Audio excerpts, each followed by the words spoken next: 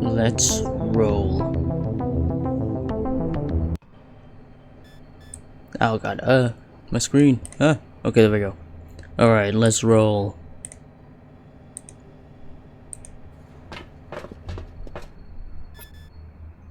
Heartburn, muscle and guts. I don't need much of that. I'm not the tank of the group. Crump is. Oh shit. I don't need to do anything else, do I? No. Okay.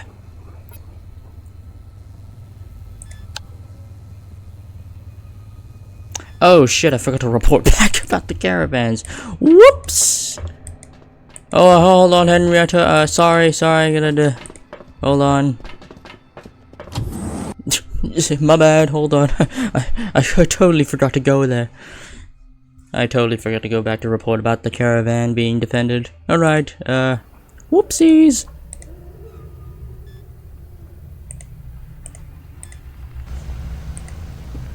Oh, hold on.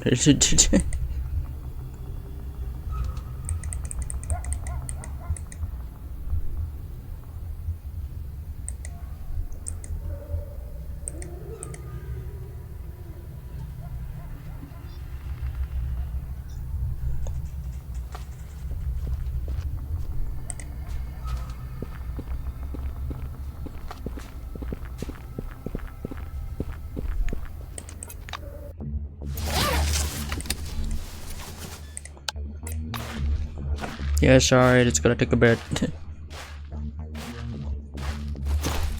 Oh, an abandoned bunker up ahead with I can see. Oh, yeah, it's just same stuff. Oh shit! No, I did not mean to do that. I mean, granted, I could go exploring around like if it's Fallout 1, I guess.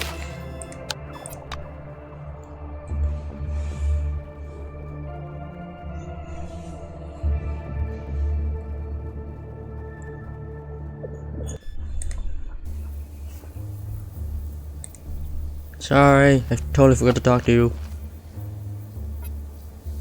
Wait, observe him.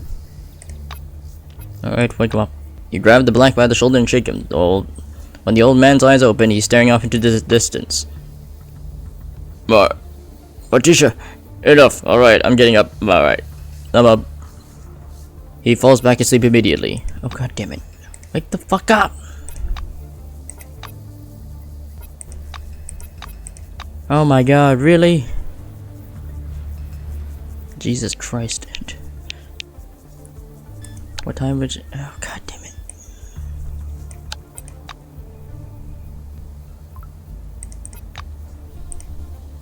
Wake up! I need to report back to you! Oh my god, you're really gonna sit on your ass all the time? Oh god damn it.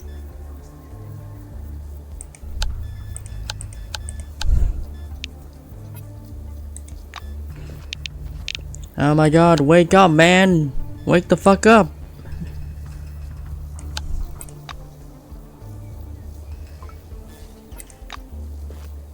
Jesus Christ.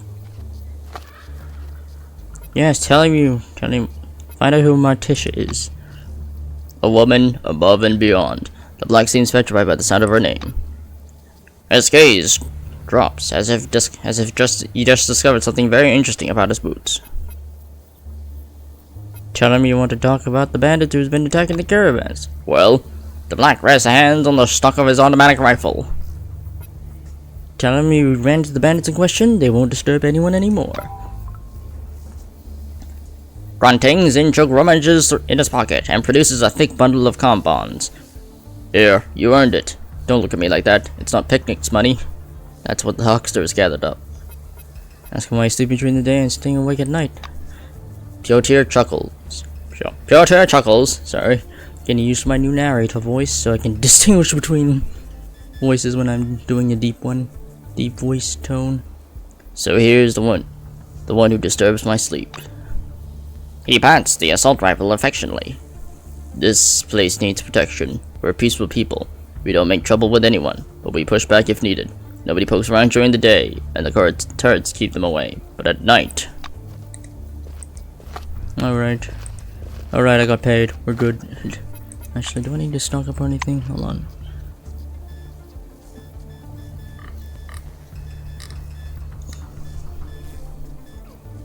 Oh yeah, I still gotta figure out if I want to use this or not.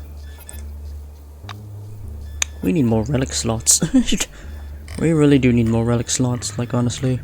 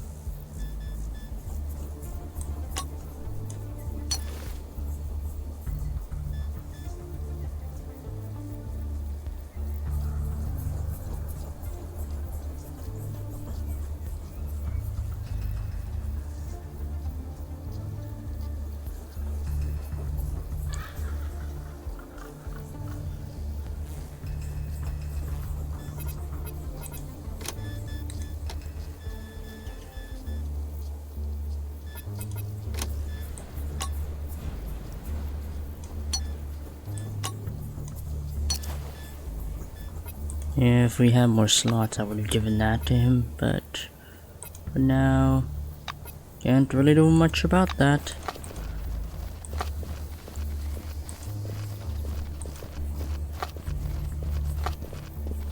Audrey puts down the Melville.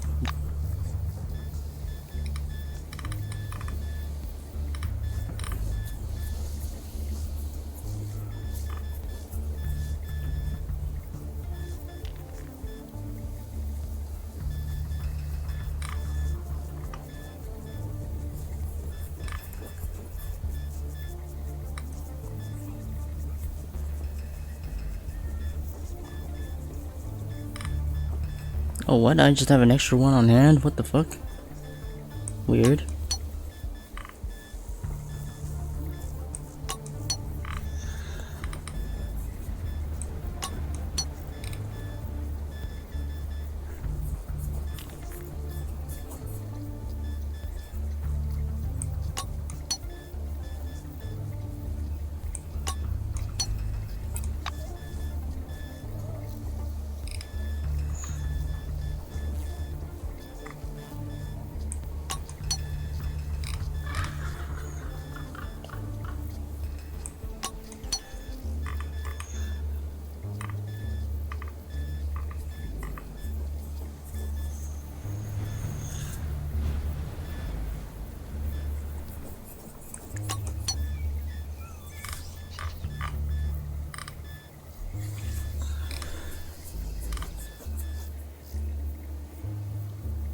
Yeah, I don't think I'm ever gonna use this, because it seems kind of lame.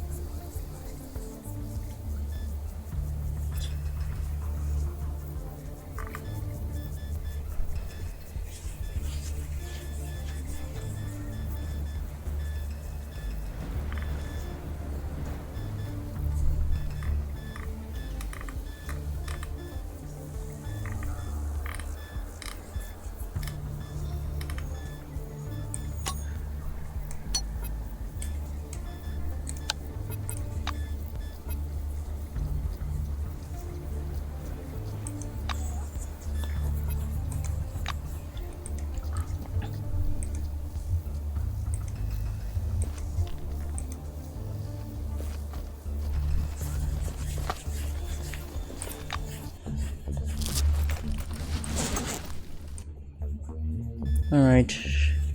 Back to Junktown. Oops, I did not mean to do that.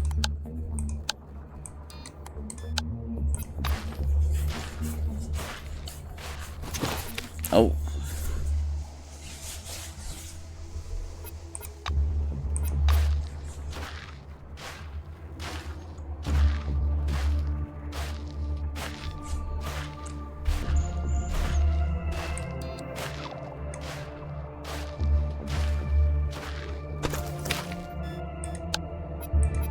Alright, now we're done with the quest.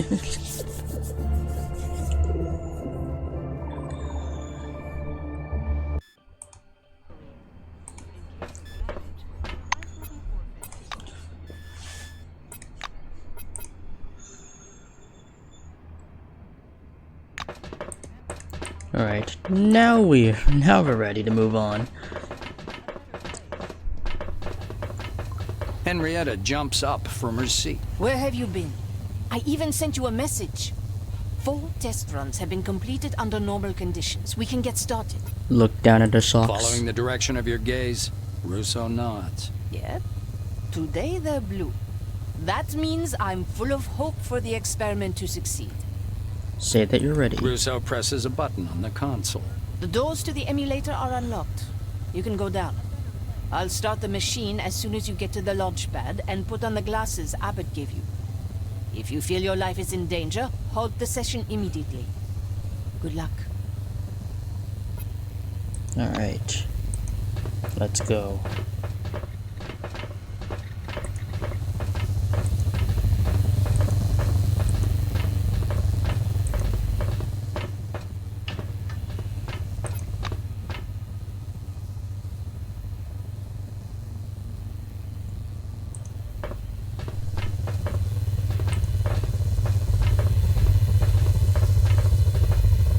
The closer you get to the spinning rotor of the emulator, the stronger the vibration.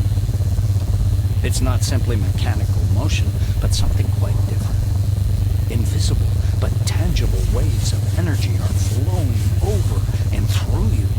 The projectors light up above the site, and Russo's voice booms from the speakers. Get ready for emulator launch. Counting down now. 5, 4, Here we go. 3, 2, 1. Her voice explodes in your ears. The world flashes Oh, once God. more with bright light and drowns.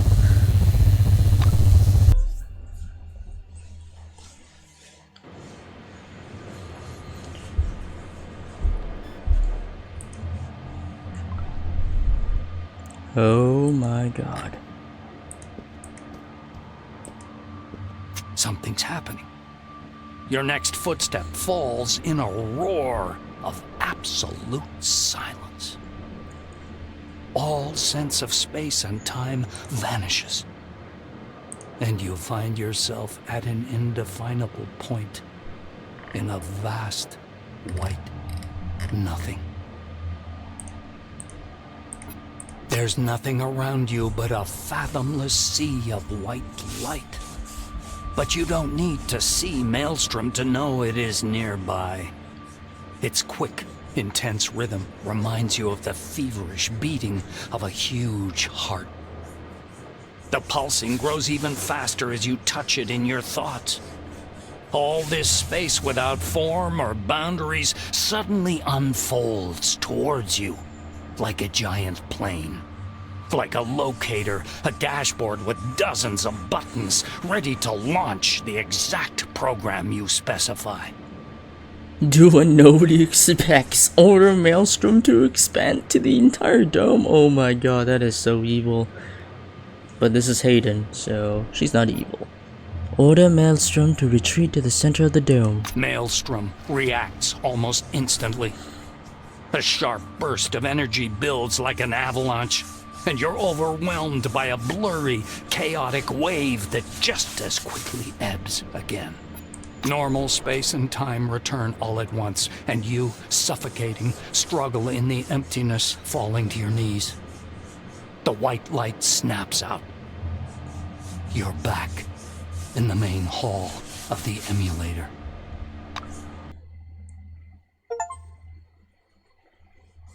Act 1, baby!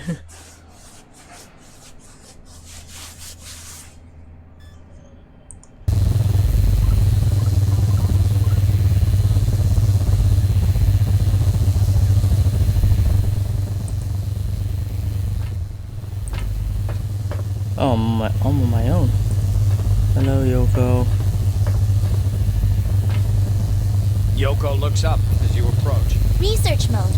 You hear the characteristic scanning sound, and a green ray quickly runs through your body from head to toe. Level of residual psychoradiation. Average, within normal range. Vital indicators, normal. Cognitive function, normal. Glad you're okay, Senpai. Yoko blinks, her eyes in contempt. Ask what happened while you were in the emulator. Technically, Senpai, you have become something of a conduit for the Maelstrom's anomalous energy. Oh. Unfortunately, I can't say more precisely because I didn't do any research. I assessed the risk for the project and did not enter the restricted area. Here are my approximate calculations. The robo-girl turns the Kairos screen towards you and displays a huge array of data on it. Invite Yoko to continue traveling with The you. fans in the robo-girl's head start buzzing. She seems to be calculating the rationality of your proposal. Okay, Senpai. We will continue our scientific mission. Yoko squints her eyes. Let's begin our scientific mission, Senpai. Where's Crump? William Tag? Hello. Oh, Katarzyna's here too. A man in an old but very clean blue jumpsuit is diligently mopping the floor. According to his badge, this is William Tag, former member of the Magellan Base Expeditionary Force. He looks at you. Narrow white bands shine around his irises, but his gaze is calm and collected, although it's very dumb. Ask what he's working on. I must mop, he says with I must mop, he says with a deep, steady voice, beginning to drag the mop to and fro with renewed energy. Katarzyna, what are you doing here? Looking closely at the woman studying the indicators on the remote control. Oh, hello. You realize that in front of you is Katarzyna Beletskaya. When you approach, she presses her hands to her face, looking at you, then at the devices, then back at you. Did I succeed? Is that really you? And are you okay? The white cautiously inquires. That's what she's doing here. Katarzyna crosses her arms in displeasure. Well, that's a fine hello. I'm glad to see you too. I thought you'd say thank you, Katarzyna, for coming to my aid, for trying to get me out of there together with the emulator stuff and all that. She frowns in resentment. That's what happened while you were in the emulator. Well, a lot actually. Katya frisks up. I finally slept in a normal bed and found an actual hot shower here. Yes, they also serve excellent set meals. I realized that the employees of the emulator have some fine living conditions here. Why the question, though? And why are you grinning? Katarzyna looks at you in confusion. Katarzyna looks after you and then throws up her hands. Okay. I'm feeling like I'm worthless again. Hey, wait! If you happen to need me, I'm a Magellan. You hear me? Yeah, don't worry. Nod her head and walk away. Sorry, Katarzyna, but we already have a white wing in the group, and that's me. But where's Crump? Is he not here? Did he just go back outside? I think he just did. Well, shit.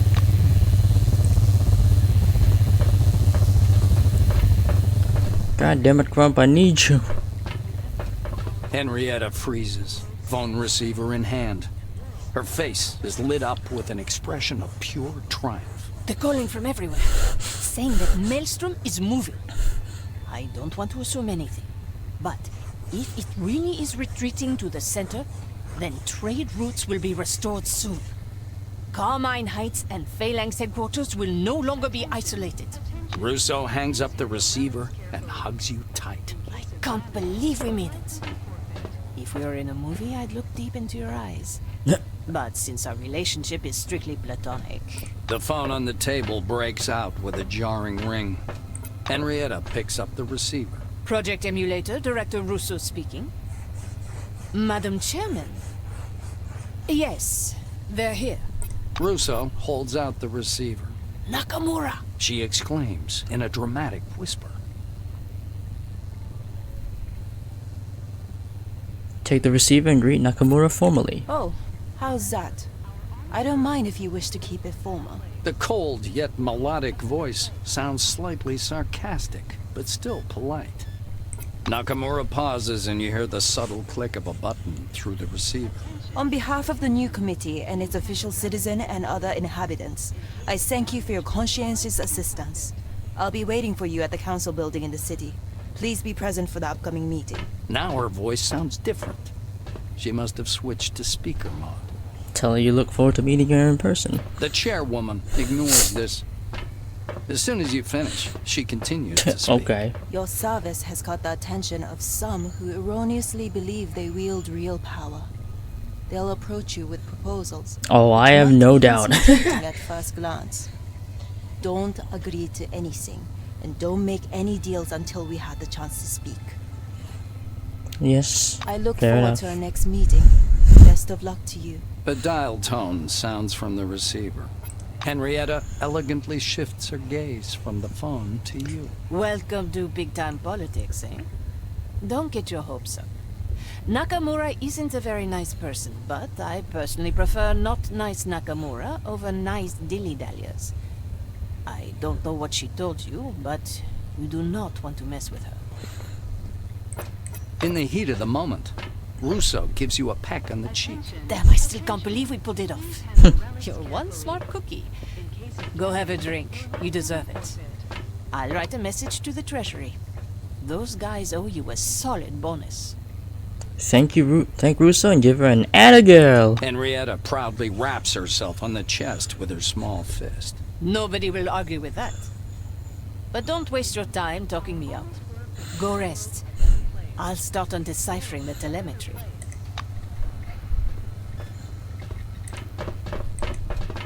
Come on, Yoko, my robotic buddy. Then I can repair 24/7 basically. Oh, Sparrow's here. Okay, so Sparrow's here. Where's Crump? God damn it, Crump. We've been together for a while and you're just not gonna be here? God damn it. No, Schmidt. Oh, he just doesn't fucking register. Okay, Sparrow's here, but where's Crump? Where the hell is he?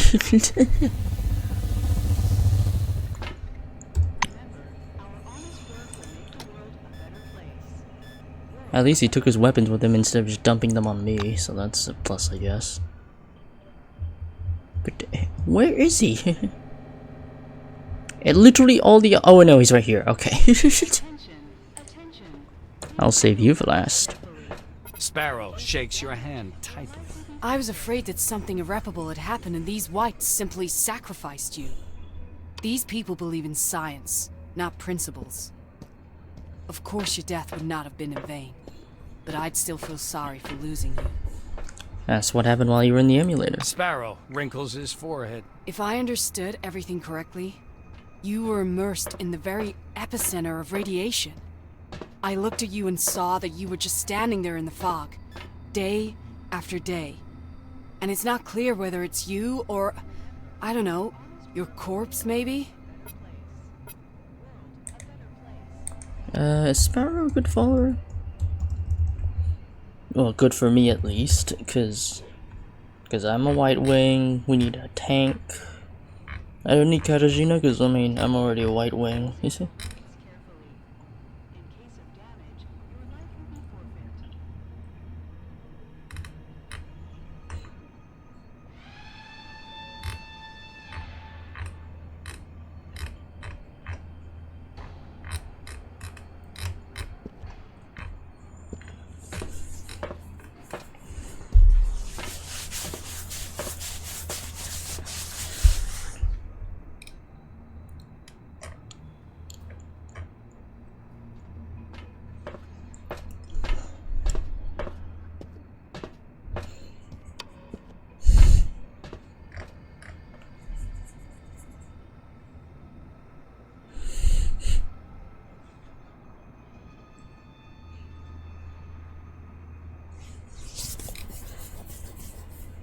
Attention, attention. Please handle relics carefully. In case of damage, your life will be forfeited. And I think I'm sticking with Crump. Sparrow's not really the tanky type. World a better place.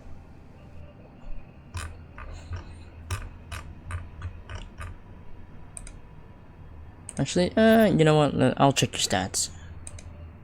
The Sparrow's face lights up with a smile. The same one you saw on the day you met. You can count on me. I will stand side by side with you. Together, we will do much more for this world than apart. I'm in. Sparrow nods at you with a serious face. We're a team now. It wouldn't hurt to recruit some other committed people with flaming hearts. But a battle robot is also not bad. You're really good at light weapons, and yeah, I'm a bit more tanky than you. Resistances aren't that bad, I guess. But at the same time, you got good resistances.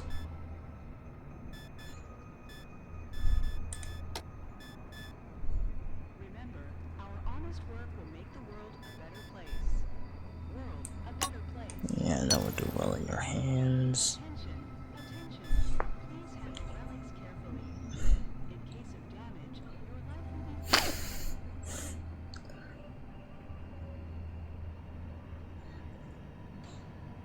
What's your evasion? Oh wow, that's pretty high.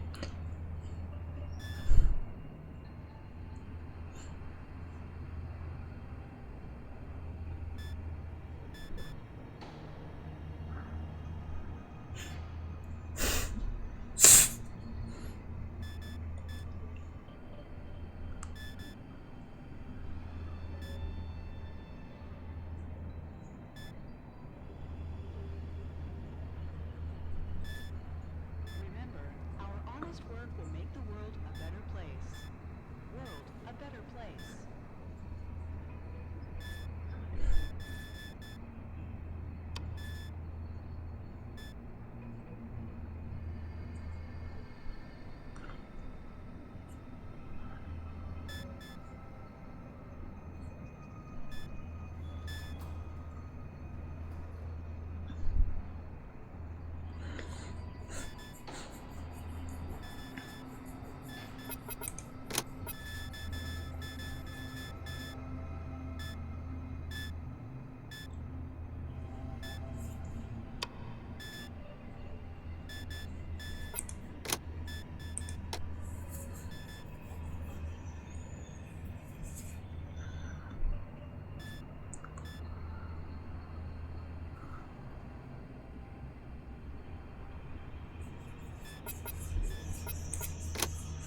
Remember, our honest work will make the world a better place.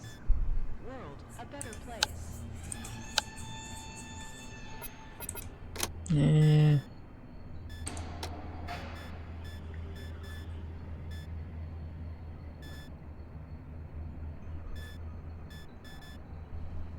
Attention, attention.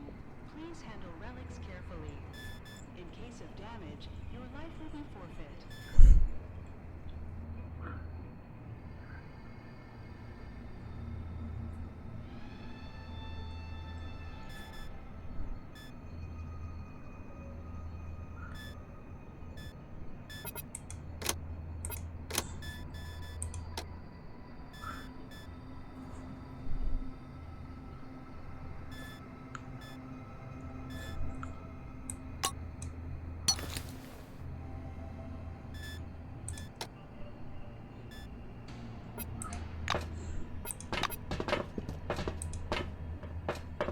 Sparrow shuffles his feet impatiently, but he looks deadly serious, and therefore funny. So what? What's the plan? Let's not delay. Bastards won't punish themselves. Calm down. The plan is the same, saving the world. Your companion smiles. That's a great plan. Your companion nods kindly. I'm always happy to chat with a comrade in arms on any subject. Tell him you want his opinion about the various forces under the dome. Sparrow grows excited. The Dome is a battlefield where people of honor fight against carrion eaters. We have the power to stand on the side of truth and justice. Your companion's eyebrows dart up angrily. A bunch of sly bureaucrats, liars, bastards, and cowards. That place is the source of all injustice under the dome. The ultimate evil. If everyone under the dome became like those people in Picnic, it would mean my efforts had not been in vain. Though they weren't in vain anyway. He shakes his head in time with his thoughts. Sparrow clenches his teeth. Cronus gave criminals freedom, and the Phalanx united them into a gang. What else is there to say?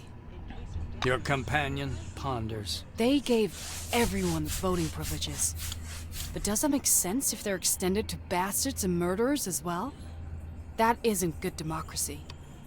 If they continue on this way, Zemeckis will end up in power. He purses his lips. I never said it, but I considered leaving for the world they created to be the person I always dreamed of being. But there's something off about them.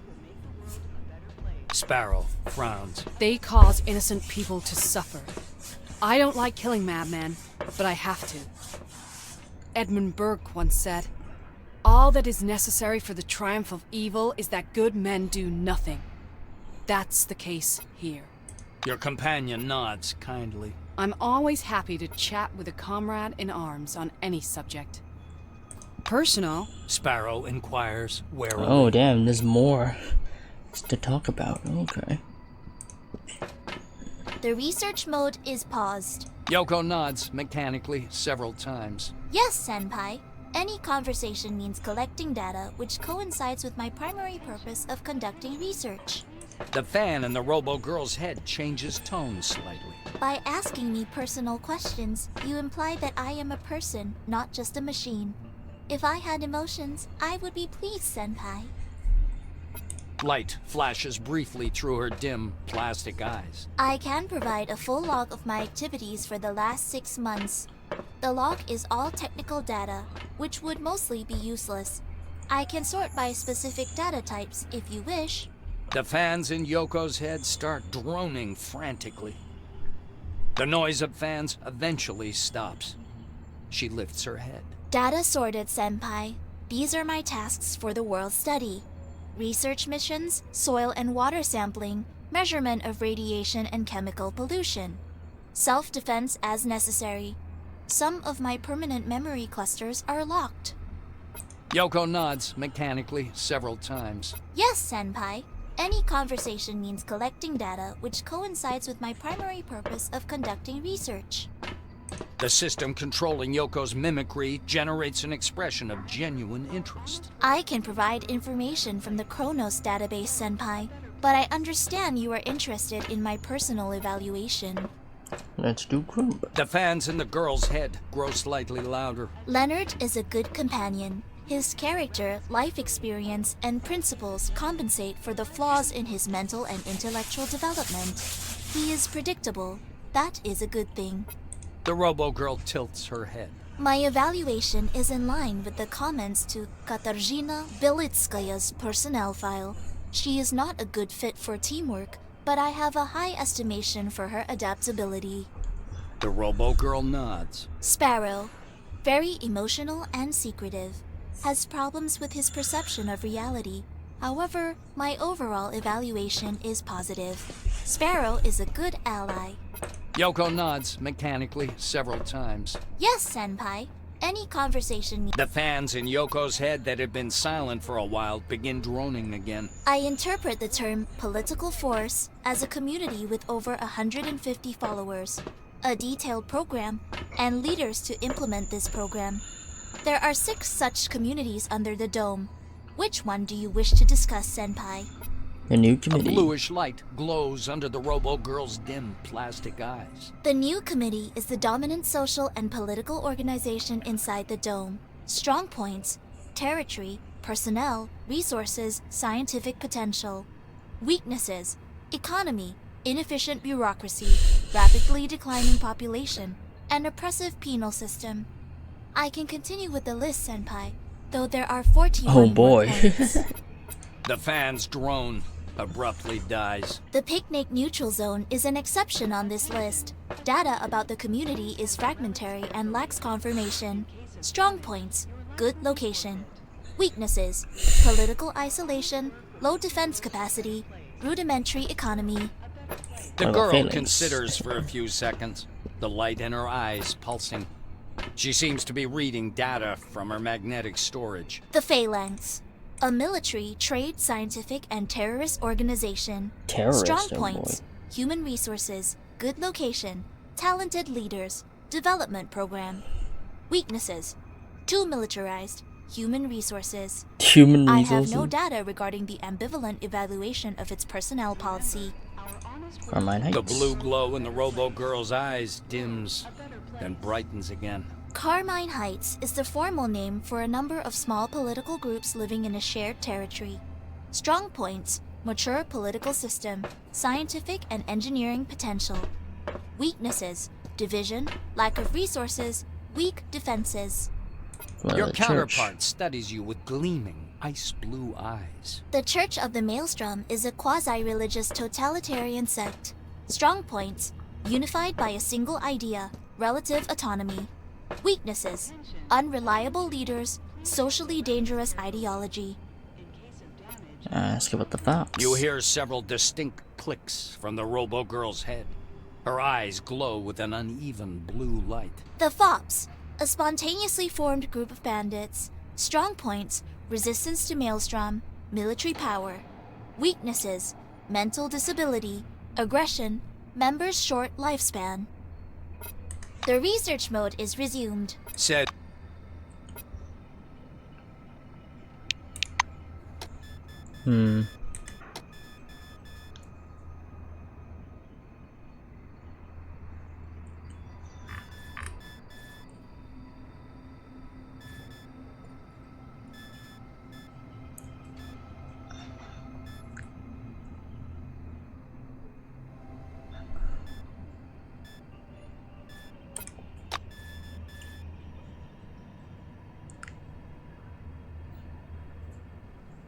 Attention, attention.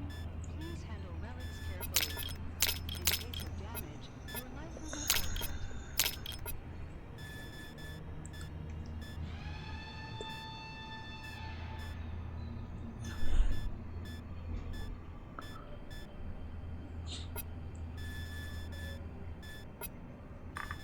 Remember, our honest work will make the world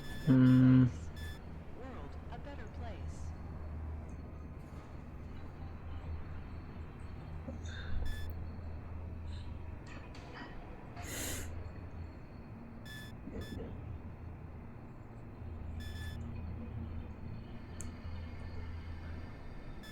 I could use you. I could use you.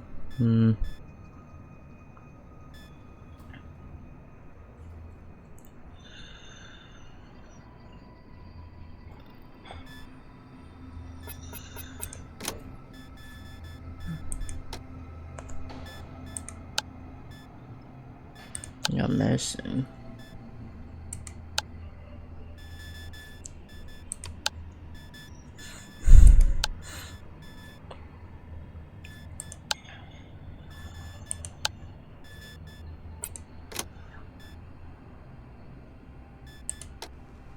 Attention, attention. Please handle relics. Because high evasion would also mean you're able to dodge a lot. Your life will be forfeit.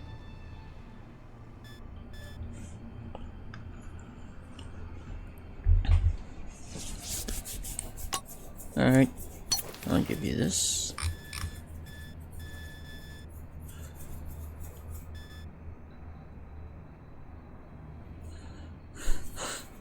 Remember, our honest work will make the world a better place. I could give you this to make you a bit more tankier.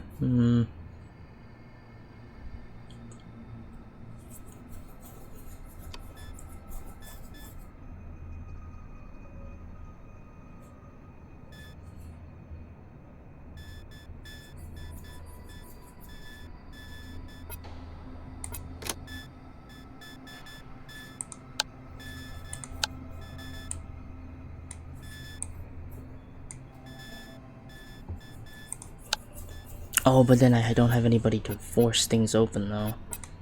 Cause your muscle ain't that good. I mean, it's okay, but I need crump.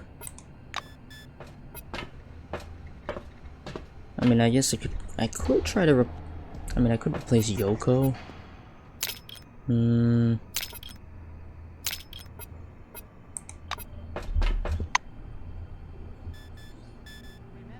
our honest work will make the world a better place.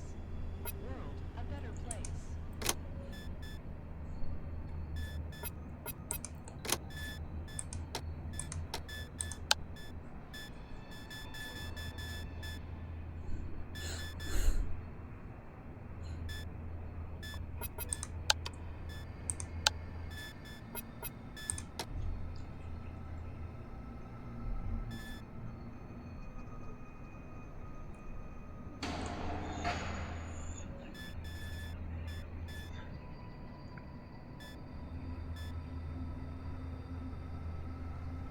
Attention, attention. Please handle relics carefully. In case of damage, your life will be forfeit.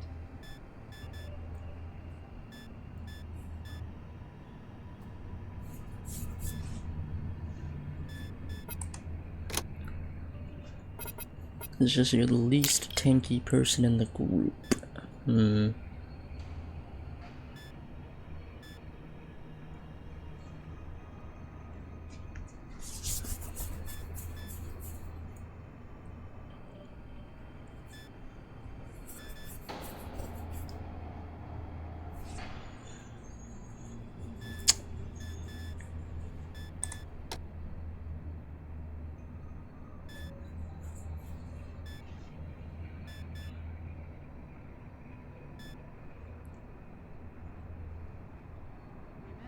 our honest work will make the world a better place.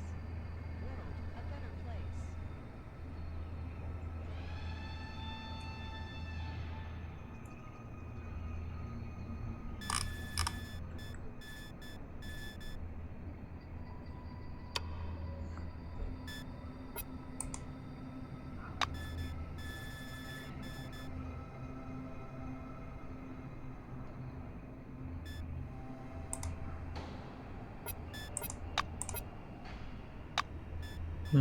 Hard decisions here. Remember, our honest work will make the world a better place. World a better place. Really hard to figure out if I want to switch you out.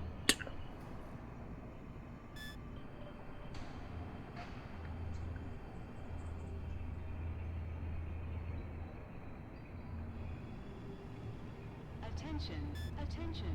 Please handle relics carefully. In case of damage, your life will be forfeit.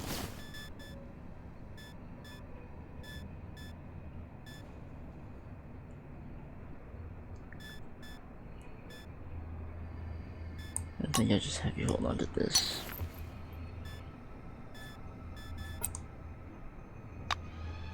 I think I might just trade out Yoko for now.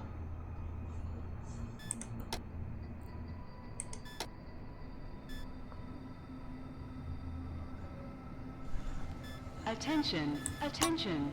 Please handle relics carefully. In case of damage, your life will be forfeit. Remember, our honest work will make the world a better place. Because yeah, while having a robotic ally is nice, at the same time, it's kind of hard to maintain them. Because they require an entirely different set of healing items.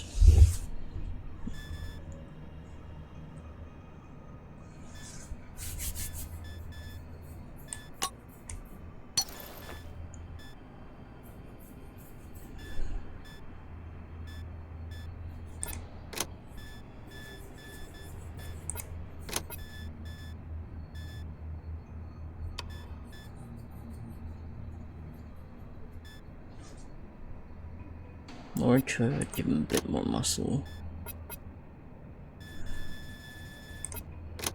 But you're not a lockpicker though, and I probably need someone to do that.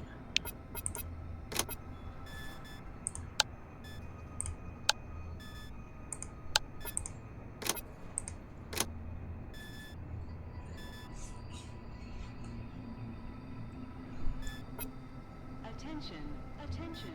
Please handle relics carefully. In case of damage, your life will be forfeit.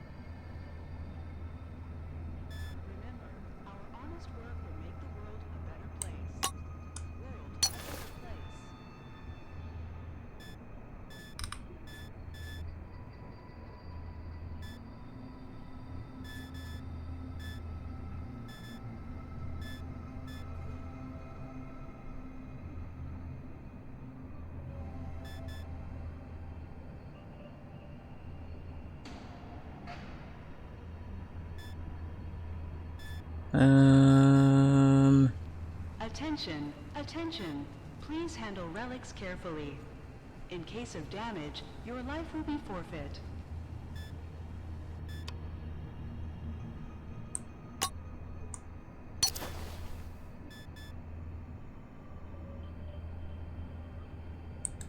No, that'll reduce your deafness. Let's give you the. Oops.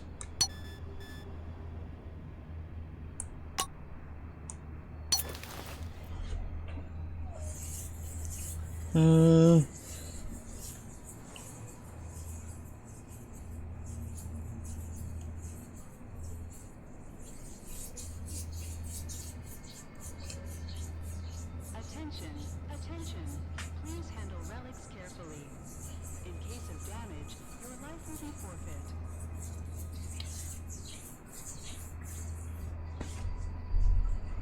Remember, our honest work will make the world a better place. Crump stares at you for a long time. Then, without a word, pats your shoulder with a heavy hand. He's obviously glad to see you again, although he doesn't show it. That's what happened while you were in the emulator. The brute makes a helpless gesture. Well, there was so much radiation. The sensors went right off the scale. Everyone panicked. Thought you were gone. And there you are, still breathing.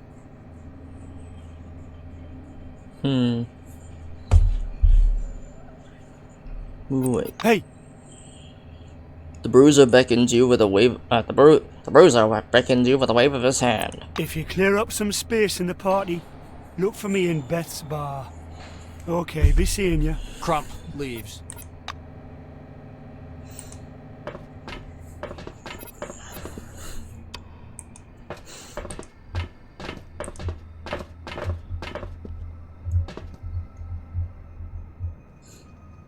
Remember, our honest work will make the world a better place.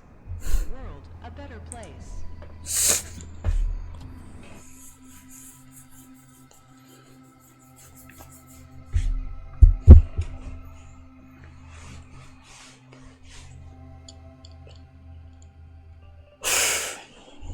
Alright, yeah, I'm gonna try using Sparrow. If using him isn't going. If he doesn't turn out to be good for the group, then I'll switch him out with Grump. But yeah. Because I guess I want to work on people's reputations, I guess, with companions particularly.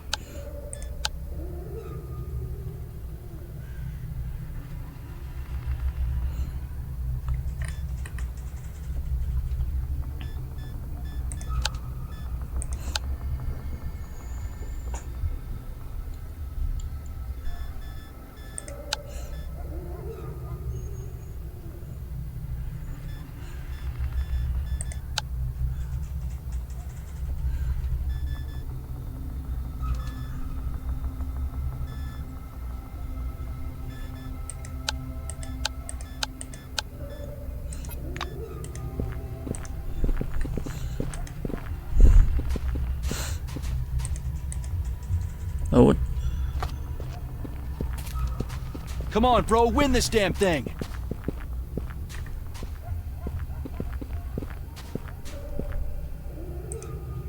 What's going on here?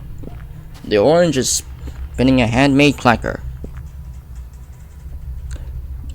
Good Spengler, good Spengler, good Spengler is Junktown's only hope. The crowd's whistling and waving the Shrev's election leaflets. Spangler is our man! Okay. Sheriff for mayor! Sheriff for mayor! Welcome back. Spangler is our man! Spangler winks at you and pulls a small brass star from his pocket. You take a lot of shit on this job, but you don't seem to be bothered. Wear with pride. Tell him you want to discuss the mayoral election. Spangler winks at you. Spangler winks at you. I'm all ears. Show interest in his political agenda. I'll have to change the subject. Sounds like something I should not touch yet.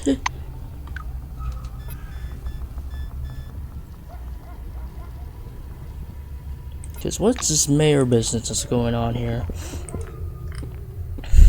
Show these mothers how real policy gets made.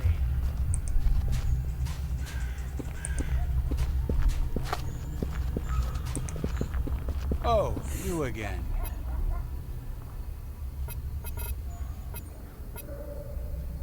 Some greaseball in a grungy gray undershirt grabs your sleeve. Help me with some cash, eh? Got a middle ear lymphoma. Gotta be operated. Tell him that disease doesn't exist. The beggar gives you his best disappointing look. What do you mean doesn't exist? You think imagine it? Be kind. Give a disabled some change you probably won't even need.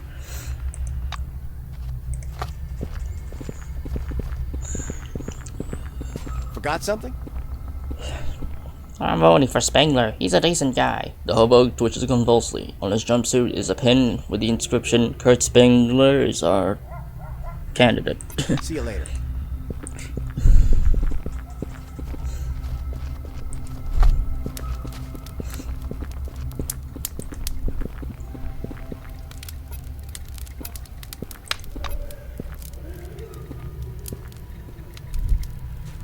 Oh, what the fuck?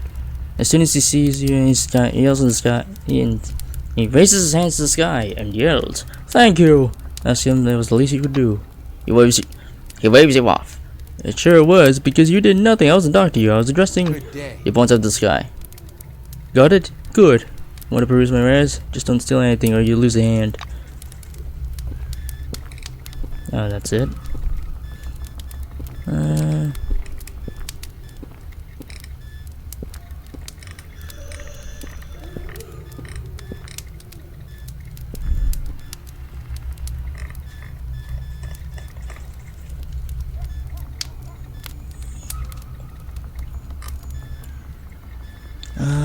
You don't really have anything I want.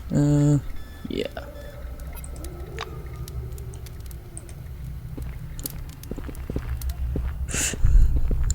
James Patuki. In the afternoon, the Junktown slums is under attack. Scurrying ensues. You realize something is wrong. You decide to find out what's interrupting your peace and quiet. Oh, as you get closer, you see several apparently hostile robo-kids are about to attack. You understand the fight is inevitable. Oh my god. What the fuck? Where are they coming from? Oh. Oh, hey, Yoko, it's some of your kind.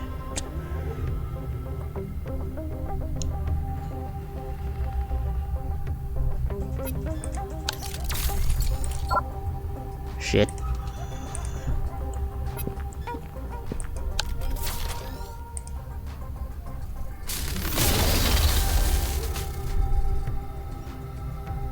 I'm just gonna run to cover.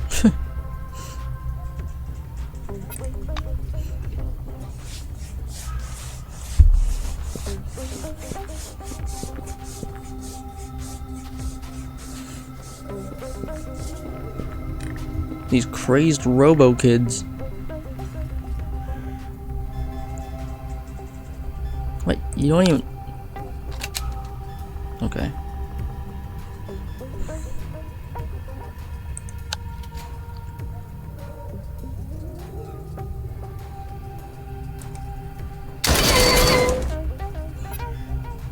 Formidable shot.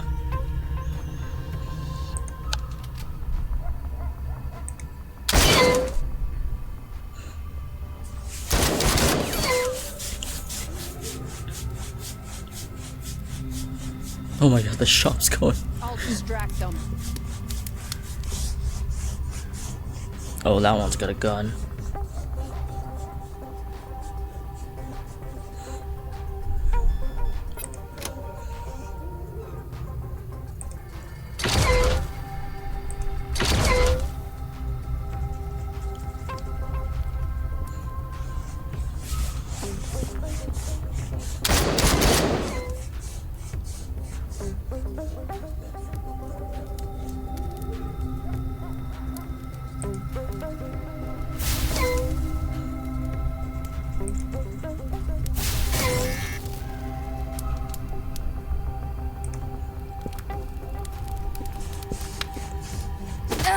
Okay, so much for that evasion. You just hit and run, huh?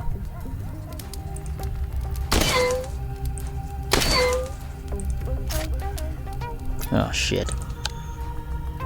Eat shit and die.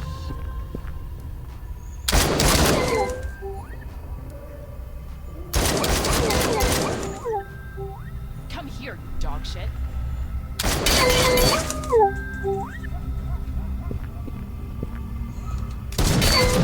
Ah, you hit me! Oh my god. And you knocked out my companion.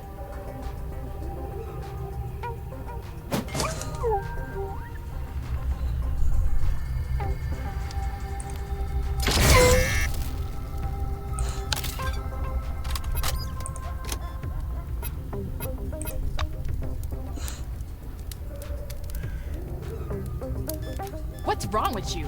Huh? Huh?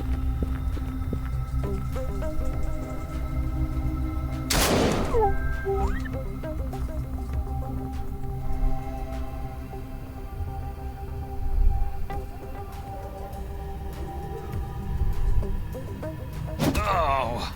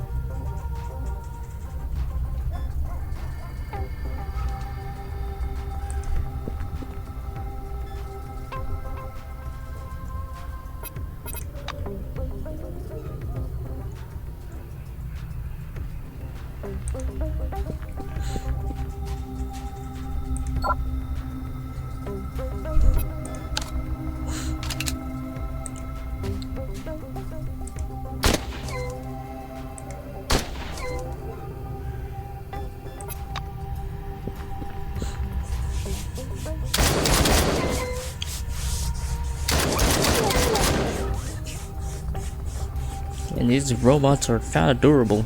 I'll definitely get promoted when this is over. Well, here goes nothing. Oh, why the hell did I join Cronus?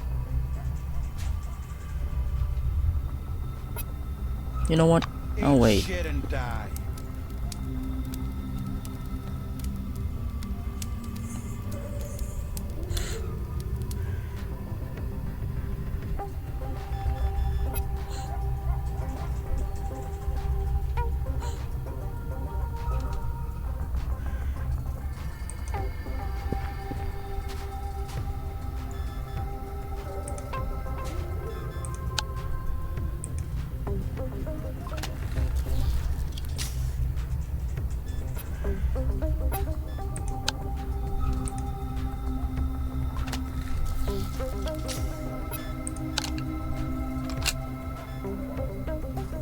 I'll just wait. Now you're gonna get it. Damn, need to reload. I'll definitely get promoted when this is over. Why the hell did I join Cronus?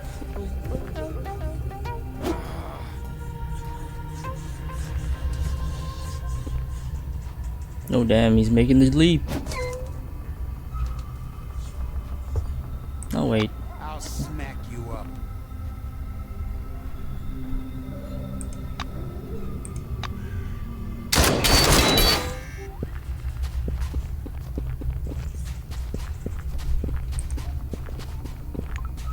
The Rascal model. No need to scan? Okay.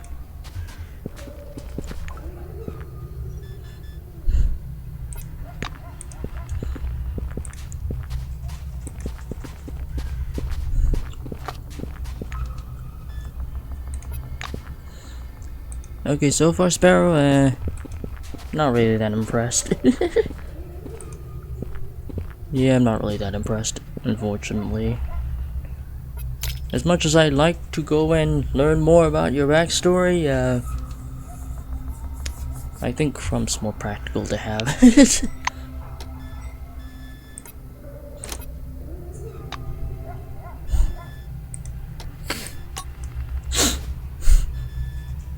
You can keep this relic though.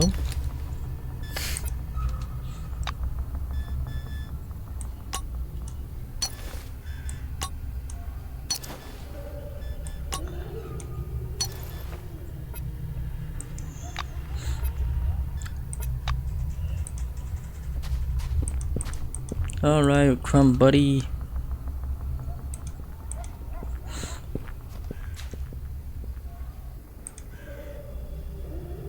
Sparrow shuffles his feet impatiently, but he looks deadly serious. Circumstances So what? are changing. You can't What's travel the in plan? together He anymore. looks depressed. That's too bad. But it seems to be my destiny to go my own way. Well, I'll continue my fight alone. Find me on the picnic if you change your mind. Bye. Crumble buddy. Come here. Crump nods his welcome. Tell him to stop sitting in the bar. All those people out there aren't gonna beat themselves up. Crump sniffs approvingly. Well, let's go then. Okay, come on. I hope your puppet with a gun won't shoot me.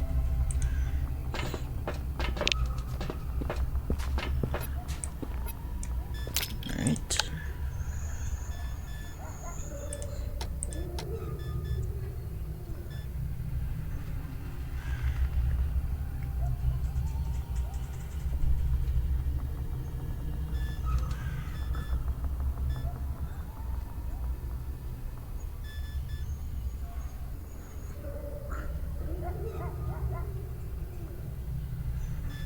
Yeah, I just need more relic slots for him.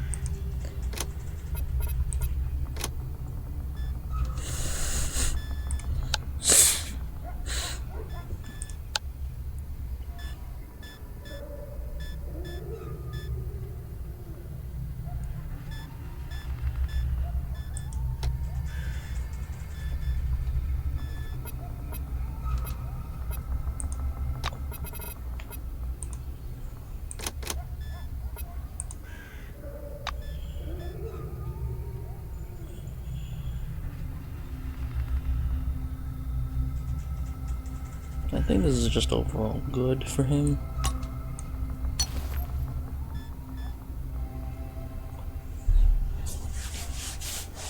Yeah, this gives him more resistance.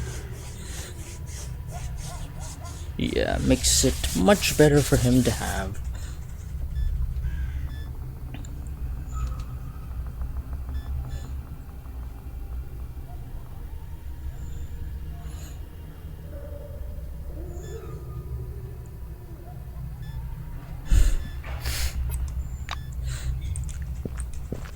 There we go, Grub. Now you don't have to wear that orange shirt anymore.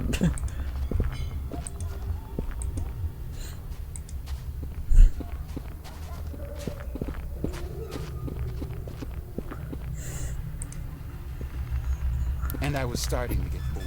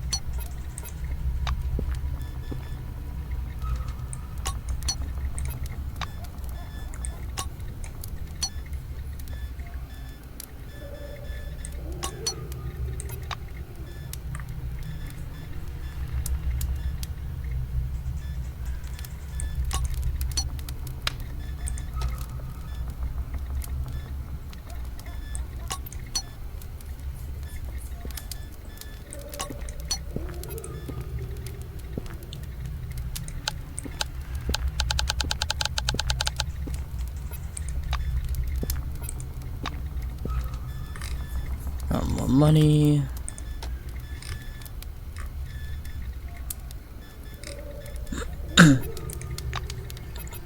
Bye-bye.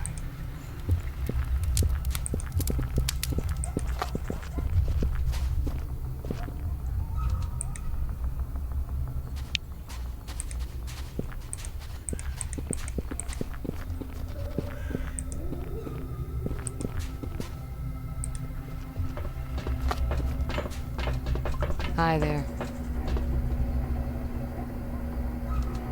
Oh, you lean over the counter. You lean over the counter and the bartender gives you a look of deep significance, as well as a tanker with a foamy and slowly collapsing head. On the house, drink employee.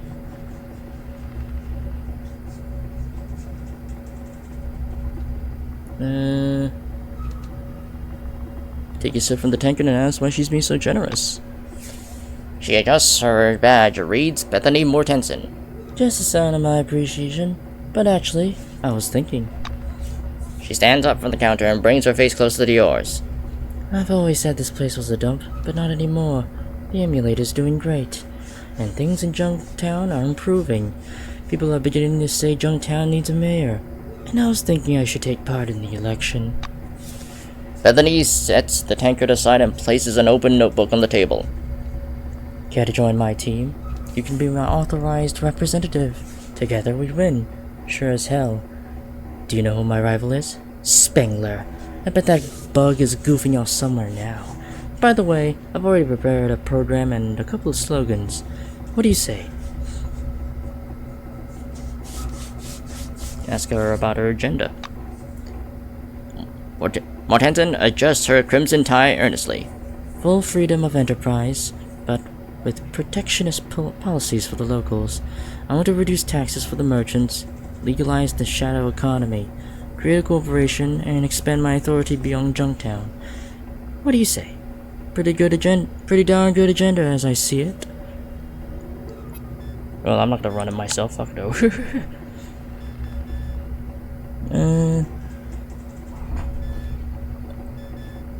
What's this? No, it's just an empty cage.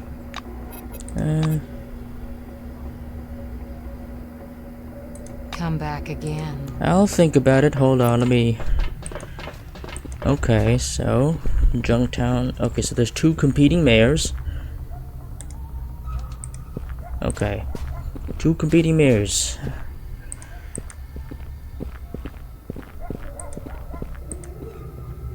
Hello, Kurt. So, where were we?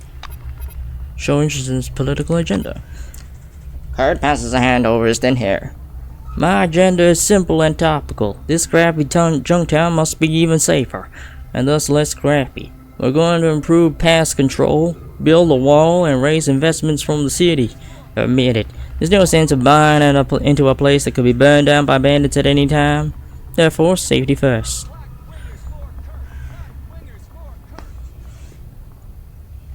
Show interest in his political agenda. Oh, because it's the exact same thing. Okay.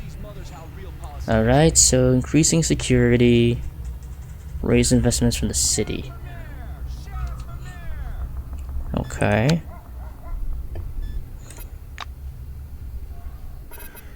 I'm not gonna run for mayor, fuck no.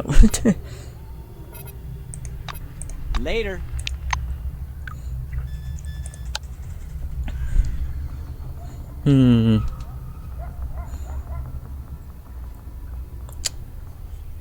Intriguing. Black wingers for Kurt! Black wingers for Kurt!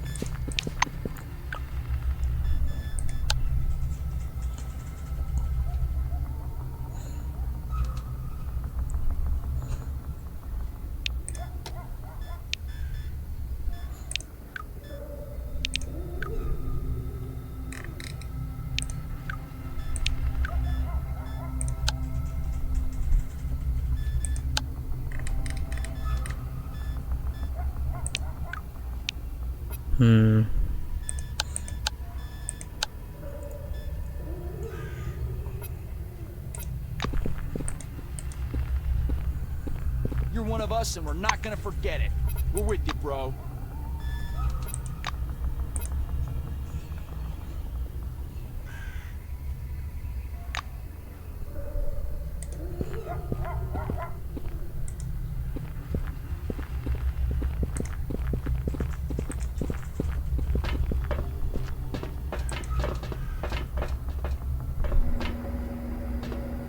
Salutations.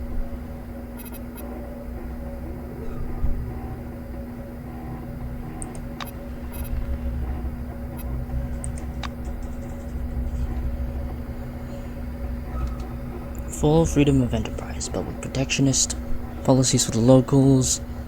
Okay. I want to reduce taxes for merchants, legalize the shadow economy, create a corporation, expand your authority beyond Junktown.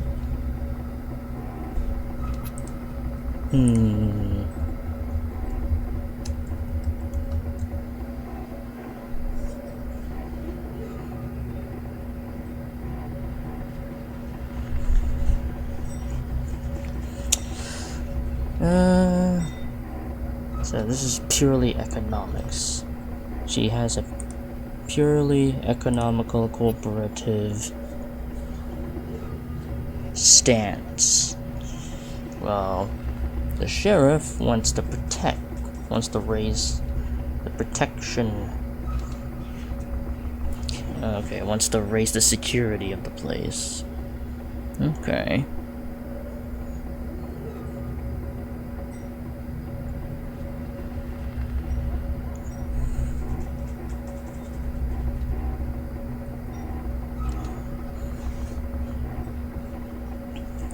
Well, I know Hayden is quite the intelligent person and would most certainly be pro long-term plan assessor.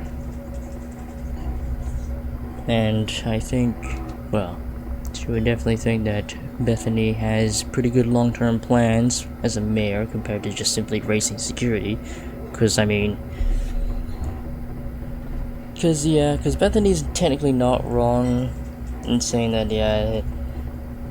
the sheriff is kind of short-term in terms of his planning, because again, he said, oh, we're gonna try and get more investment from the city, but given how the city more or less treats this place already, I don't think it's going to work. I don't think they're gonna get much out of it. I don't know about you. Yeah, the only way is to raise our own funds through other means instead of just begging the city to give us more, because Nakamura already treats this place as the shitty slums it is now, so yeah, tell you don't mind being her consigliere.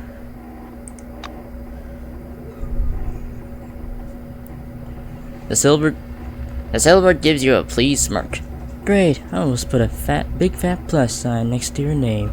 I'll put it in there for real if you can explain how you can exactly help me with my election campaign. Tell you know how to speak convincingly. Your answer utterly satisfies the bartender. She shakes her hand. Welcome to the team, assistant. And then he takes your tanker with a business like yeah. The booze will wait. Now we got bigger fish to fry. She bends close to your ear and lowers her voice.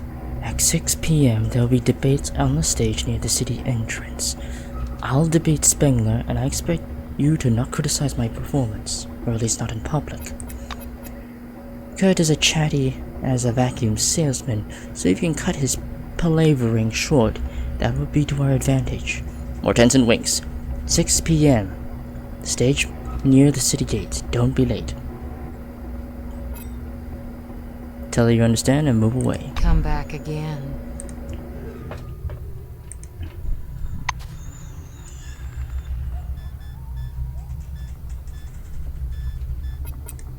Okay. Oh, I got a badge. Vote for Kurt pin. Oh.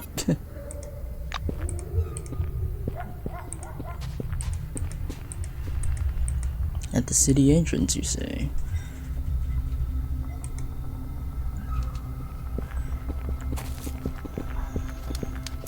Why do you keep bothering me? Goodbye. Okay, I don't think you give a shit about anyone here.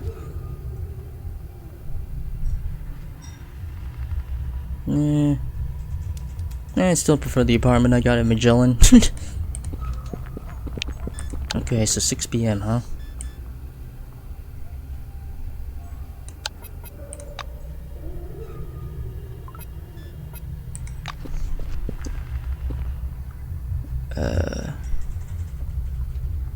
6 p.m. at the entrance. Where's the city entrance? Pretty sure there's a city entrance, so... Oh, they're just gathering now, okay.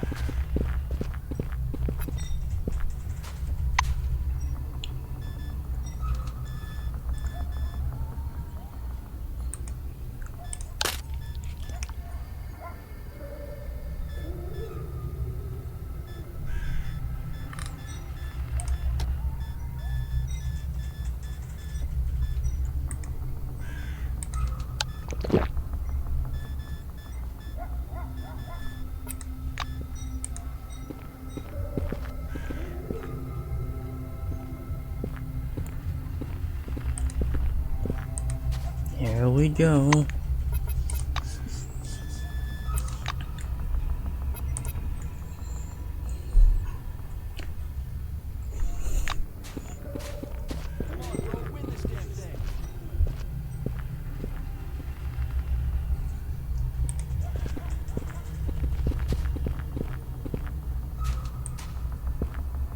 Why do you keep bothering? Okay, I'll have to wait until she actually gets there.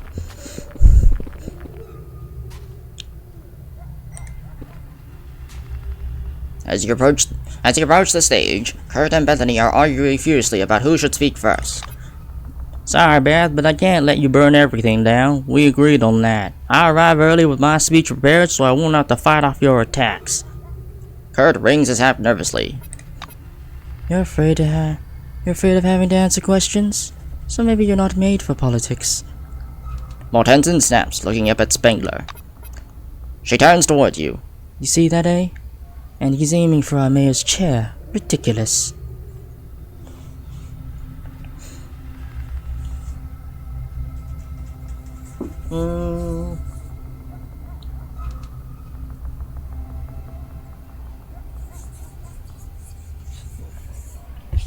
Strokes chin. Okay, we're gonna have to plan this accordingly.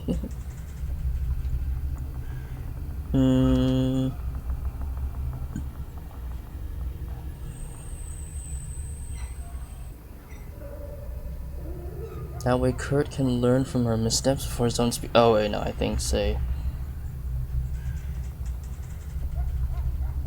Yeah, say that Kurt should go first. It'll make them both seem confident. Bethany cracks her fingers. Alright, you make sense. Let him go first and speak rubbish.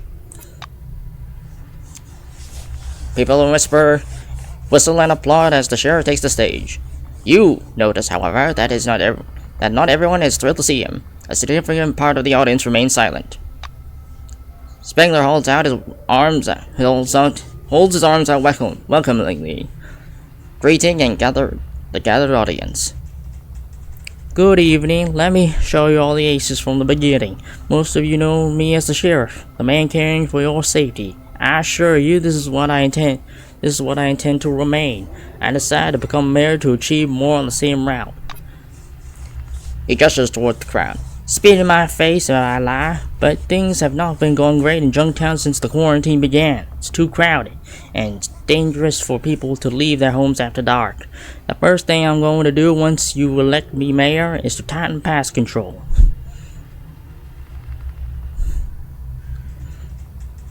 Sputtered that.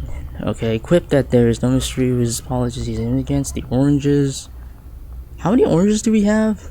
We only got a few. Sputtered this would punish the people arriving in Junktown legally and following procedures. Illegal migrants, however.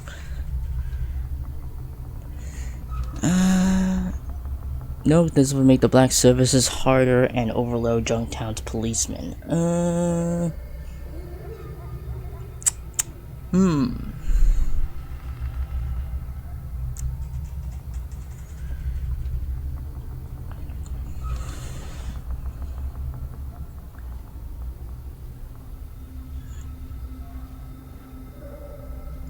It's too crowded.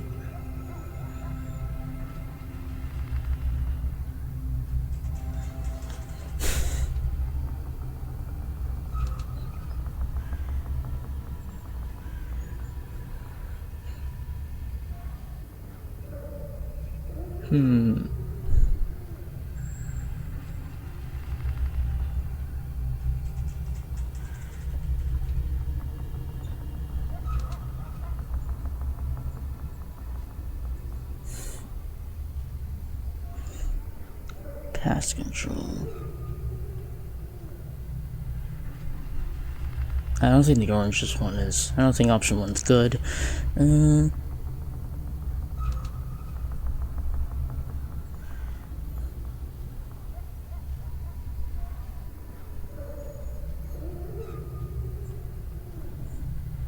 Yeah, I think I'm going with option 3. You know, this will make the black services harder and overload the Junktown's policemen. But their wages will increase too. Spangler retorts, winning a round of applause from the blacks. Ah, shit. The sheriff raises his son demandingly.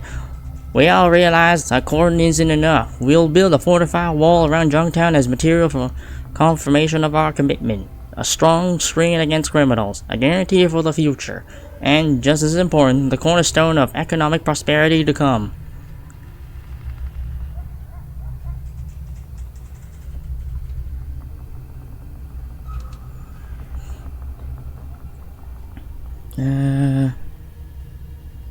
Say that the building wall will cripple the budget for scientific programs because it will be so expensive.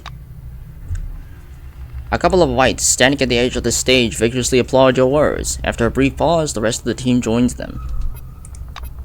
Kurt pauses dramatically, waiting for the crowd to quiet down. He looks over at the audience. And now I approach the main point, which is called the economic program. Making Junktown safe. We will receive investments from the new committee, and with that, additional funds for security purposes, in which in turn will allow to avoid spending of some of the Junktown's budget on it.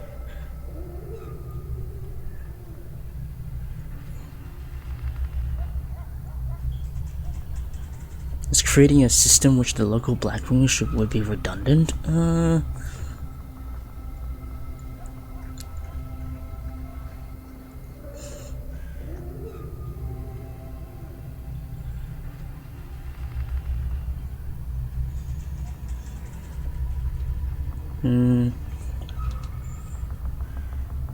Okay.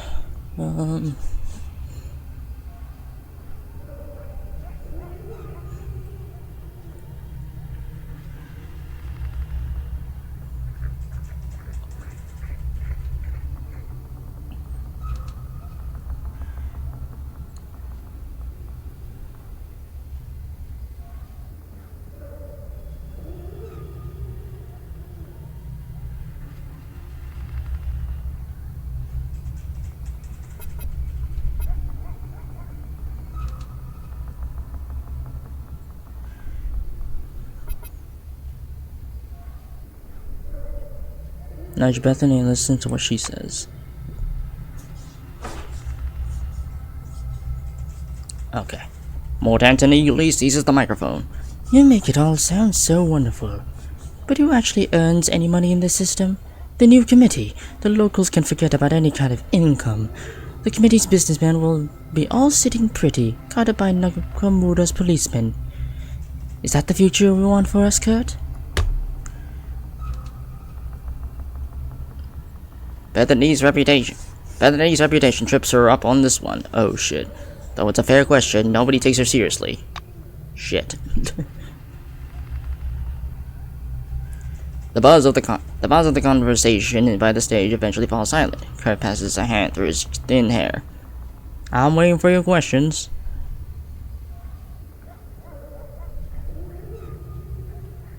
Ask him how he's going to defend the interests of Junktown while at the same time subordinating it to the new committee.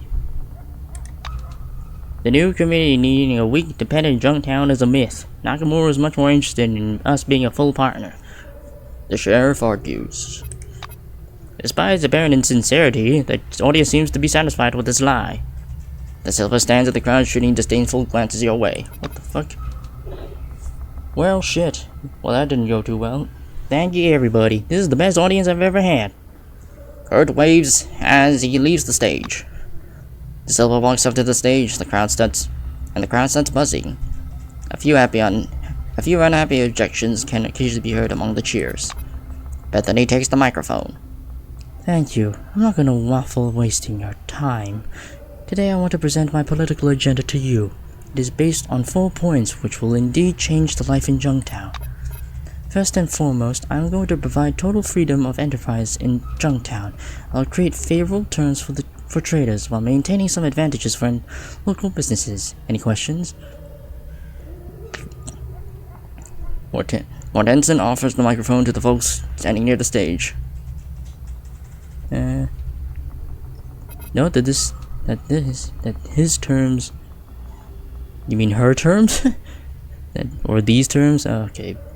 Not that these terms are attracted all city visitors.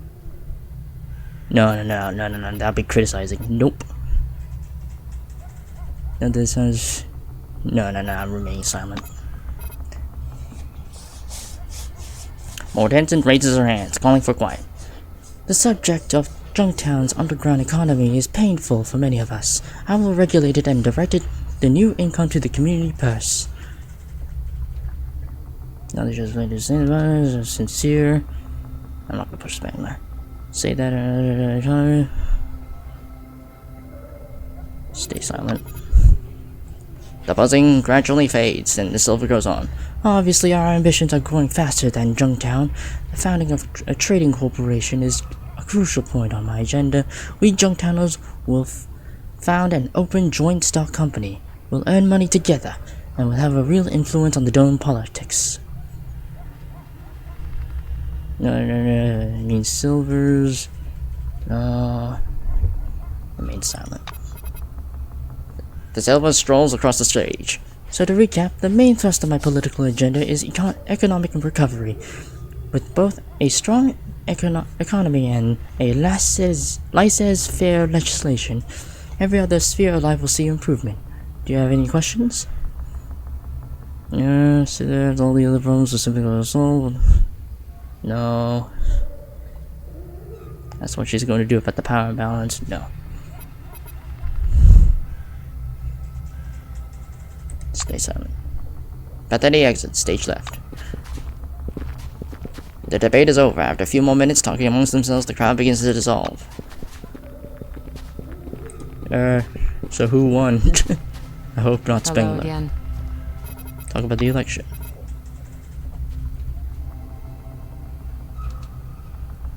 Bethany stands up from the counter.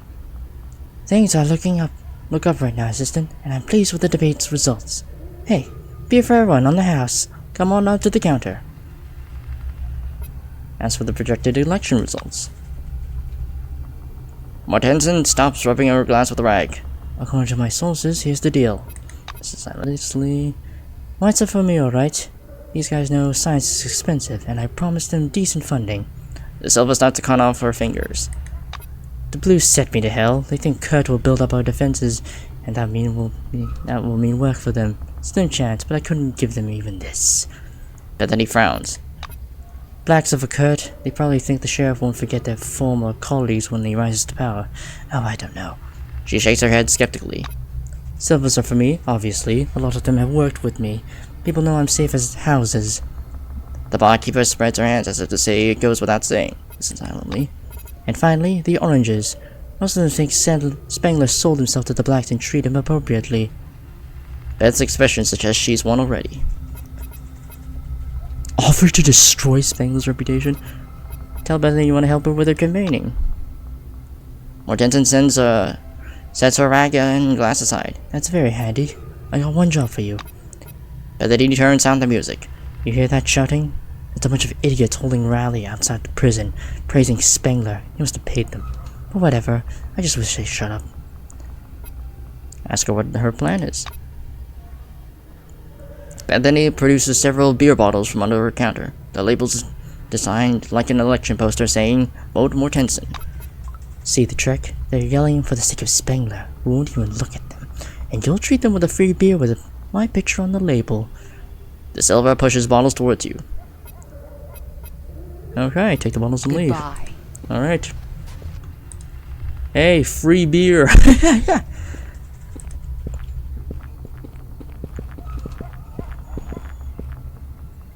The Black calls you over. You know who's the best candidate? You do. It's our Kurt. The drunken group behind his back is buzzing approvingly with discordant voices. Say you brought them something and passed them 4 beers along with Bethany's agitprop. The blacks and oranges surround you and enthusiastically grab bottles from your hand.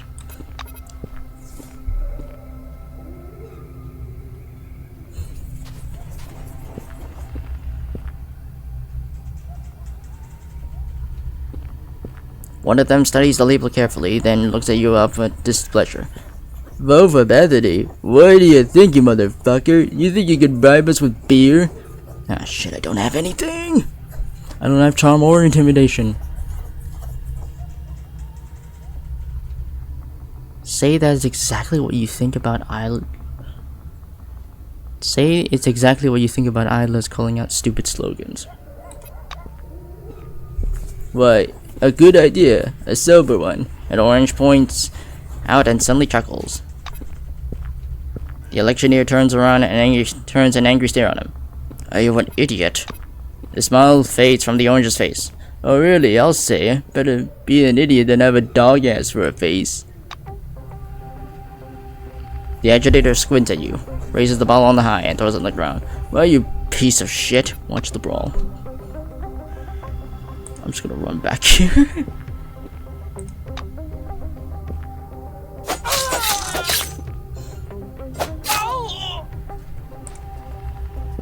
Yeah, let's just,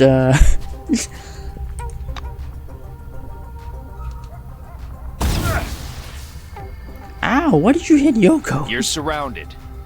You in the eye with my shank.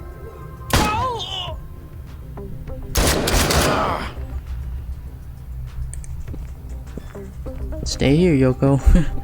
Stay over there.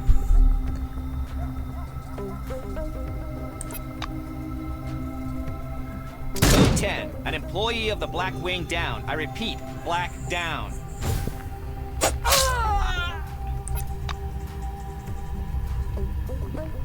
You scum. Oh my god. Code 9. An employee of the Black Wing is being attacked.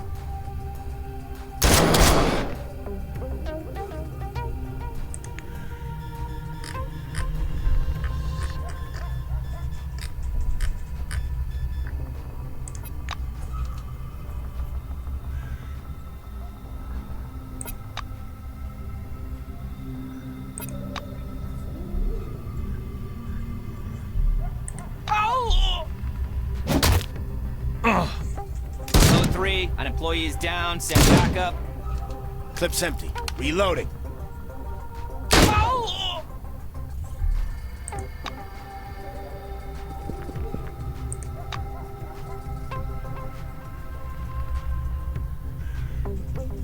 Code 9, an employee of the Black Wing is being attacked. Seems like the oranges are winning. Ow! Seriously, why are you hitting us? Friendly fire. Code 10, an employee of the Black Wing down. Black Get your own guy, dumbass.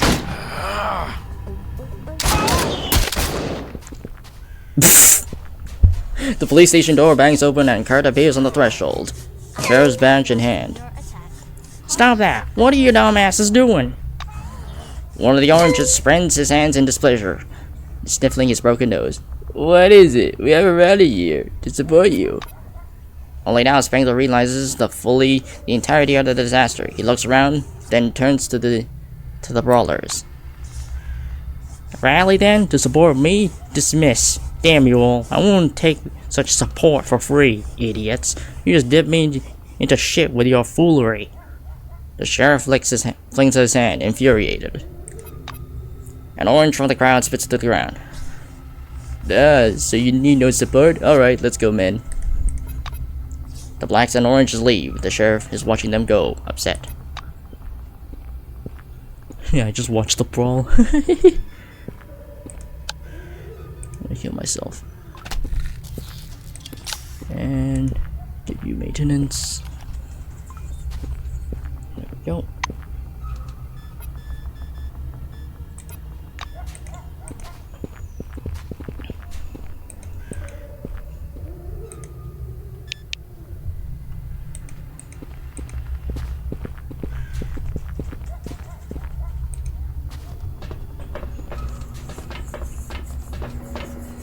short, heavily built woman is wrapping her fingers on the bar in time to a melody coming from the radio. She wears a silver... Oh yeah, I already know that. Howdy.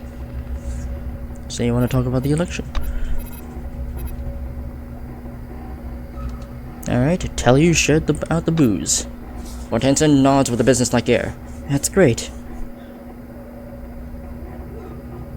As for the results, whites are good, blues are bad, blacks are dirt, silvers are for her, and oranges. Okay, so we still hold them.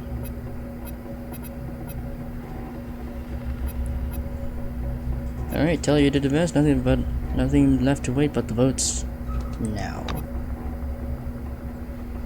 Mortensen fiddles nervously with her gray suit. Is that for sure? If so, I'll inform the secretary and have her call the committee. Tell her it's absolutely sure, time to kick Spengler's butt. Bethany exhales loudly. Alright, good luck to both of us. Later.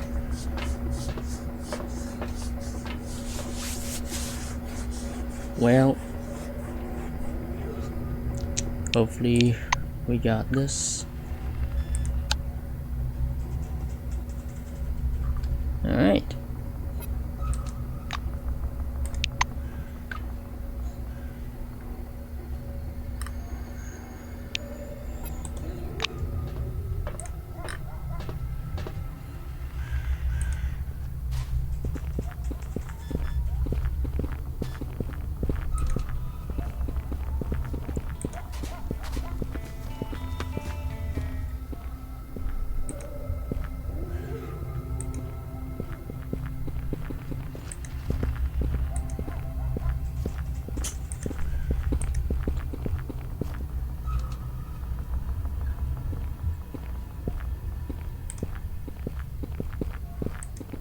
Must be the secretary.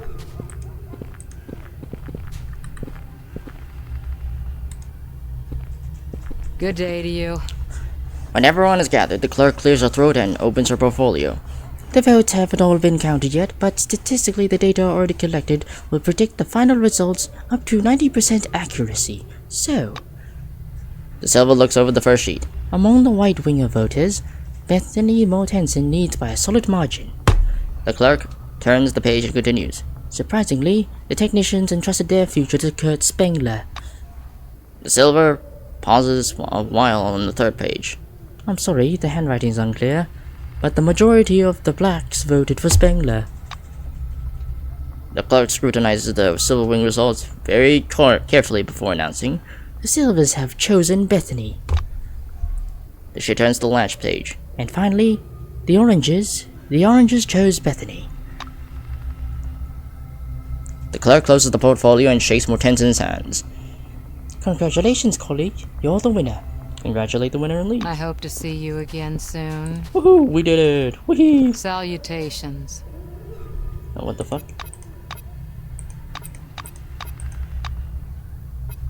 See ya.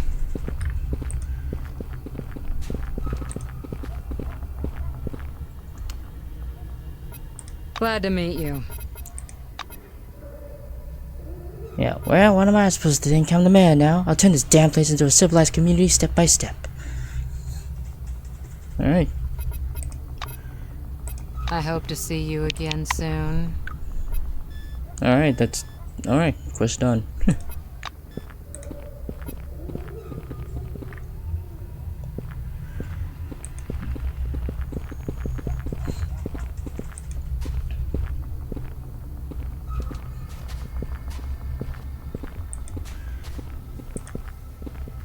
Hello again.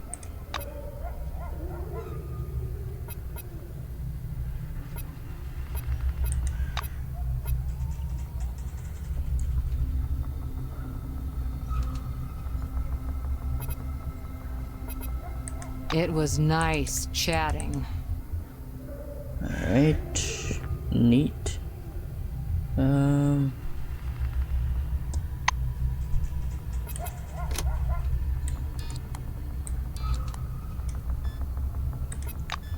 I think, yeah, we go to the city.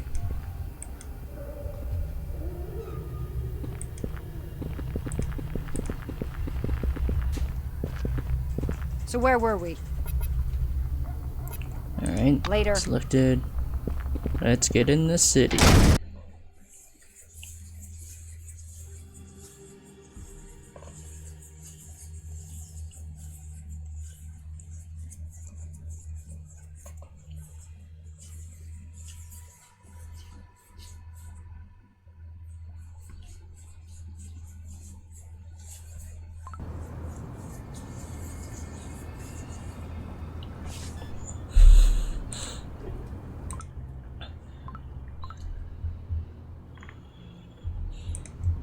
Alright, what we got here?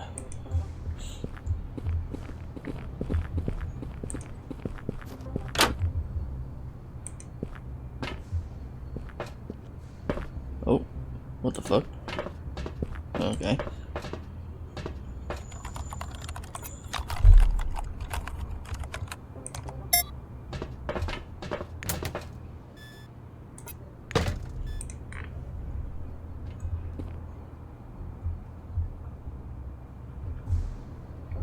Okay, there's nothing in there. Sylvia Helen. Hello. The odd white holds out a reagent-stained hand. Hey there, tramp. Sylvia Halen. White Swan Expeditionary Force. I trade in relics and all kinds of chemistry. Need anything? Observe that for an employee of Intellectual Front, she has a rather peculiar speech habits. The woman throws up her hands. It's the corrupting influence of my beloved husband. He's at our age, and don't give me that look. He's a decent man. He even taught me how to make chess pieces out of bread. Ask what the relic is. Helen presses the artifact to her chest with delight. We call it the Care Seed, Class 1. According to the basic classifications, it is of necrogenic origin. That is, it can be found on the dead, life forms. Dead life forms. Never mind. The crap shows up depending on the phases of the moon and probably has something to do with the increase in the number of necroids. To find out, we need to get as many of these things as possible. Next time we'll get such an opportunity in about a year. You'll go look for them for me, won't you? Say you don't mind buying a couple of relics. Okay, so you sell relics, okay. Okay. I already have the fluff relic. Oh wait, actually no, this is just better. Brass apple. This is just an inactive version of it.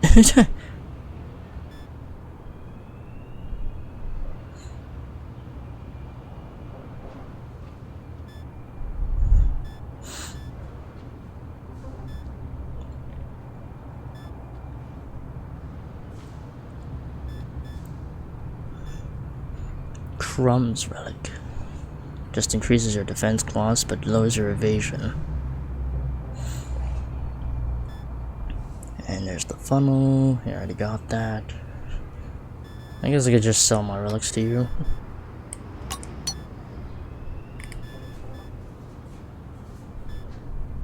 I don't want to sell the brick. I'll sell this though.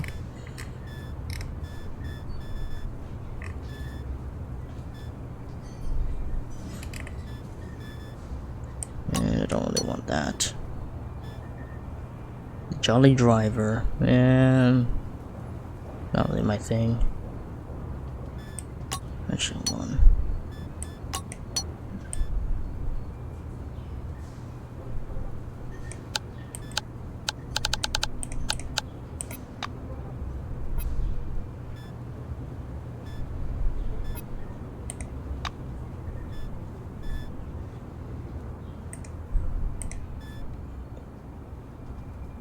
Just gives you psychic resistance. Nah.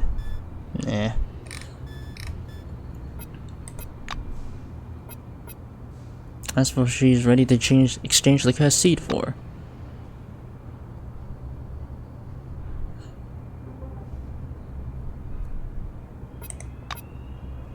Have a good one.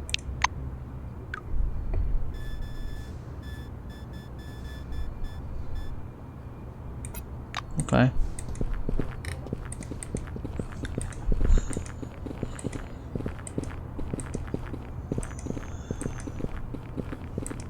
Adam Payton.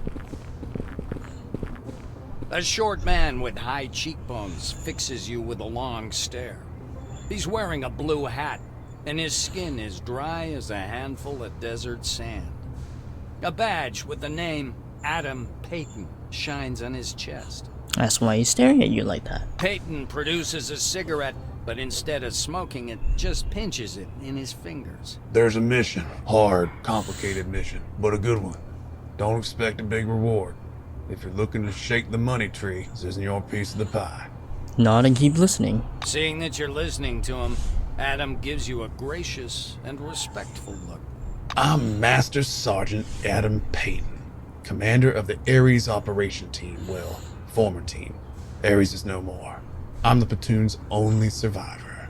None of my guys have been in touch. If I'm right, regulations stipulate that their dog tags I got a few of those. removed. We need to find those tags and report on the bodies. Then we can square everything with the rules. The black snaps his cigarette in two and watches the rusty tobacco fly away in the wind. Payton gives your shoulder a squeeze. His hand is surprisingly heavy for such a small man. I know who you are. You're an employee. You can handle it. You'll find my guys and bring back their dog tags. 18 of Will you them? do I only it? got 2. They're good people. They deserve this much, at least. Say that you'll help. Adam looks at you with both Oh, respect 3. and gratitude. Come back with their dog tags and tell me where their bodies are. We need to give those soldiers a decent burial. Give Joshua's. The black studies the corroded tag for a long while. Everybody loved Joshua. The guy knew how to motivate people. He was one of the good ones. I always cherish his memory. Payton touches his hat with 2 fingers. Thank you for your service, employee. However, there's still more dog tags unaccounted for. My soldiers are lying somewhere out there in the sand, waiting for rescue. Daniel Jerks. The black studies the tag thoughtfully. Dan was bloody smart. He figured out how to catch Maelstrom's frequency at the radio station. The wave's disappearance means Maelstrom has expanded. Payton touches his hat with 2 fingers. Thank you for your service, employee. However, there's still more dog tags unaccounted for. My soldiers are lying somewhere out there in the sand, waiting for rescue.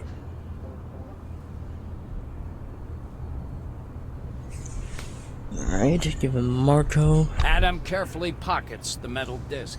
Marco used to say that everyone's life included a moment they'd been born for. I always remembered that. I believe this was his moment. Payton touches his hat with 2 fingers. Let's go. Thank How you for many your tags? Adam narrows it.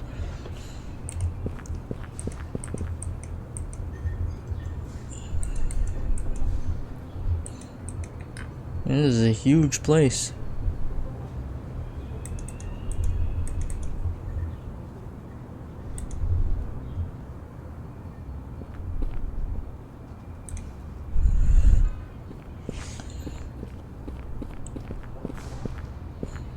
The green light on the loaded dashboard indicates the vehicle is working and ready for a ride. Let's press the start button.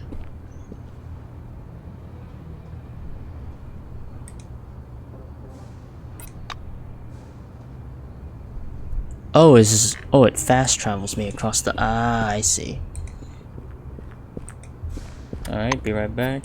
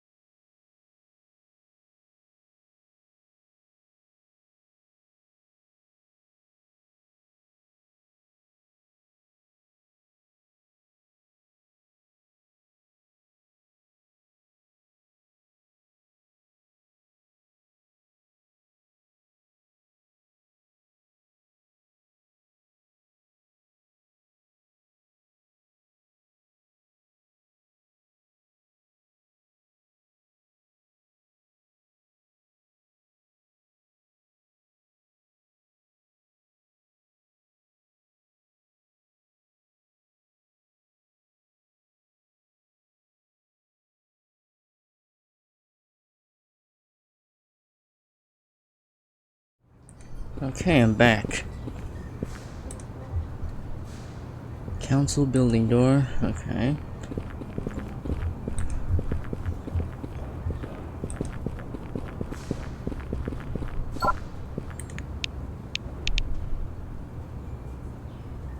Okay.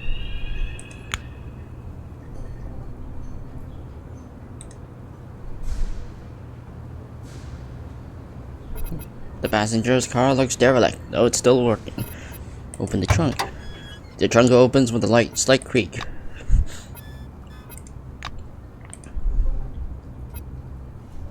Honk the horn. Alright, now this car is yours. Oh, sweet, I just got my own car. Congratulations, you have a registered vehicle for the first time. This allows you to move around the globe map much faster and less tiringly than on foot. The speed and comfort of the car depends on its type, but each one has a trunk you can store things. Remember, you can only own one car at a time. Should you decide to change it, you'll have to abandon the old one. Okay.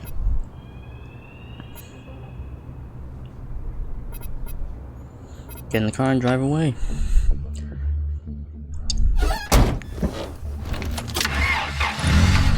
Oh, okay, sweet.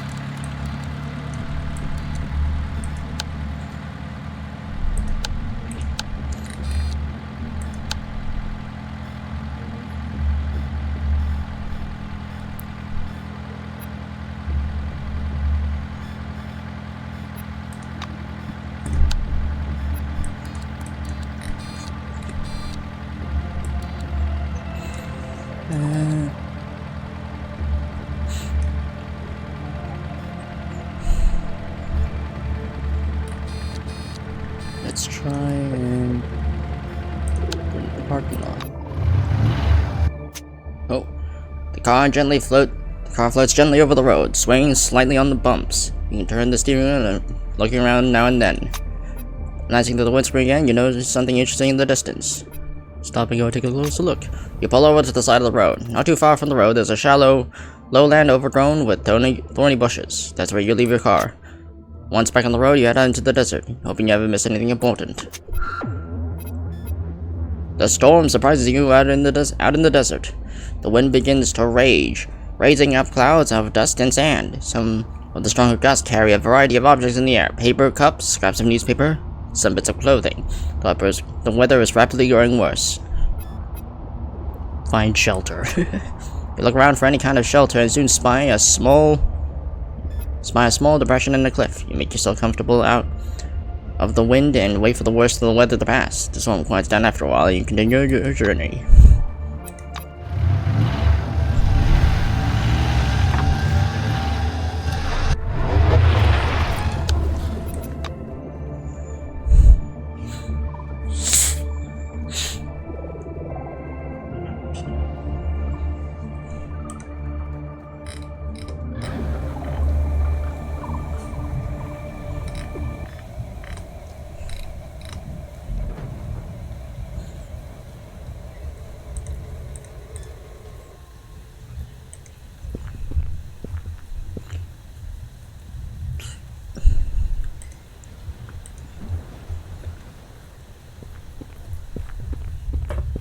Oh yeah, I can finally, oh, something.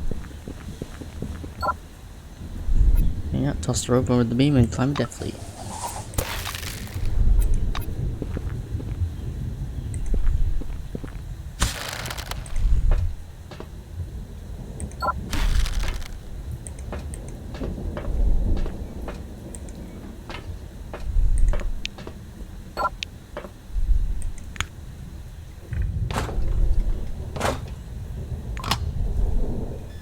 Ooh, what's this? Tactical headphones. Inspiration and higher perception.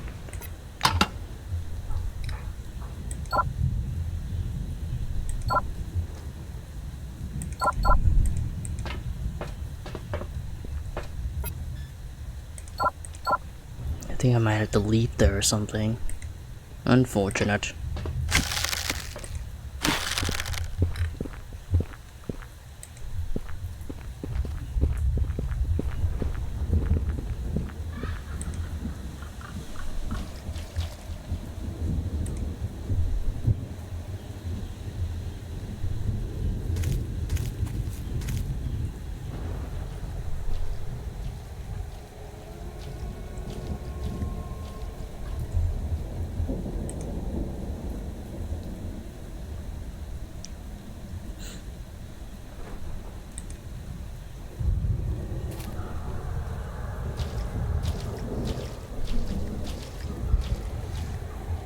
that all there is to them?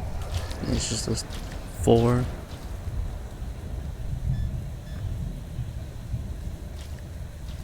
Ew. Oh goddamn, the rain's screwing me over. Maybe we're not ready to take them on yet.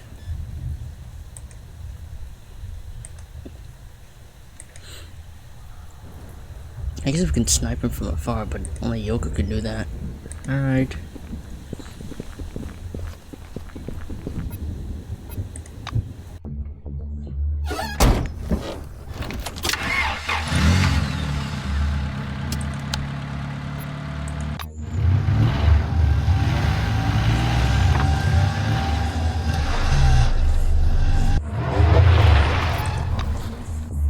Alright. My new car.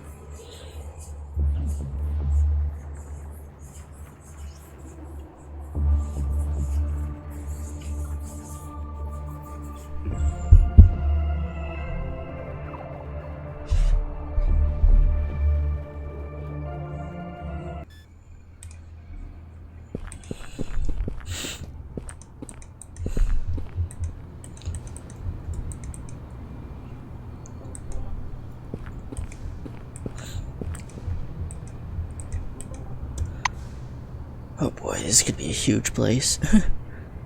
Pharmacy, kitchen, okay, pharmacy. Ventilation hatch, okay.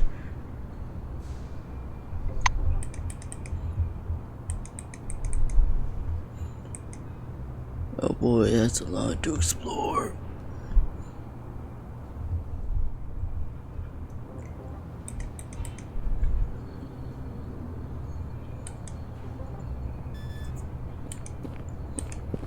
Ghislaine da Casa.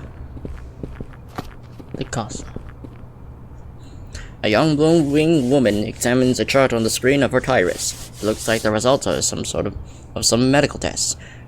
The name on the table heading is Ghislaine da Casa. Lost in her thoughts, the girl's whisper is barely audible. And I was so hopeful. That Maelstrom would go away and a miracle would happen. And we have little... This cursed dome, I hate it.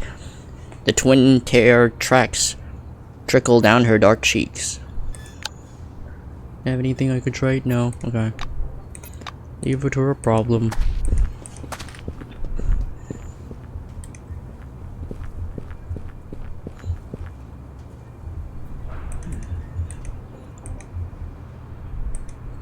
Is this a house?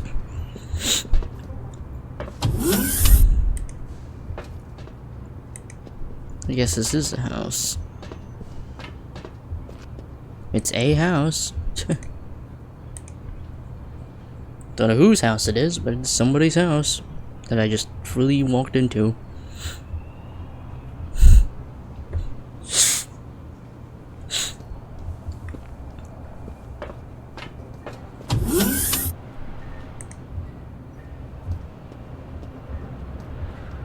No one inside. Oh no, there's someone in here.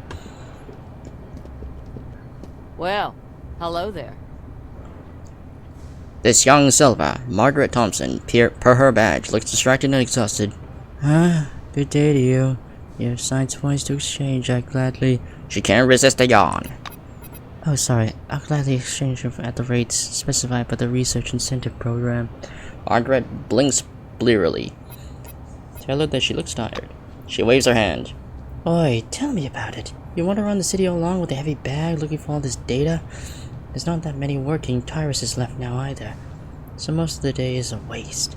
And as an intern, the salary is of course chicken feed.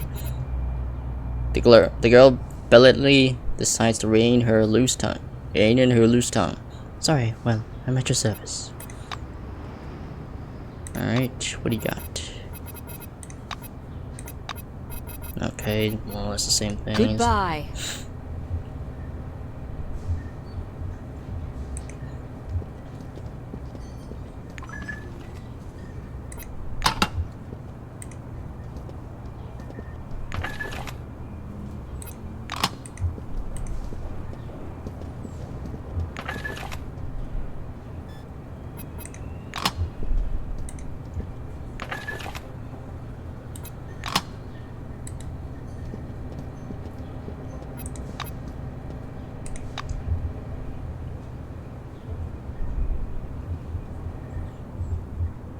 Okay.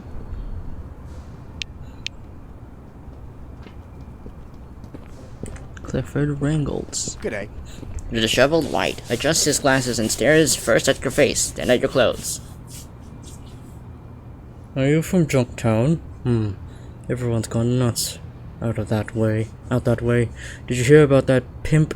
He's a natural schizo, and his services are, unusual, to put it mildly. A friend told me about it. Yes, a friend, but please don't think badly of him. You won't, alright?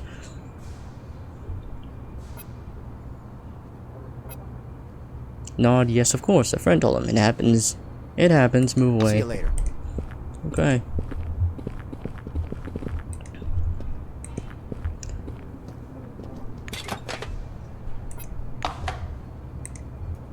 Whose home is this?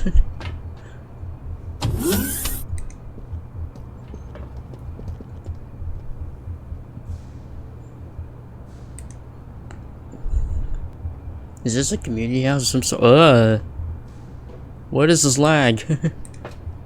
I guess because this is a bigger map, but oh god.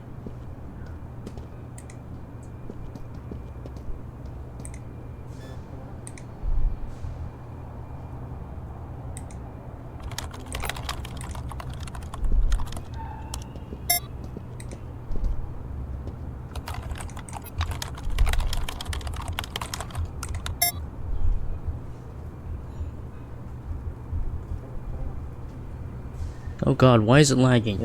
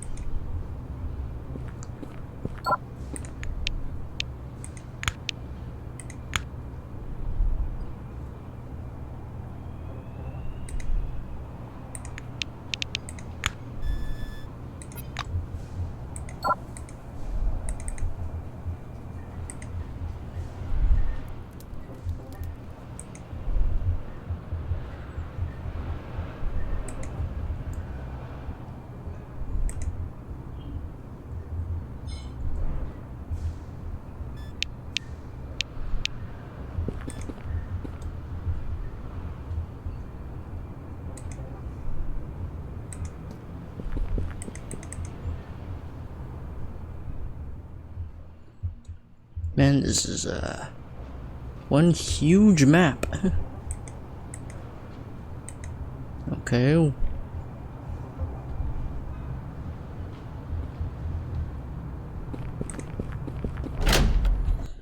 So this is the church, I'm guessing.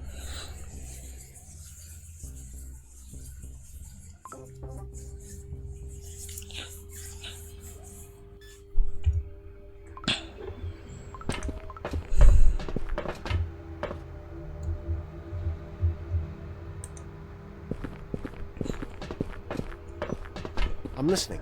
A stern, broad-shouldered man is carefully examining you and through the lenses of his teleglasses.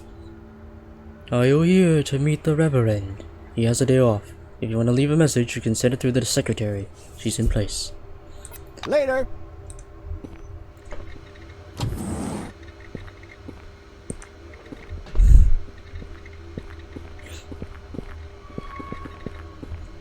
A pleasant-looking young woman in a scarlet robe freezes in the middle of the office, looking at you in bewilderment. She smells of coffee and Swedish perfume. Her badge reads Eleanor Kellerman, Secretary.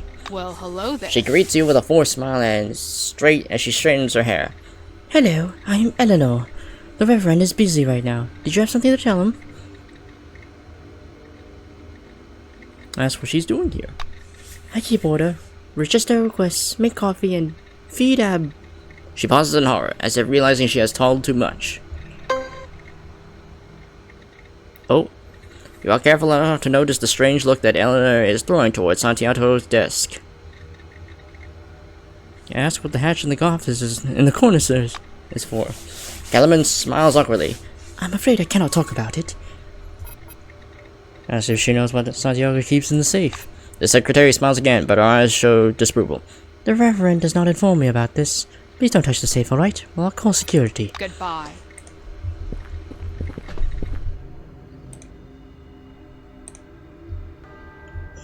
Okay.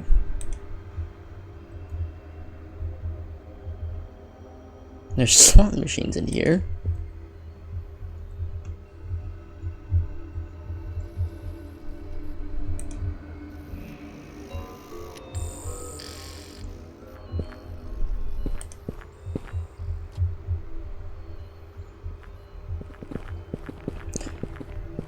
It's difficult to recognize Clara Morgan in this gaunt and aged woman, though she's clearly kept her old habits. She stubs out her cigarette in an ashtray and clasps her hands in a prayer. Oh, is that the gal who drove us to Nashville? Oh, she is. When Clara notices you approaching, her expression changes. Now she's cheerfully amused. I knew he was sending me a sign from the first moment I saw you. Do you know what a boating is? It's when... Unable to contain her excitement, Clara produces a flask from her pocket and takes a sip. I mean, I saw you. Everything around me began glowing white. I decided I was dead too.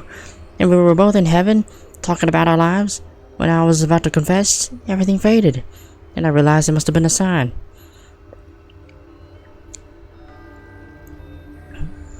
Comfort her. It's alright, you're alive and you're not angry with her.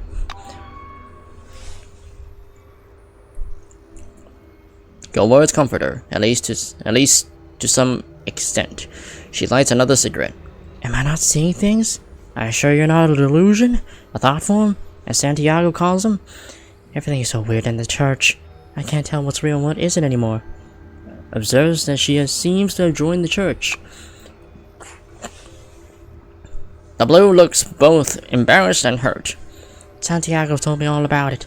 God is the same. But there are various ways to talk to him. I still follow Christ. I just follow him from here and now. These glasses make it easier to see him and talk to him.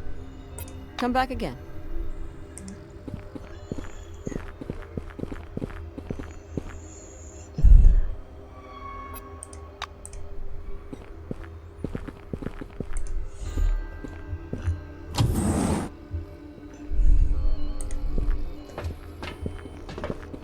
A man in a faded robe smelling of laundry detergent idly mops the floor. What do you want? Don't walk here, it's dirty enough as it is. At least they don't send me to scrub the chapel floors, thankfully. He murmurs, slowly swiping the tiles. Goodbye. Sweeping the tiles. Okay. That's a huge ass temple. And there's the cafeteria. Ellie Nicholson. Speak quickly. The emaciated novitiate rips her tally glasses off with annoyance and looks at you.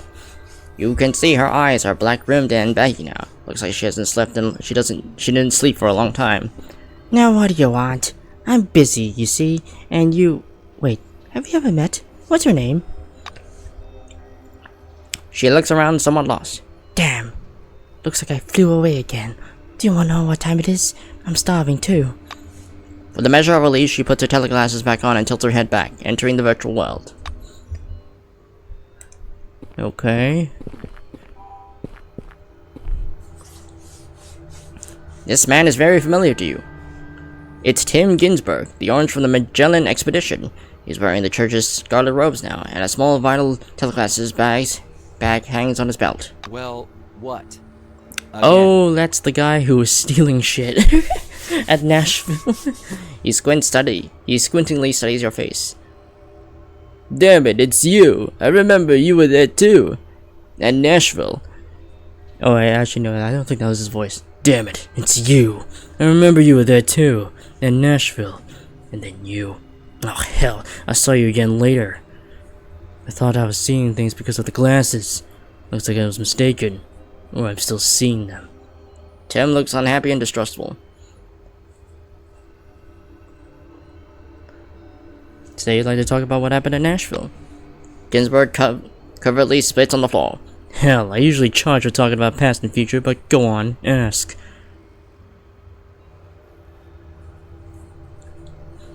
Ask if he knows what happened to the others in the expedition, from the expedition. The orange shakes his head. Not a damn thing more than you do, but I think nothing good for sure. Hope Decker Schultz is burning in hell now. Alright. Ask him what happened after you got out. Found myself some wheels. Tim accompanies his words with a sharp gesture, like breaking a window with his elbow. It grew bigger and bigger, and I drove faster and faster. There was a moment when Maelstrom got so huge, I just gave up. Thought there was no chance of escape. Then he just moved away on some new course. Fucking irony. Ginsburg smiles weakly, staring into nothing. I wonder if he felt the influence of the Maelstrom. He taps on his head with a crooked finger. Yeah, it kinda got me a bit. But I see weird dreams sometimes, and there's more. What's he doing now? Tim lets loose a suspicious snort. What are you asking? We ain't friends. No, doesn't matter. He's talking about Nashville anyway. That's why he decided to join the church. Try living under the new community, and you'll see. We just got an awful life there. Fines, jail, fines for going to jail, and jail for not paying your fines. Got locked up for some minor shit. When I got out, I already had enough of the bastards. Ginsburg clenches his fists. His face turns tense and angry. He relaxes and looks around. So I gave up citizenship and they threw me out of Magellan. Yeah, they gave me food, treated me like a man. Said I could stay as long as I wanted, so I stayed. Inquire how he makes his living. You ain't gonna believe it, but it's fortune telling. Got that from Maelstrom. I can look at someone and see their future. Small things though. Can give ya while playing cards and shit like that. Ginsburg spreads his hands. Ask his opinions on the church. The orange considers before answering. As clear as it is, they got their goals, aiming for the big politics, making money wherever they could. I personally only see good coming from the church, and I don't give a damn what the others think. He looks down at his tentacle glasses bag. But this thing I oughta quit. Worse than drugs. Damn it, losing control. Good luck. Well, hello there. A short, tan, black-haired woman with broad shoulders stands behind the cafeteria counter. Her badge reads, Evelina Tomlina, cook. Look at the display. Open lunchboxes filled with tasty-looking food in a food stand in a row behind the glass. Golden brown chicken legs, peas, corn, red sauce with neatly cubed vegetables. There's one caveat, however. All this delicious food is made out of wax. Wax? Why I love cases full of wax props. The cook exhales tightly. It's for the visuals. That's what the food looks like in the teleglasses. Want something? That's from one of the lunchboxes. Evelina reaches behind the counter and produces a lunchbox filled with a thick bluish sludge resembling a tofu in antifreeze. It looks about as appetizing as it sounds. That's what the local food is. You know what? Examine the food through the teleglasses. You put the device on your head and the dish suddenly looks delicious. You see a plate of fluffy white rice with sauce, thinly sliced fish, and roasted shrimp. The lunchbox smells awesome. That's what the local food is really made out of. The cook sneers awkwardly. Honestly, anything at all. Expired canned food, wild apples, cactus flesh, hyena meat, and so on.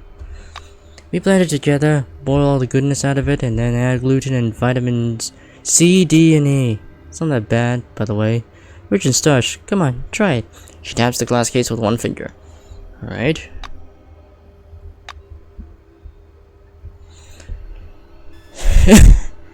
Joy ready lunch. Okay. Weakness from poisoning. Oh god.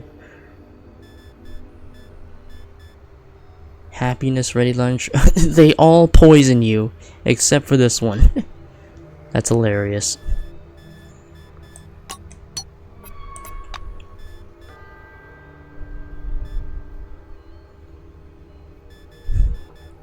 I'll just buy these, I guess.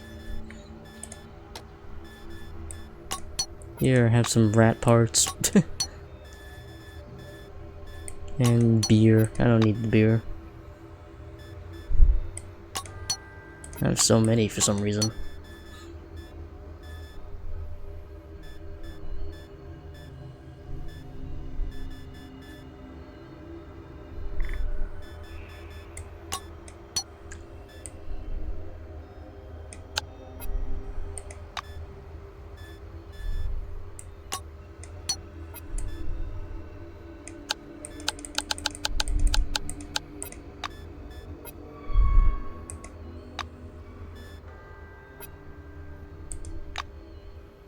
Goodbye.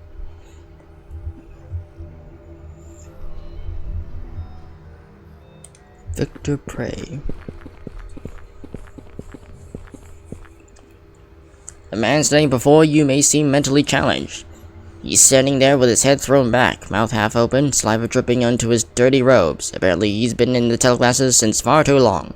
Despite his deplorable state, the robes suggest he's a churchman of the rather high rank. Listening closer, you can hear quiet mumbling. Yes, yes, of course. You'll be mine. We'll be together. Forever. The two of us. For eternity. Just you and me. Pat him on the shoulder. The stranger looks like a rag doll. He's staring somewhere past you, head cocked. Head cocked. Okay.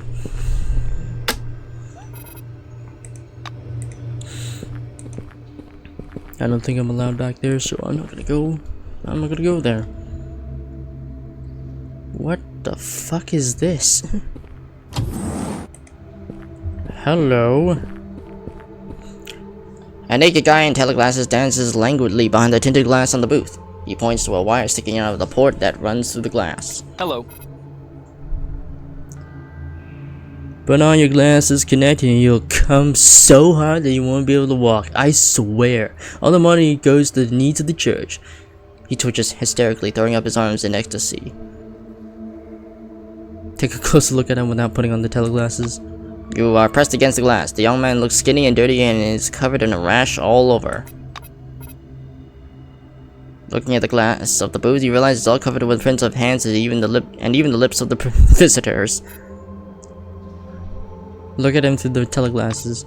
You put on the teleglasses. From behind the glass, a handsome guy with a charming smile and prominent muscles is looking at you. The details of his appearance somehow elude your sight. You cannot see him entirely, but for some reason you know that he is handsome. I hope to see you again soon. And Yana Maycroft. A silhouette of a woman slowly dances to a muted melody through the tinted glass of the booth. Hiya! A thin hand with gnawed nails presses against the glass and pokes its index finger at the hanging wire. Connect, pay the money, and I'm all yours, kitten. Look at her through the teleglasses. You put on the teleglasses and freeze near the glass.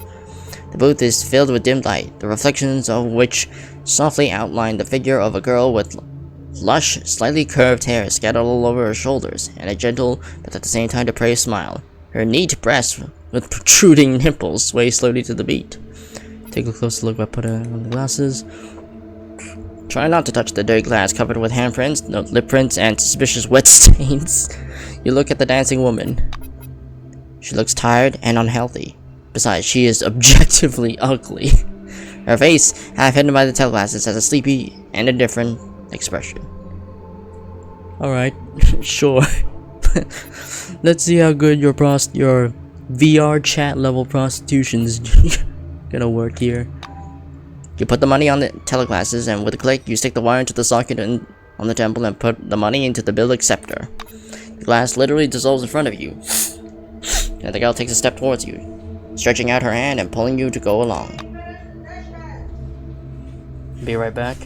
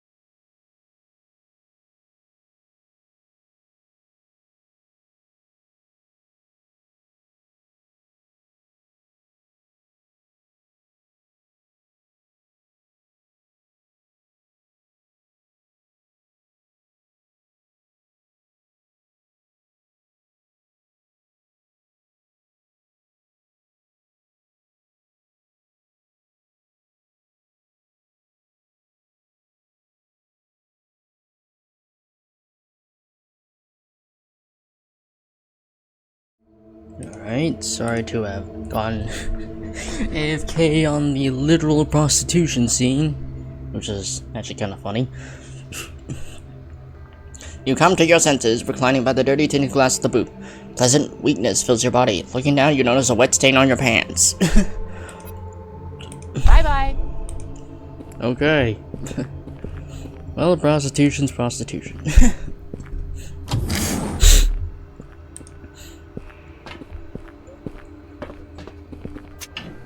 Standing by the machine, you put on the connected teleglasses. The screen slowly lights up. You find yourself in a huge casino in the main hall, which is full of slot machines. One of them is right in front of you, its green and colored lights blinking invitingly. Dominating this beauty, a logo with Lady Luck in big letters is flashing in different colors, with the words "Hit the jackpot" flaring up now and then. Sure, let's give it a try. The machine produces a melodic ring, and the lever returns to its original position. The reels on the screen begin to spin, and gradually come to stop. The reels freeze. One of the icons shows with the coin with the nose size number 1. A single compound coin falls into the machine's dispenser with the ring. Okay. You won 5. Okay. Try again. 20. Okay. I think this is based off my luck stat.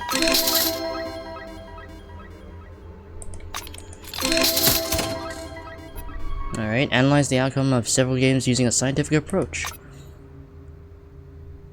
Calculating the mathematical distribution of your winning to come to a disappointing conclusion. Without a decent amount of luck, the player will end up in red in the long run. But with a little cheating, you'll probably hit the jackpot. So you can cheat your way to the jackpot. Alright.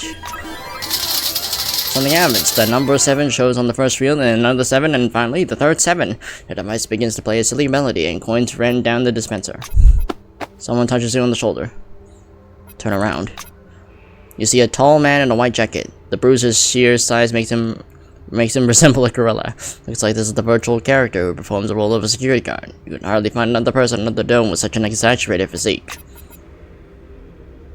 Excuse me? Are you the person who won the jackpot? He inquires with a low, pleasant voice. Shake your head. No. What jackpot? You were just passing by. The guard raises an eyebrow, rests a hand on your shoulder, and kicks you in the crotch in such force you fall into your knees with a squeak. Never, ever try to see the temple again, the man says while leaning over you, and then dissolves into the air. Take off the glasses and disconnect from the game. With a huge effort, you manage to drag the teleglasses off your head. There's no huge bouncer nearby, of course, but for some reason the pain in your groin feels very real. Crawl away from the machine, whimpering. Ooh!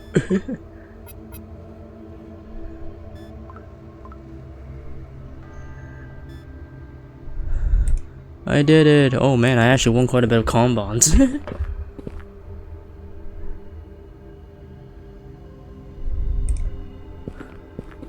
Trigger arcade, slot machine. Okay.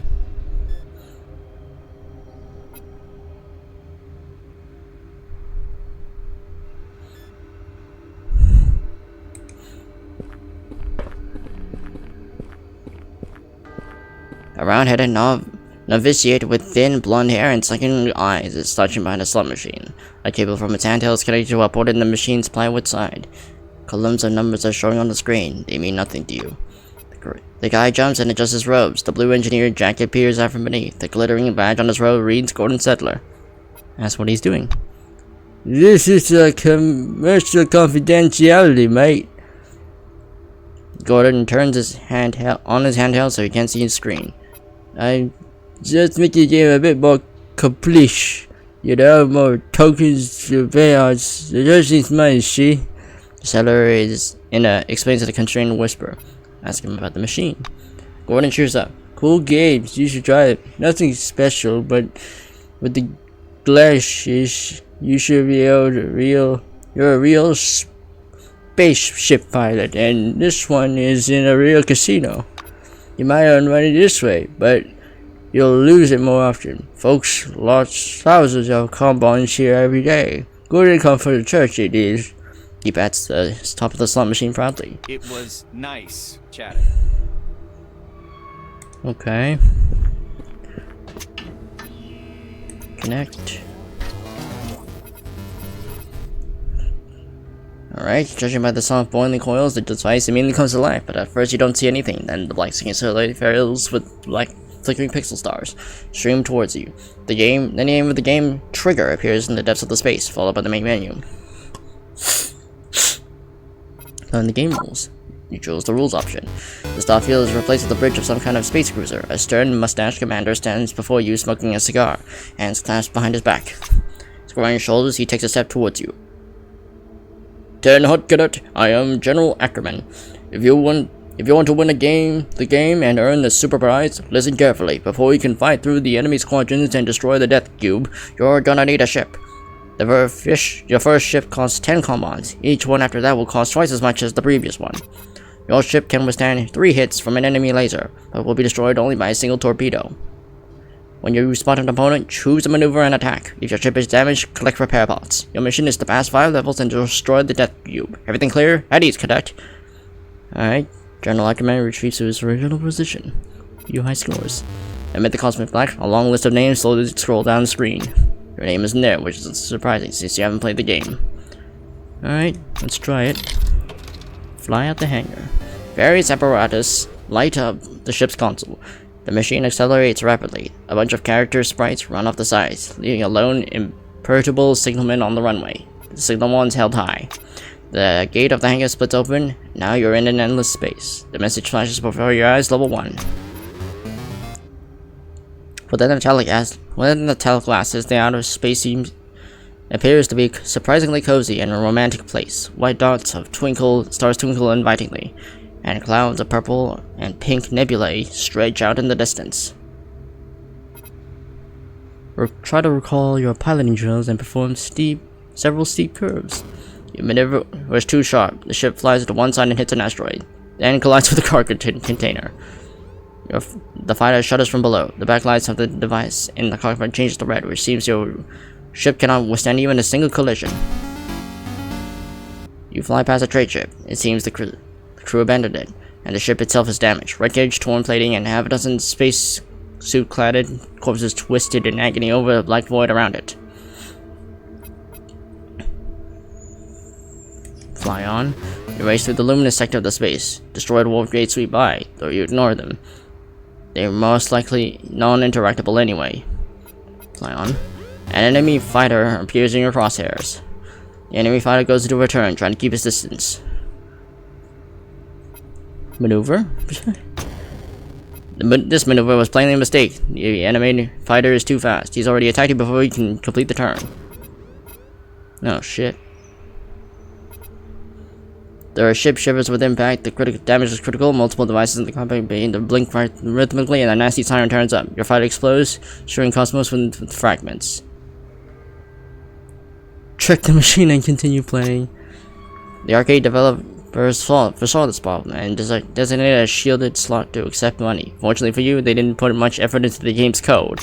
Once you establish the command prompt, you hunt down the file to restart a session and change the relevant variable. Unfortunately, the system has a failsafe. The trick won't work a second time. You return to the game. The cockpit flashes several times, signaling repair mode. The vast blackness extends before your eyes once more, and you grip your joystick tightly. Alright. Fire. You blow the enemy to pieces with a few well-placed shots. A starfighter appears out of nowhere, catching you off guard. The enemy goes into a turn, keeping his distance. Fire. You squeeze the trigger and burst a laser fire shreds the enemy ship into pieces. The space around you changes slightly. The distant, shimmering stars are now accompanied by slowly approaching asteroids.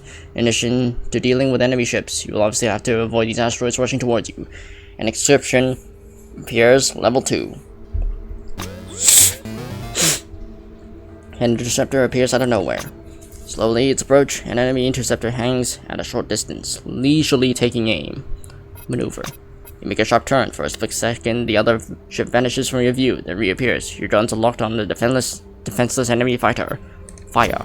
You squeeze the trigger, and boom. An interceptor appears out of nowhere. Maneuver. Fire. Maneuver.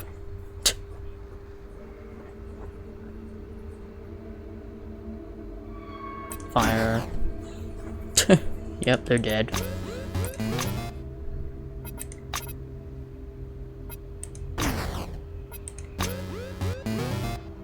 Oh, Starfighter appears, nearly catching you off guard. Goes into a turn, trying to keep his distance. Fire.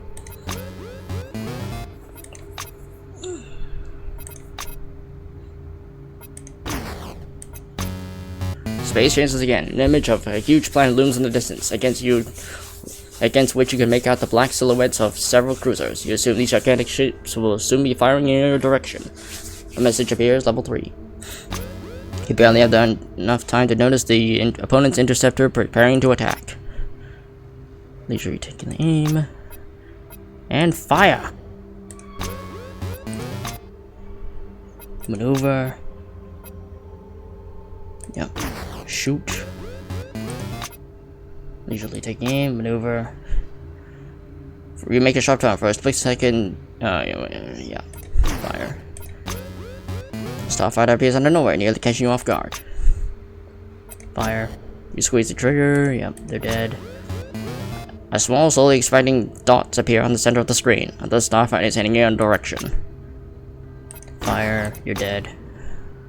Opponent attacks from the flank. You catch a streak of red laser in your peripheral vision, but it's too late to evade. Your starfighter shudders from the blow. Okay, fire. Okay, I took one hit. The image in the teleglass has become lighter, but not from some new illumination effect. Your ship has entered a gas nebula with several floating navigation beacons. A message appears, level 4. Enemy fighter appears in your crosshairs. Trying to turn.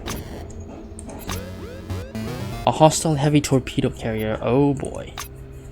The huge, unwieldy torpedo carrier you're battling launches a torpedo, then begins to slowly change position, presumably fearing retaliation. The torpedo describes a broad arc before honing in on your ship, and then begins to rapidly approach. Maneuver? With a sharp maneuver, you deftly dodge the incoming torpedo. Having lost its target, the neutron warhead soars off into the depths of space. Slowly approaching, the torpedo carrier changes course. Thanks to your deft maneuvering, you will need some time to lock on the target. Fire? You lay some heavy fire upon the enemy torpedo carrier, but the vessel armor absorbs your attack. But judging by the state of it, the next salvo would definitely finish it off. Your huge, unwieldy torpedo carrier you're battling launches a torpedo, then begins to slowly change position. Okay.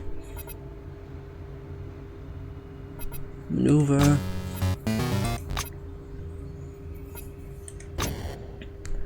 Yep, it's dead.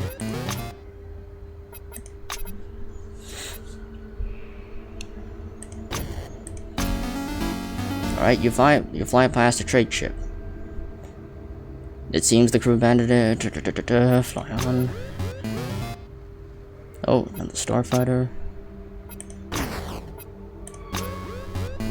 Another starfighter. Shoot. The giant black and blue structure emerges from the nebula depths, closing with terrible speed. Judging by the shape of this juggernaut, this must be the death cube you've been sent to destroy. A pilot appears in your cockpit's comm screen. There's no time to explain, Cadet, so I'll keep it brief. Blow up the death cube from the inside. This is the only way. Remember, once you're inside, turn left, then up, twice right, then down and left. This will take you to the reactor section. Destroy the reactor and then get out. Am I clear? Okay, so left, up, double right. Left, up, right, right, down, left. Okay, left, up, down. Left, up, right, down, left. Left, up, right, down, left. Alright. Alright.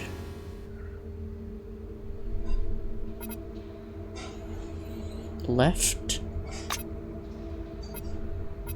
up,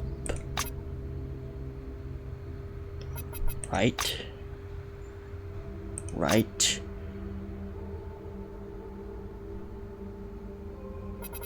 down,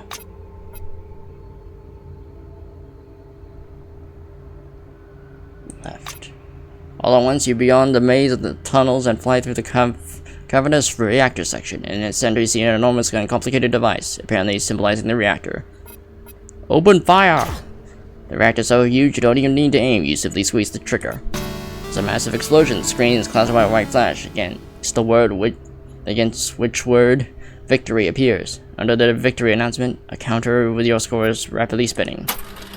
Okay, now you see the cash register blink and 30 compounds slide out. That's called a reward for blowing up a virtual reactor. Okay, sweet.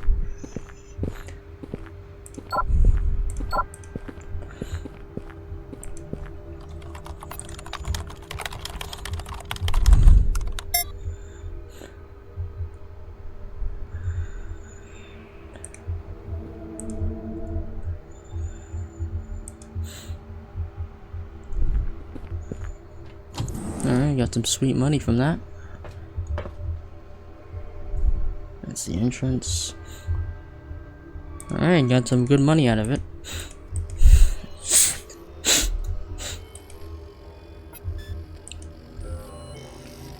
Oscar Tate. I wouldn't stay here. Such a life is not. Hi there. Oscar takes his glasses off as you approach and winks at you. Hey, how are ya? Hell, I completely lost track of time. I should have a dinner, I think. Otherwise that headache will drive me to the grave. Before you can answer, Oscar puts the glasses back on impatiently.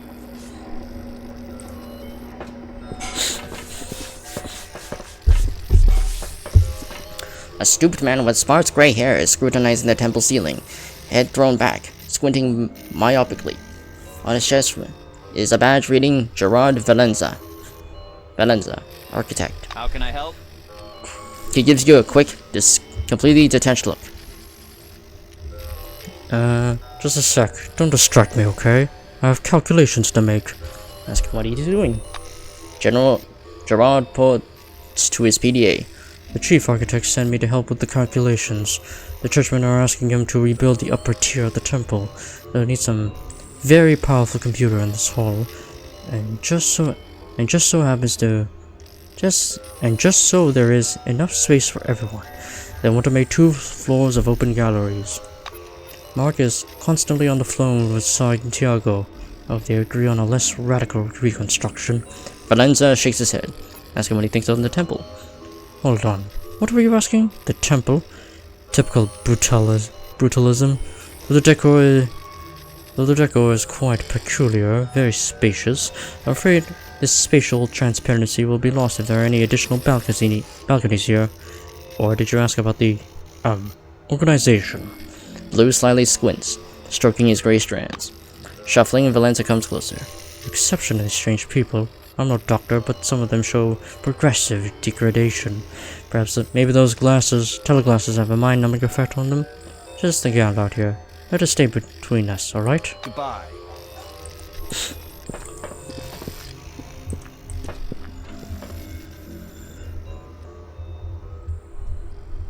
Okay. Guess that's it. Well, I got a nasty kick to the groin. From the digital bouncer for cheating.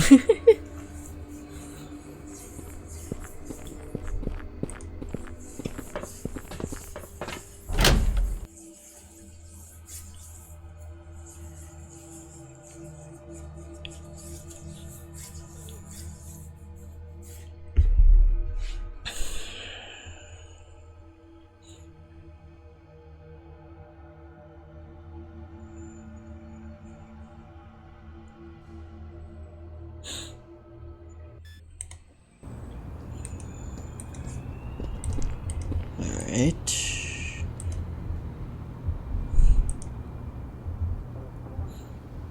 Is there even much back here?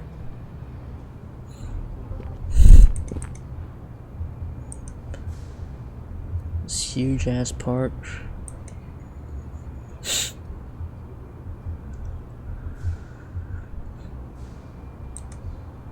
No? Okay.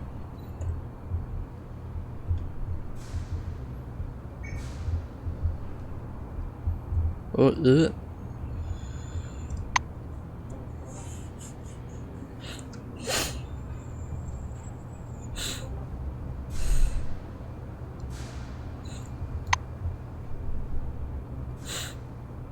This is the back of the building. Okay.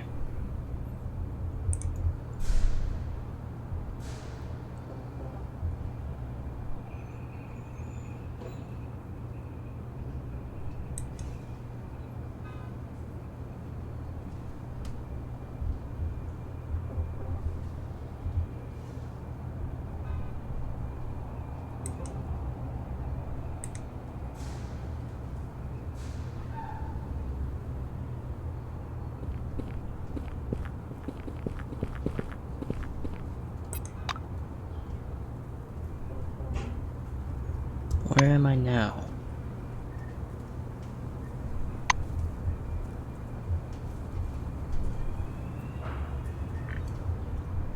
White Lines Caravan Company. Okay. Interesting.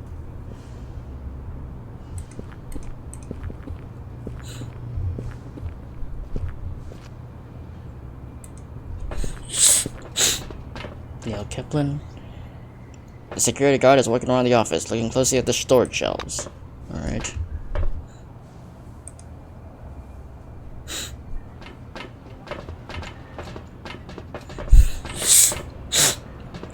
The guard takes a thoughtful drag on the cigarette, examining the piles of paper maps. Damn, they put me on the Western Highway again. Why don't they pay us extra for these trips? There's a bunch of fucking psychos out of that way. Hector Cortez. Without warning, a cheerful hulk of a man hugs you and slaps you on the back so hard you forget for a moment how to breathe. Salutations. Don't know me? You don't? I'm Hector Cortez, manager of the White Lines Caravan Company. He throws up his hands in an alternating rhythm, as if slapping big letters onto an invisible gun. Hector settles back in his chair. What can I do for you? Ask what he can tell you about the company.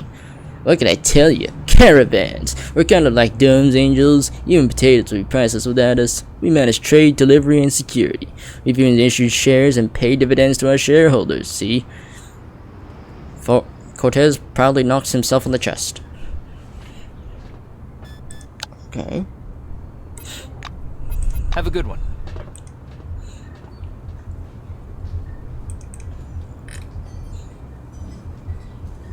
Okay.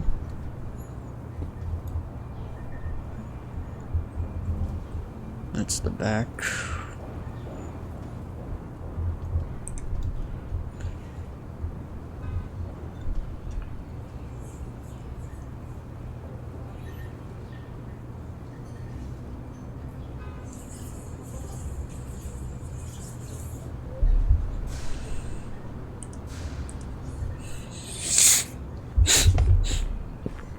I guess I'll go look here.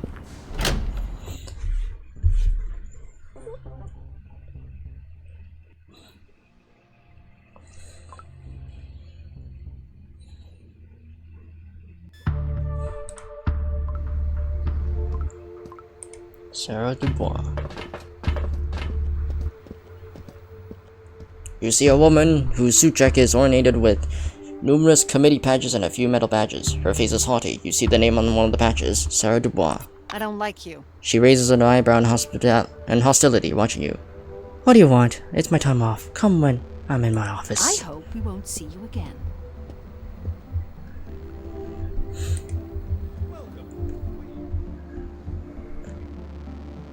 Oh, there's Nakamura.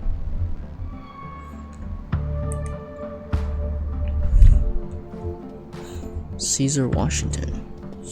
Come on, don't be shy. A young blonde man wearing a perfectly ironed suit jacket gives you an ultra-white smile. He smells strongly of cologne. Ah, new face. Caesar Washington. Yes, even such people of the barons as yourself can remember it easily enough, eh? Huh? I'd be happy to chat, but I've got so much to do. So much to do. Caesar slams a thick pile of papers beside him. It might be difficult for you to understand, but paperwork is a nuanced area requires so much time. Come back again. Alright, Charles Holiday. Hello again. Without a servo shell, Charles Holiday appears emaciated. He's wearing a morose expression. Oh! Oh yeah, you're the guy I saved. What voice would it be? They decommissioned me. I'm on Nakamura guard duty. It may seem like a promotion, but there's nothing fun about it. Good luck. Oh, sorry about that, but I did save your life, so whatever. Holographic table. The desktop glows with embers of fluorescer light beneath a thick layer of protective glass. The yellow dots form a topographic model of the dome, which seems to be beneath the glassy faucets. Study the maelstrom in the center of the dome. The megalo anomaly looks impressive indeed. A circle of dots. Wait a minute, is this gonna show me all the same shit as before, or hold on? Indeed, a yellow circle of yellow dots in the center of the map is spinning like a huge swallow whirlpool. Arrows spread in all directions from the edge of the maelstrom indicate the speed of it spreading in those directions. It appears if nothing is done, the dome will become a burnt-over desert inhabited by madmen in no more than a few years. View clusters the tents and trailers to the west. The western section of the dome ripples with regular rows of colorful hills. The landscape is obviously man-made and reminds you of a sprawling junkyard. Among the trash piles is a camp made out of chaotically scattered trailers. If the map markers are right, this is the destination of all the madmen wishing to join the army of the Fops. Okay, fortifications among the rocks south of the dome. The south of the dome is bare, but in the middle of the rust-colored plains, sparkling scarlet and bright with fluorescer, is a giant rocky outcrop with a towering bastion sat atop.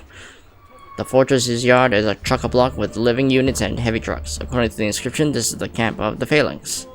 Settlements to the southeast. There's a hint of a pine forest in light yellow, vertical strokes. A highway among the trees with a series of living units standing alongside. The description says this is the Carmine Heights, the biggest free community under the dome. It's mostly made of former Blue Wing employees. Ah, okay, now I have access to those settlements. Alright, very worth the find. Okay.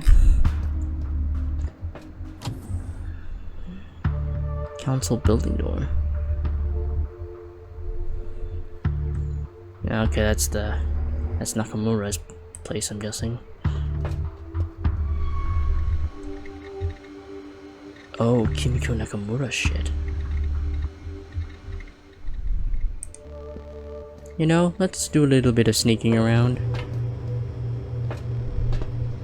No, okay, I thought you were gonna close the door.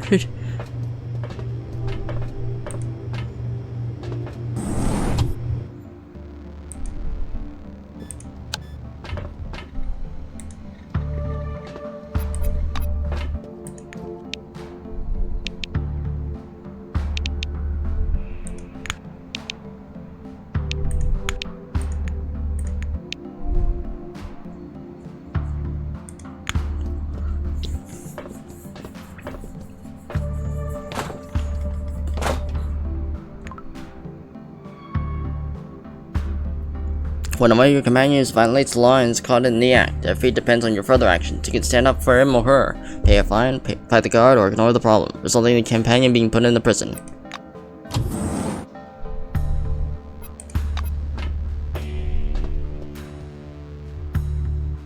Well, nobody saw us, so smile.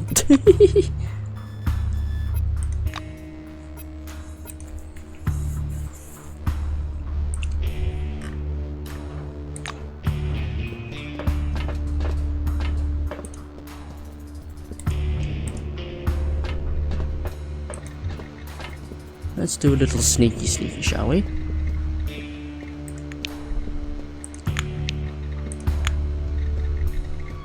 No one's coming in.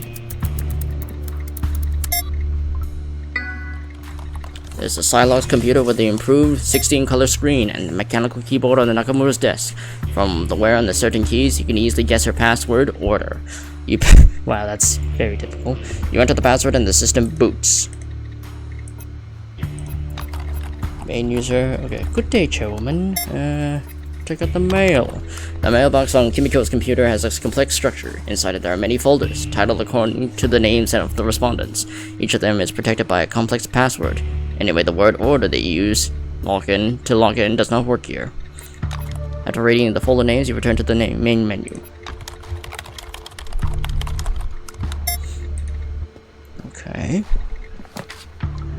Attention to all employees. Due to the increasingly frequencies of both incidents and questions which distract our scientific personnel from their important work, we are going to clarify a number of points regarding the so-called afflicted. Firstly, the afflicted, aka zombies infected white eyes, are employees of the committee like everyone else. They are not the living dead of urban legend.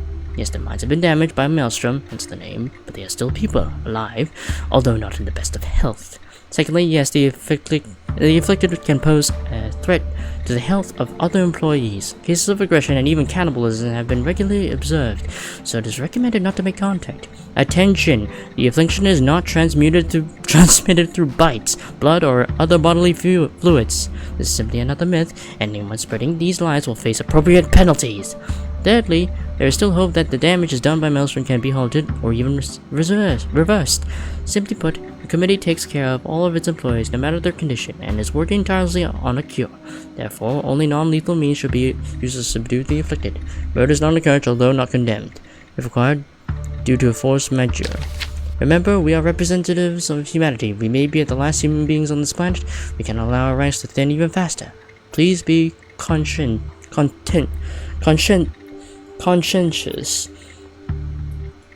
Okay, I never heard of that word. Conscientious.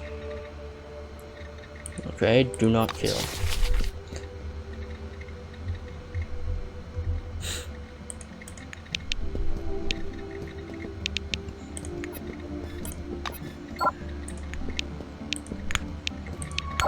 Oh damn, that's pretty high.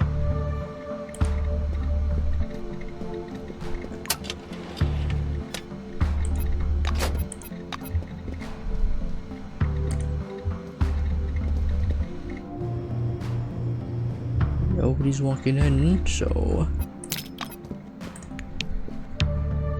Damn, that's really high.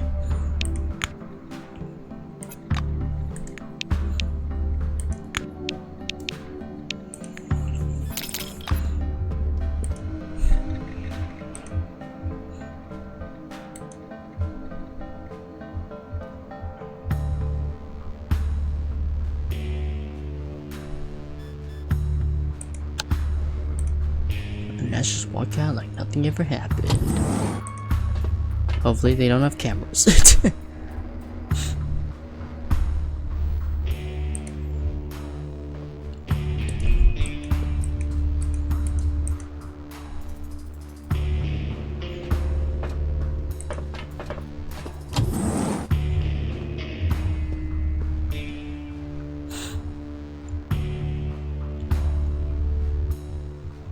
Alright.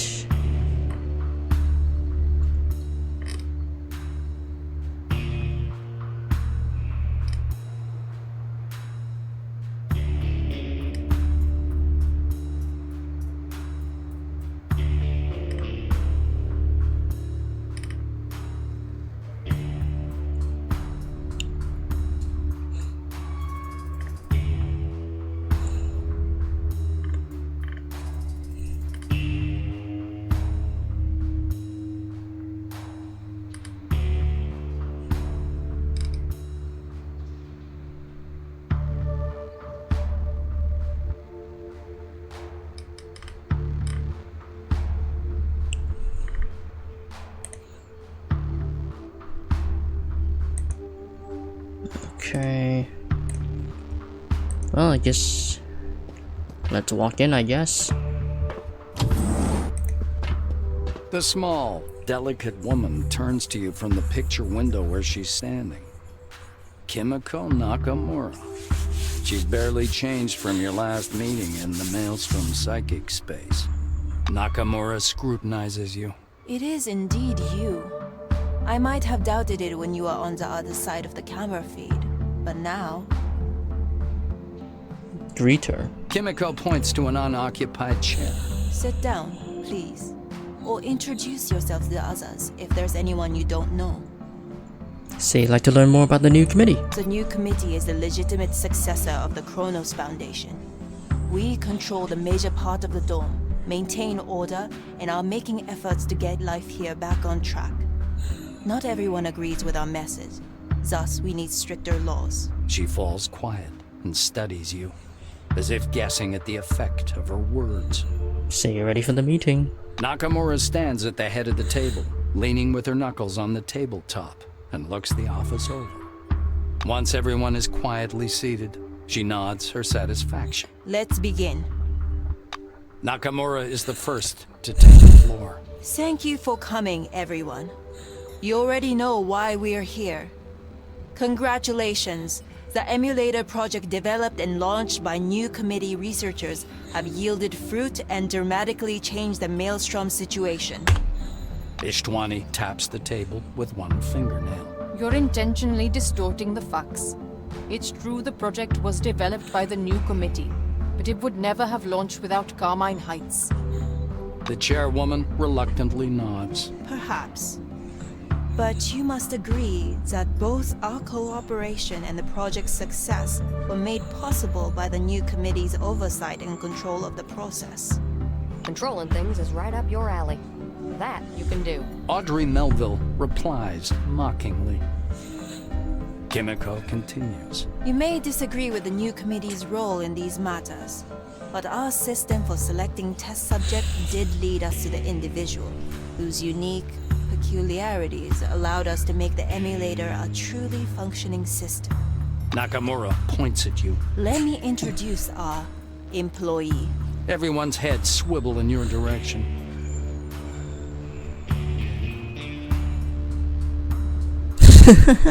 Say you're happy to work for the common good, introduce and say they have your help, but want neither committee nor anyone else to benefit from it. Okay. Introduce yourself, say you don't really care as long as you get paid. Say you only participate to save. Yeah, I think Hayden would say this. Introduce yourself and say that you only agreed to participate in order to save people, not to help someone's political career. Reverend Santiago rises from his seat. Amen. Everything for the sake of the people. Oh, you're here. I always say that people are our treasure. Sorry, please continue. The chairwoman raises a hand. Let's proceed. Maelstrom has shrunk and retreated to the center of the dome. It is, however, too early to claim victory, so the emulator project will advance to phase 2.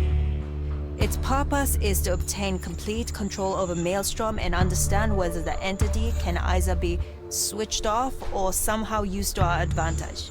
Nakamura looks around the room until her gaze rests on you. Each and every one of you, including this employee, is here because you are still useful to this project. And the employee is useful to you personally. Don Spencer either states or suggests. Nakamura's bionic eye twitches, its diaphragm contracting with a soft rattle. Kimiko raises her hand again, indicating she's ready to speak. A good point. I understand the importance of maintaining parity.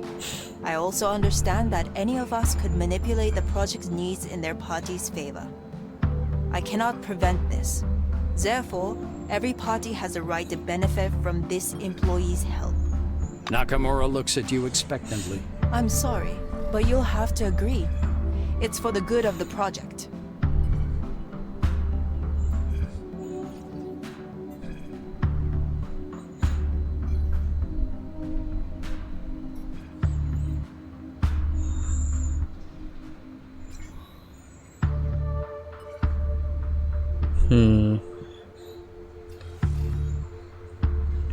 Agree.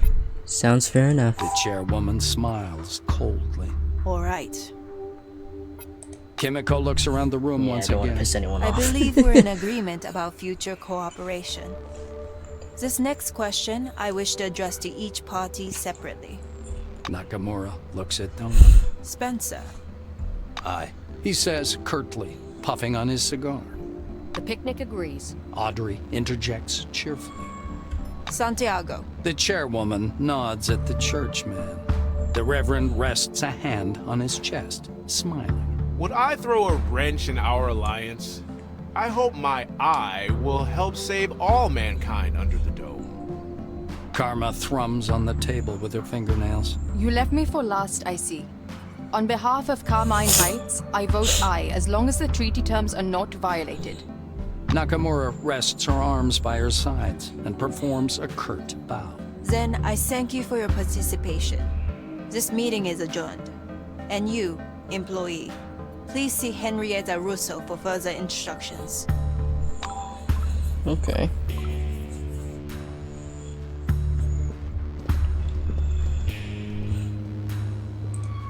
Sabal Singh.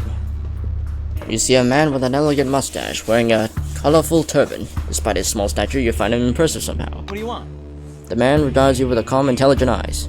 You must be the employee with a capital E. I've been hearing so much about you lately. Well, let's get acquainted. My name is Saban Singh. I'm the head of the Kshatriya. What's okay? Kshatriya.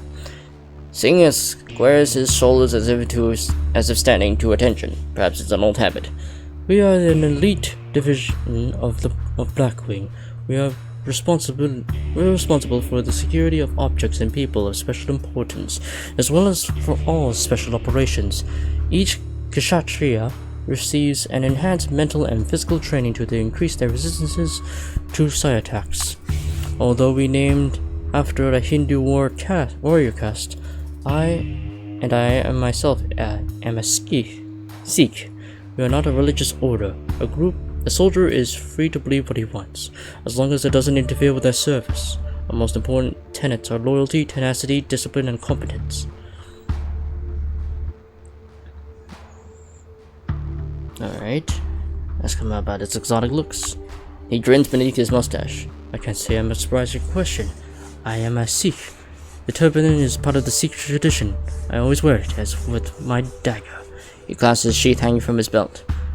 Ask about Nakamura. Sabal ponders his answer for some time. A complicated person, not without virtue or even courage, but under the flag of fighting for good. She unfortunately makes a habit of manipulating people, including you. He looks at you in the eye. My opinion, because of that you shouldn't have anything to do with her. I'm certain besides that no goodwill will come out of your dalliance with Maelstrom. Ask him why he thinks that. The Kshatriya rests his hands on his weapon. People say we don't belong in the dome. I say the dome doesn't belong here. Its so-called anomalies are alien to our world, destruct the body and mind, and sometimes the fabric of reality itself. The Maelstrom is the most powerful anomaly of all. To rely on an unnatural, unpredictable, and inherently anti-human force for the salvation of humanity is not just irresponsible, it is gravely dangerous. Sabal shakes his head in disapproval. Okay, ask him what he thinks about the new committee. A rusty bus racing full tilt towards a sheer drop, and the fools and frauds inside fighting for the wheel. Sabal answers blandly. Ask him why, if he continues working here, he doesn't like you. He sighs softly. Duty, for me and my people. This is not merely a word. See you later.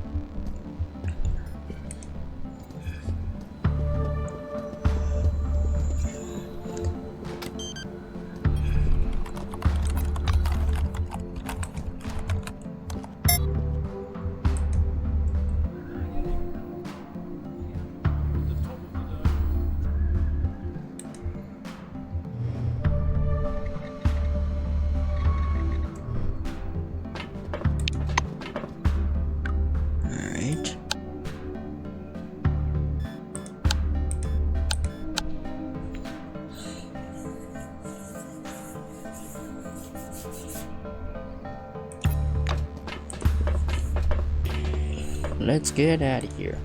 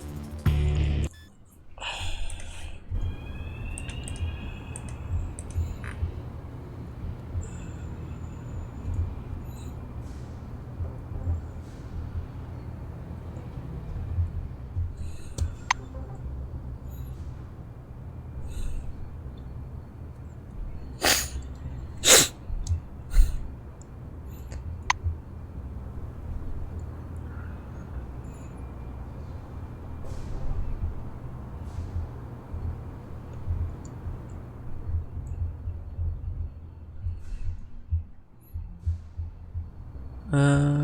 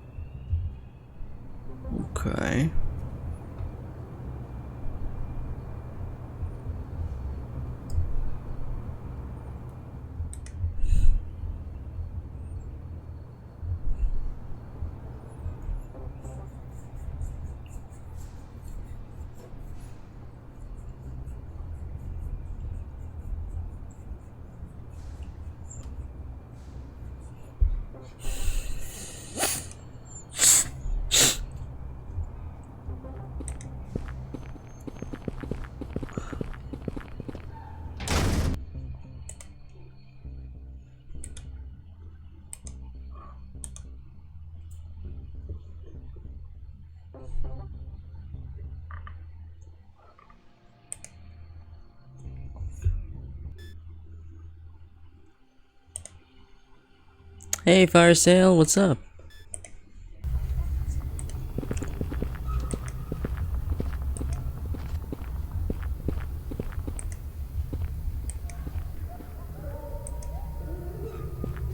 Not much about you?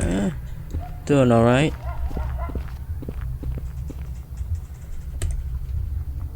Just, yeah. Just normal work stuff at my new job. Been going at it for 6 months. And yeah, things have been pretty standard.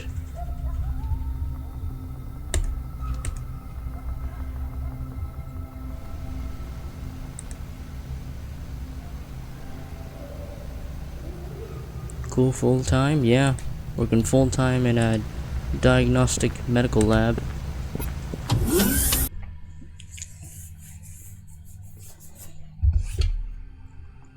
So yeah, and because of that, I work from, yeah, every weekday, so I have the weekends free for streaming, like this one in my time zone.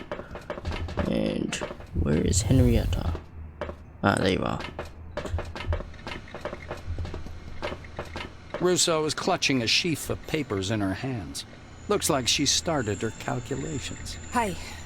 How was the council meeting? Come on, tell me. Answer that you are uncomfortable with everyone studying you. Russo nods her understanding. I can imagine. They try to project this tough guy image and act like you'd be lost without them. But in reality, it's the other way around. Anyway, I wanted to talk to you about the telemetry and what we're going to do next. Russo waves a sheaf of paper in the air. To make it short, I deciphered the telemetry and got some interesting results. Maelstrom has shrunk and reduced its activity, not because you made it do so. No.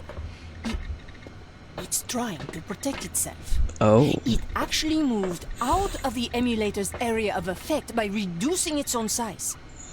That doesn't mean we're safer at all. Probably the opposite. Henrietta makes a strange gesture, as if turning a screwdriver. Think of a coil spring. I can compress it, squeeze it down smaller, but the energy it contains increases. That's why we should move to the second phase. Are you listening to me? Or is there something else you want to discuss beforehand? I was gonna try and advertise a VR chat RP to you, but it was earlier today, and I don't know how that can affect the next day. Oh. What is the RP you were gonna advertise to me?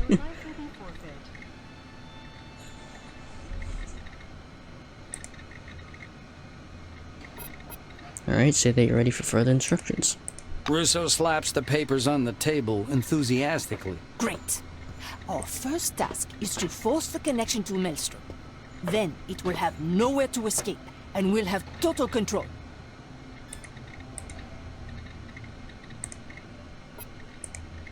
Henrietta pulls a blurry picture of a device from a pile of papers. This is a Maelstrom beacon.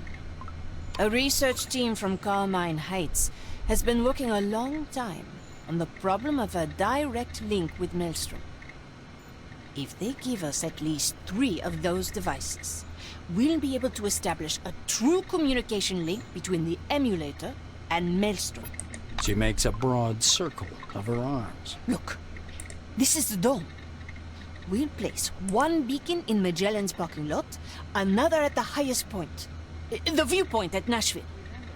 And the third one should be taken to a very specific point close to Maelstrom, to avoid signal overlap. Oh, a neon divide alternative. Previous fan RP. Oh, okay. But what's the time of this? Like, when those sessions take place? Russo stares up at the ceiling. Things are quite complicated with the third beacon. First, the installation point will be flooded with Maelstrom radiation. An unbearable level even for you. But you can endure it with a special implant you can get from the church. Second, we don't know how to get there. We no longer have up-to-date maps of the area. I'm afraid you'll have to interrogate a fop or two for directions. She fingers the picture of the beacon thoughtfully. Those things also wear out after contact with an anomaly. That's another problem you'll have to deal with. Say that before an incident you found a special device at the picnic called an anomaly protector. Henrietta punches you lightly on the shoulder. Brilliant, Einstein. We need 3 of them. So if you saw one in picnic, look there first. Let me see if I can get you in your time zone. You're NZST, right? Yep, that's correct. That's my time zone. As soon as the third beacon is installed, you'll return to the emulator and eliminate Maelstrom's radiation in the zones covered by the beacons. I need some additional equipment delivered to the third beacon. So, would you please procure a heavy-duty truck from the Phalanx and get Nakamura to fund the expedition? Only the new committee can afford these expenses. Phew, that's all. I am exhausted again. Russo sits down and stretches out her legs, displaying bright orange socks. Say she's got cool socks and leave. Oh boy.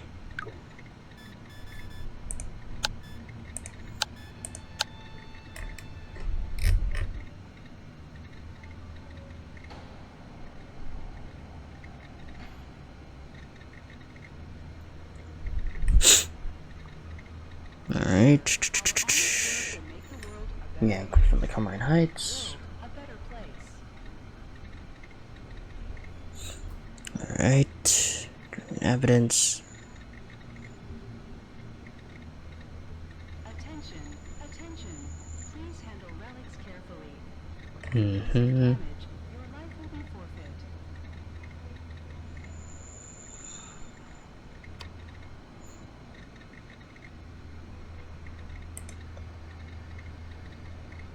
Generally starts around 1 p.m. and runs about 4 hours. On what day? Like Saturday or like Sunday? Oh, Sunday? Oh.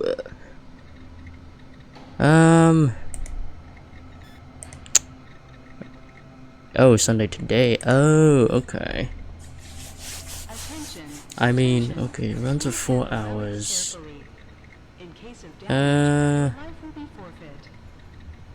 Okay. I mean, I could make it, but I'll end up being a bit late because I have like, because I take part in a badminton club that starts at 11 and ends at 1, so it'll end right when the session begins. So, and then after that I'll, I mean, I know the place isn't that far away from me, so I mean, I can get back home pretty quickly, but it's also the matter of preparing, well, having food after that, because again, having food after a workout is important, but again, I don't think that should take too long, so long as I guess, so long as it depends on how I prepare lunch and everything, and might be able to make it at that time. I mean, I'll just be a bit late, I guess. And also, I don't think I ever told anyone about this, but I actually do have a VR headset that I can use for any roleplay, actually. So yeah, it's a Vive XR Elite headset.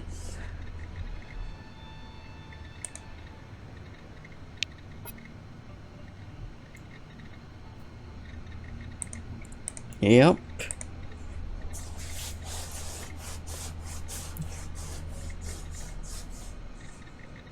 Although I have yet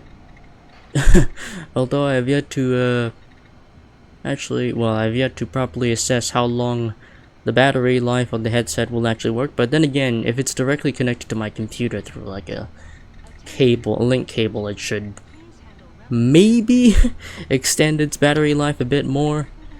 Because I know at best, well, I know without it connected to a computer, it can last for up to 2 hours. But I guess if it's, I haven't actually tested the limits of its battery as of yet when connected to my computer though, since I know it'll also be drawing power from my computer, which will also be on a charging cable, so yeah. But yeah, the headset I got was initially for, oh yeah, well, Blaze No and, oh, and Raggar plays in this roleplay, plus a ton of others you may know. Oh shit, okay. Well, that's interesting. I guess the only difficulty for me would be just having an avatar, because I don't have any proper avatars I can use for the roleplay, so I'll have to most likely take up an NPC role or something, unless one can be provided to me, like before with Hayden in Black Wolves. But otherwise, I'm fine with being an NPC or something.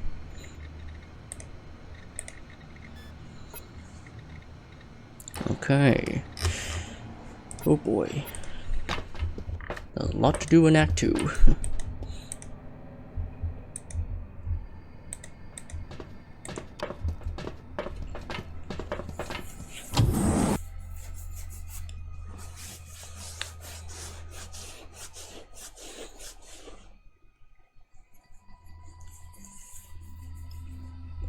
But yeah, the reason why I actually got a VR headset was was because I was able to take part in another VR roleplay called that runs on a different VR roleplay client called Axia, and I wanted to try it out. Been to a few sessions, they were pretty much alright. It's just, well, in terms of technical advances compared to VR chat, it's still a work in progress. It's like I think in the middle of its beta stages, I think, or maybe a bit out of it. It's been a while since I've roleplayed there, but yeah.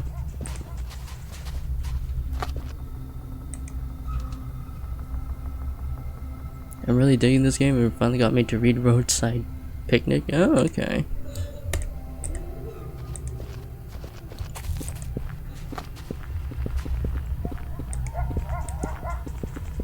So are you digging the same like VR chat, or are you talking about this game? The game I'm playing right now.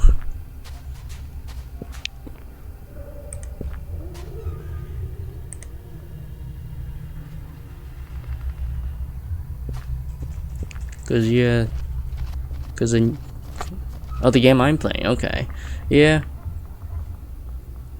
Currently in Act 2, I just finished Act 1 of the game, and well, my character is a morally good person, and well, her name is Hayden, and she is a member of the White Wing department, which is where all the scientists are, who do research and or serve as doctors.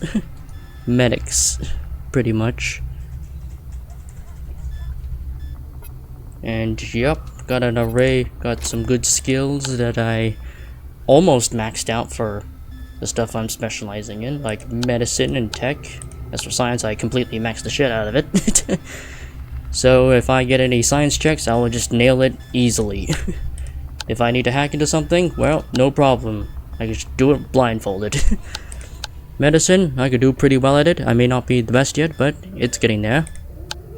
As for combat stuff, I specialize in high-tech weapons and psionics, but mainly psionics because, well, it doesn't actually use ammo. It's just psychic powers. I just need to have a Psi Glove. And we're good to go, and I can just keep upgrading my Psi Glove and do pretty cool shit with it. Is that cat ears an anomaly? Oh. Oh yeah, the cat ears, yeah, it's actually a relic that increases my perception and charisma, but lowers my authority. I don't know exactly what authority does, but yeah, it gives a charisma and perception buff. I don't know how it increases my perception, but in terms of charisma, it's pretty funny. Yeah, I got it from a companion quest that allowed me to get this companion called Yoko. She is a little girl android who can use heavy weapons, and she's basically a group sniper. So we just have her standing pretty far away, sniping out enemies, doing lots of damage, while having Hayden serving as the support tank / damage dealer with her psychic abilities, and our boy Crump, who is an Orange Wing employee, being from, well, the Orange Wing being a division primarily filled up with convicts who are selected to be a part of the Dome, the Encased Dome program that, well, currently is not really in operation anymore as much. The correctional division, yeah, pretty much a chance for them to, I guess, serve their sentences a lot faster by committing themselves to various advancements in societal and scientific advancements, and just general labor if any of the other divisions need it. And yeah, so far these are my companions. I mean, I have a few others that I have unlocked. Much bigger cell for life. Yeah, it's not exactly the best conditions for them, since, you know, the dome is filled with various anomalies that can hurt you in all sorts of ways, unfortunately. But of course that still applies to literally anyone else in the dome. Especially when the Maelstrom's about, turning people into mindless zombies. I mean, not exactly zombies because they're not dead, but it basically has them act like zombies, or just straight up psychos from like Borderlands. From the Borderlands games. And also I got a car. Yep, it was just an abandoned car in the city that I found, and with Hayden's immensely high tech skills I just repaired it, and with my piloting skills I can drive it. So yeah, it's pretty neat. Oh boy, these places are really far away, but good thing I have a car. Otherwise it would not be possible. Let's see here.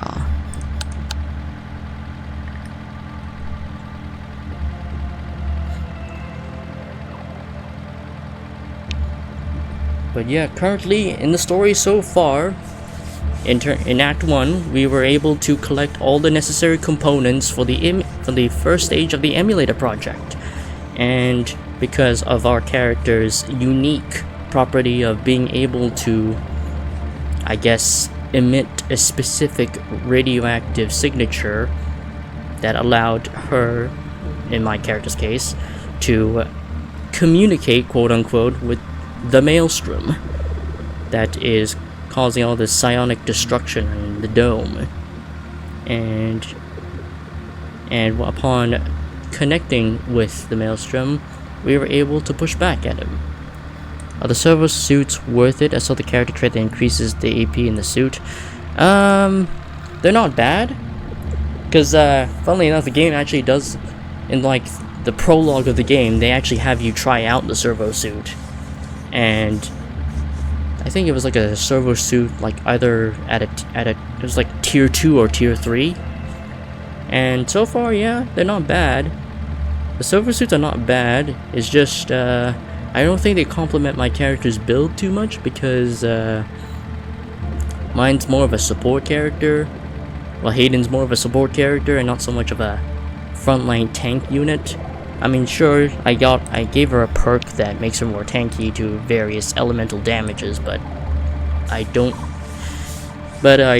straight up ditched the suit.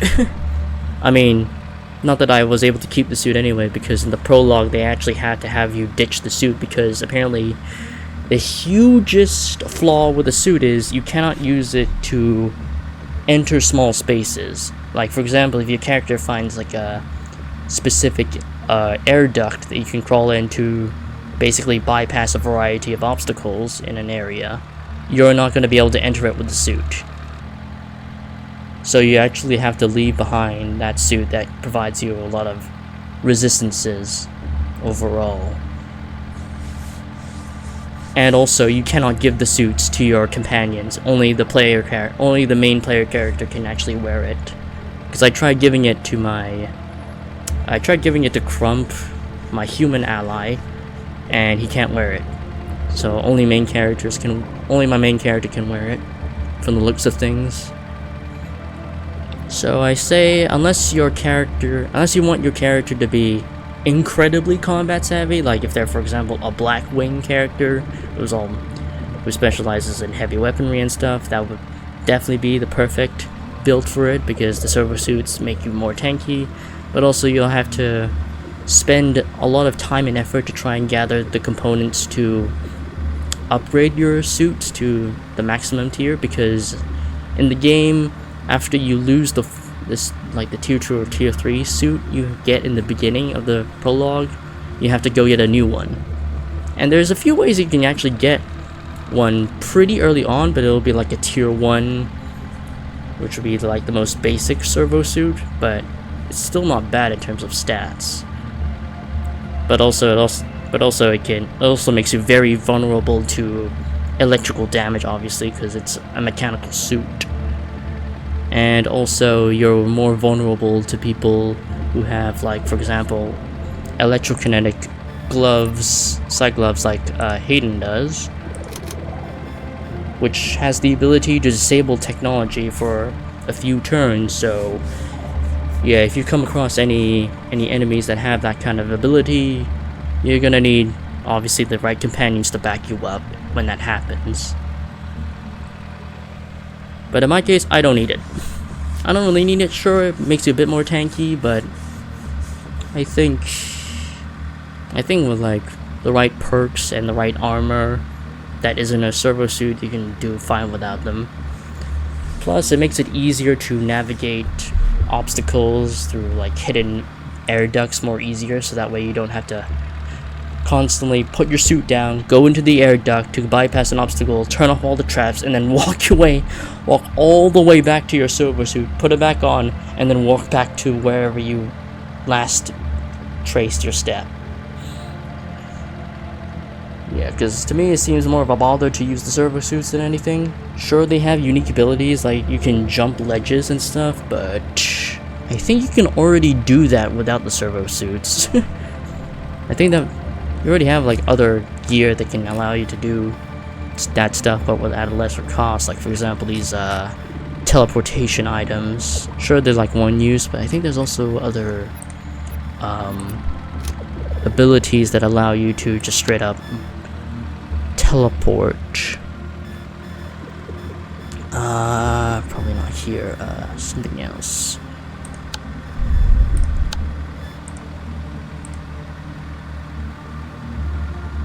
Yeah, good balancing for an RPG. It also does affect the feel of being a stalker in an anomalous zone. Yeah, pretty much, because you never know what you're going to encounter out in the dome. And there's a variety of enemies, and there's even tough bosses to face against, because I know I was in one of the bunkers that I found during a side quest, and it actually gave me pretty sinister vibes when entering it. It was like the bunker for the Kaleidoscope project. No, not for the Kaleidoscope project. It was a different bunker. It's called the Campbell bunker. And when I entered it, I read through several journal posts of people, of all the inhabitants basically being straight up paranoid about each other, and a few of them talking about the pit, and then talking about how the pit keeps calling people into it. And then when I approached the pit and did a little bit of hacking, I was able to gain control of a lift that led into the pit, and then have the lift go up to the ground floor, and I saw this huge, massive Lovecraftian blob of corpses merge with each other in this horrifying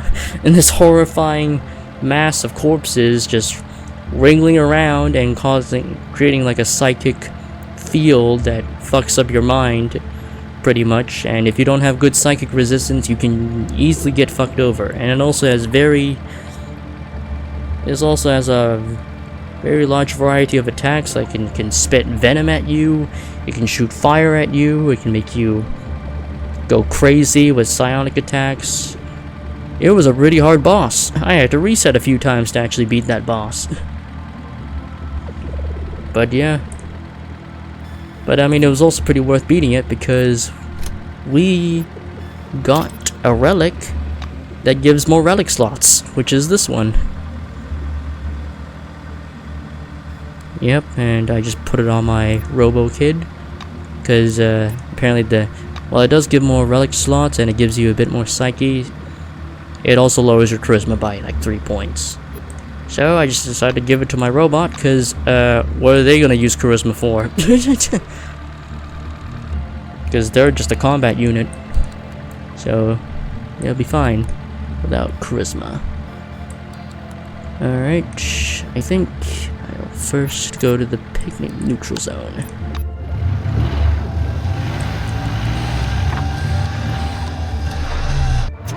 Oh. Driving along the highway, you notice a bathtub full of fops in war paint emerging from some thorny bushes. But its unusual appearance, it's just an ordinary car. Right inside the tub is an impressive engine, while above rises a rickety canopy with car doors flapping in the wind. Black smoke streams from the shower hose. The bizarre crew begins to pursue you. Make a break for it. After assessing the situation, you decide to flee from your pursuers. Drive as fast as you can. As luck as would have it, you are passing through a heavily damaged section of the highway. You're forced to slow down to avoid destroying the car's suspension in a pothole. So far, you haven't been able to throw your enemy off the trail. The fops are screaming, honking, and throwing junk at you while pushing their jalopy to the limit. Beat up engines, billowing smoke. Their rusty rat rod is still stubbornly pursuing you. Oh damn. Drive as fast as you can. The asphalt section of the highway ends abruptly and the hood flapping. The car is now driving down a dusty lane. The road twists and turns between stony hills, then as if mocking you, runs into a dense and thorny thicket. Slow down and go around. The prospect of getting stuck in bushes and becoming an easy target doesn't appeal you at all, so you put on the brakes and pull over to avoid the thicket. Glancing back, you realize the fops are about to overtake you.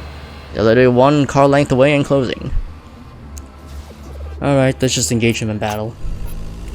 You squeeze into the driver's seat and settle yourself comfortably behind the steering wheel. Battling the fops on the road is akin to a smash-up derby. There's no point in relying on driving skills. The outcome of this fight is decided by the entirely different abilities. Okay, we're doing a little car battle here.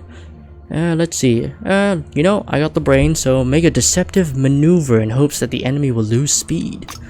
You begin to slowly drift over to the side, using the turn signal just in case. You indicate your willingness to surrender, and then the fops begin to slow. You unexpectedly hit the gas and make a break for it. So far, you haven't been able to throw your enemy off the tail. The fops are screaming, honking, and throwing junk at you while pursuing their jalopy to the limit. Okay, drive as fast as I can. Right when you think the situation can't get any worse, a strong wind picks up, raising a thick cloud of dust and sand. In a matter of moments, visibility on the road drops to almost zero. Step on the gas and drive, peering through the veil of sand with my insanely high perception. Your attentiveness saves you once again. You safely navigate the car through the raging dust storm. You look back, a good 100 meters separate you from your pursuers. Drive as fast as you can. Alright, that's the same thing. Oops.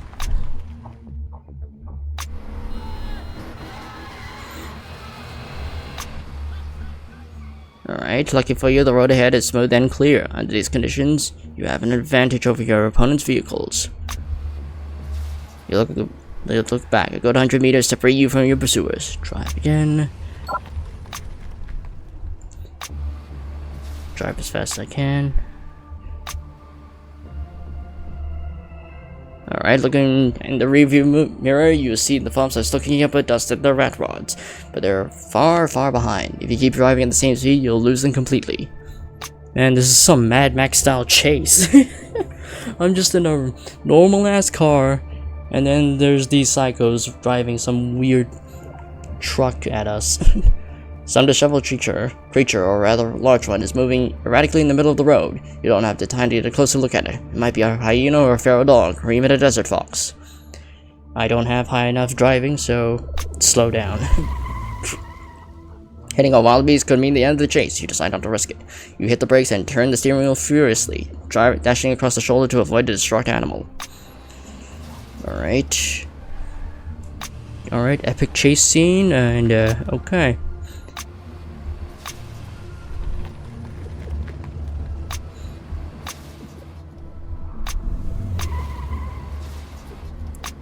Okay.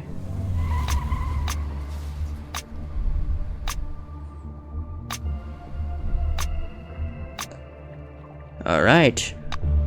Whew. Okay, that took a while.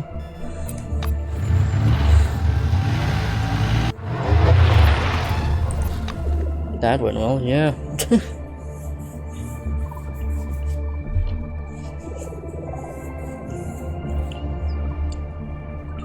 Yeah, this game does have a variety of scenarios that you can encounter randomly out in the dome.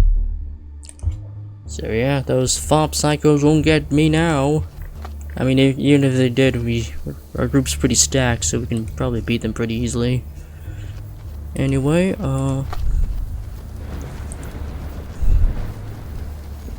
As she sees you, Audrey puts her steaming mug aside. I knew you'd turn up. I've got one question before you say anything. What's your opinion of the council? Note, it was a rather depressing event. Melville gives you a respectful look. Exactly. Depressing isn't the best word, but I understand what you mean because I feel it too. Nakamura wants us all to depend on one another, and mostly on the new committee. It both scares and angers me.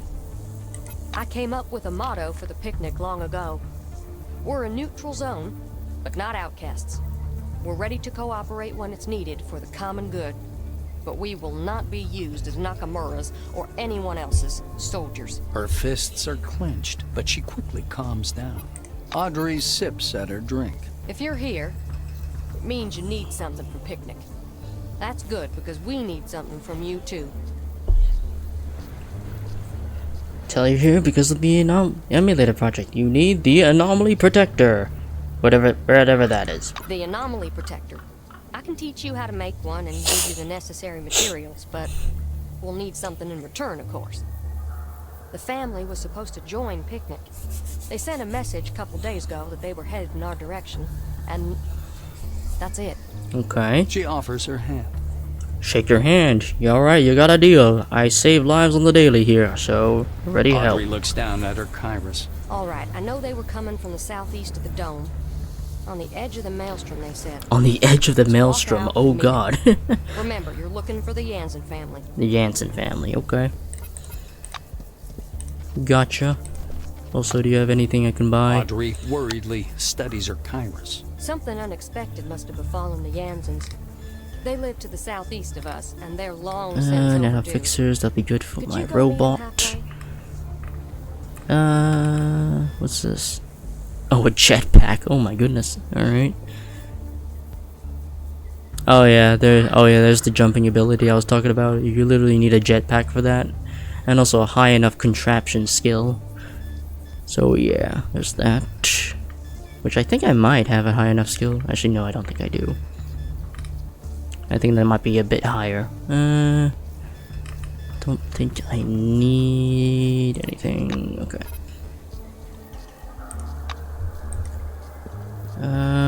How's my food supply?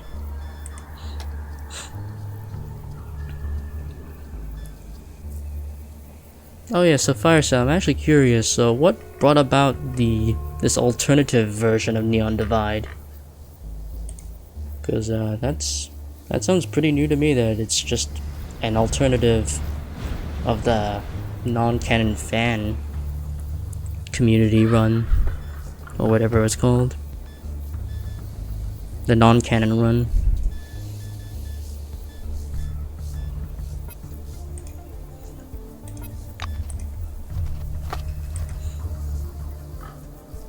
Oh my god, I could totally jack this car as well. Oh my goodness.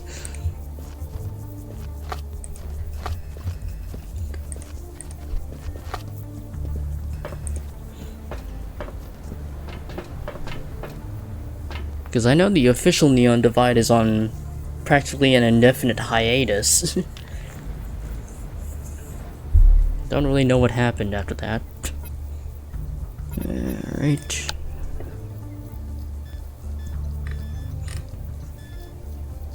I think just buy a few of these.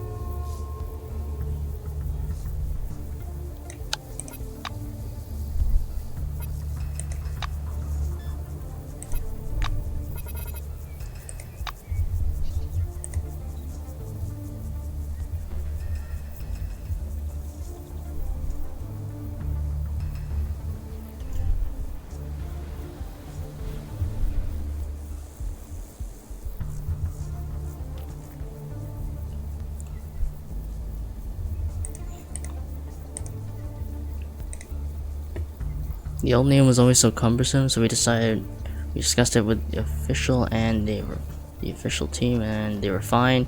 NDA is definitely better than the name than NDFRP. FRRP in my opinion. Oh yeah, fair enough. So wait, is this is the Neon, is this one just, is this community just independent from the official Neon Divide community, since, you know, it's basically on indefinite hiatus, I'm guessing, and they have their own, they're doing their own thing independently of the official one.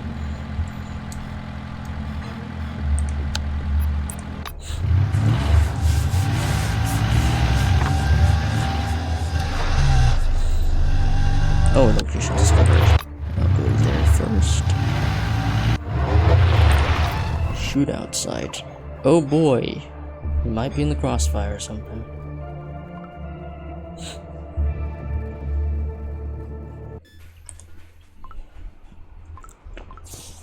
You stumble upon a previously hidden flat terrain. It looks to be the remains of a battlefield. On the ground there are 4 dead bodies and 1 man wounded but conscious. Another man stands over him, pressing the muzzle of his sawed-off shotgun against his own head. The wounded's voice is weak. You can barely make out his words. You won't get her back by beating your brains out, Bobby. I don't care. I can't live like this. He trails off as he notices you. Say you want to talk to Bobby for a bit. He can kill himself later if he wishes so. Bobby hesitates, but still lowers the gun. Way to go, Bobby. That's all the wounded man manages to get out before his head sacks to the ground and his body goes limp. Senpai, I need to update my database. Oh, he's just dead.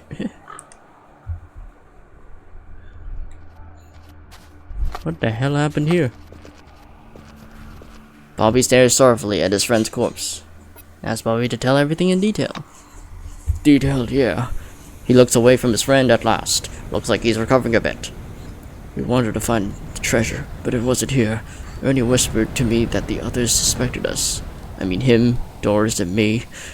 Like it was us who hidden it elsewhere.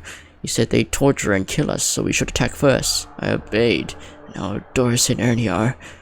Bobby fails to finish the sentence and buries his face in his hands. See you later. Good luck. The timeline is different.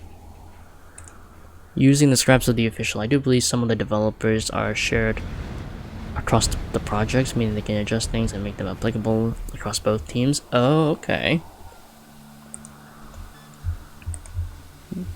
So, have they so what in the timeline has changed? Because I roughly know what happened in Season 2 of quote-unquote Neon Divide, back when it was Callous Row. In regards to the Mind Flayer invasion and Project Sword being put in place to stop them, and they were actually able to successfully thwart the enemy threat through the help of both the corporations and the Undercity folk, as well as the Wasteland people as well. Well, only from a few of them, but yeah. I don't know if that's taking that into account or not.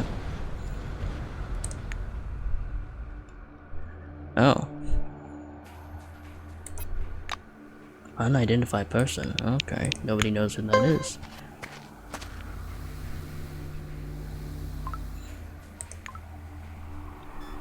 Okay.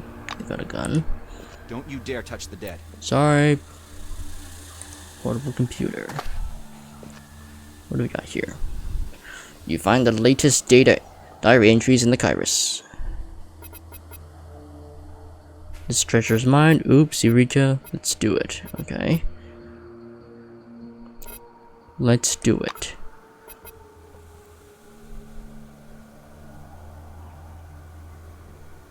I worked up a nice little bedtime story for Bobby, and the others are planning to torture and kill us because they suspect him. That chick and me of stealing. I already know he'll buy it. He was asking me right now what I'm typing. I told him I was looking over our route. That idiot believes everything I say. Going to the attached the treasure's location just to be safe. The treasure's mine. Yes, I made off with the treasure right on those idiots' noses. What a clever cookie I am. Oops, maybe I'm not as clever as I thought. We got moving earlier than I expected. I wasn't able to slip away. I'll have to handle it when we get there. Eureka. Turns out I'm a clever cookie after all. I have Bobby. The doofus make me stand through thick and thin. Thinks I'm his best friend ever. As long as I crush on some broad, I could make use of that. Okay, scanning you.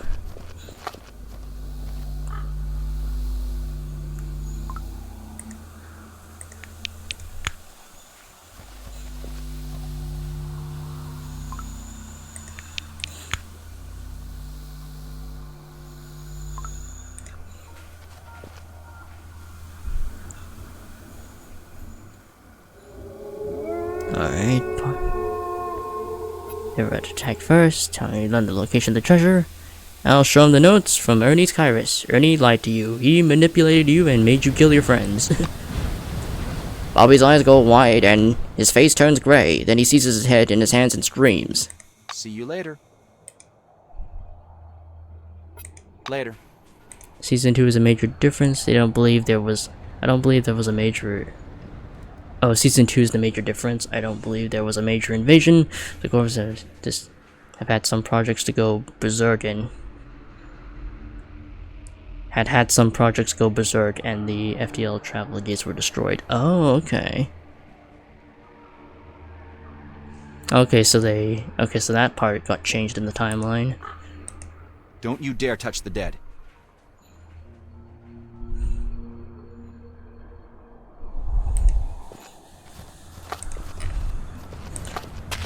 Is that just everyone here? Or... Okay.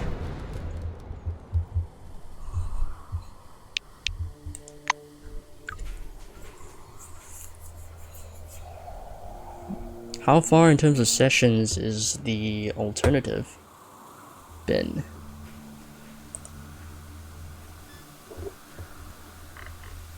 Because I'm actually curious on how long this has been going for.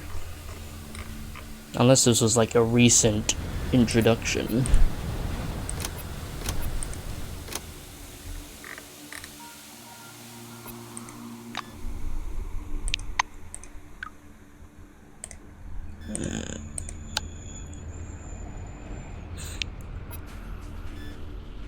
Well, I found the treasure location at least.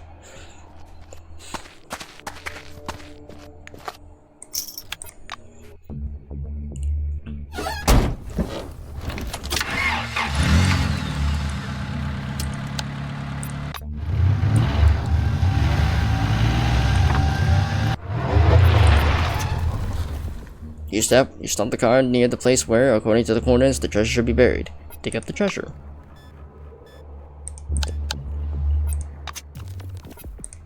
What did I get?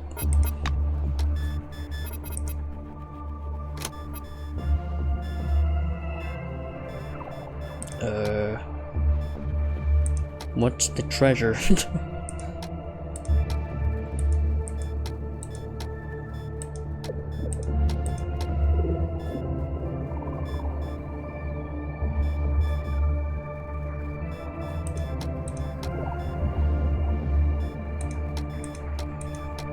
Okay, I don't exactly know what happened there.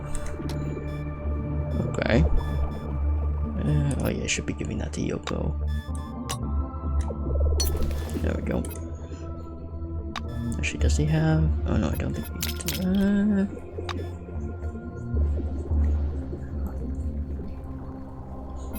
Nah, I think perception's important for her. Alright, Settler's Campsite.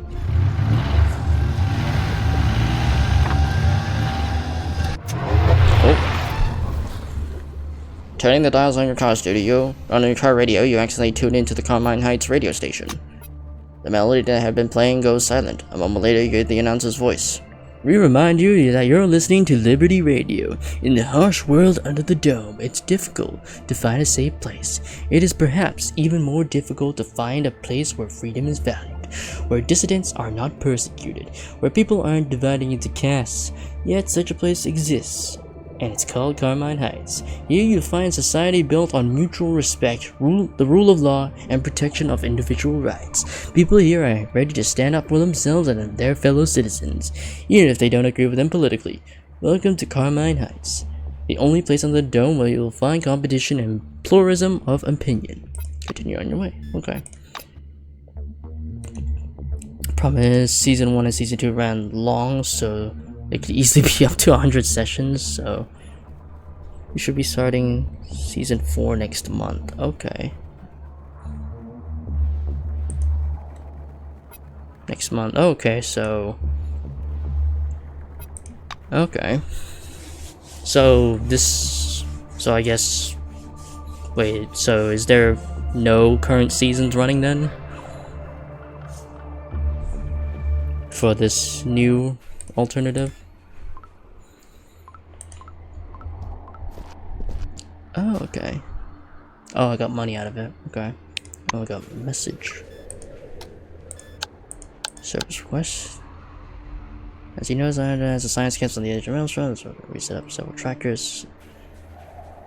Necroids are occupying the campus. Okay. Necroid problem.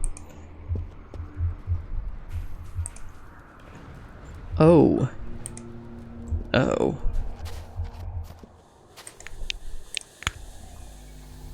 I think I found the Jansen family. Juhani Jansen.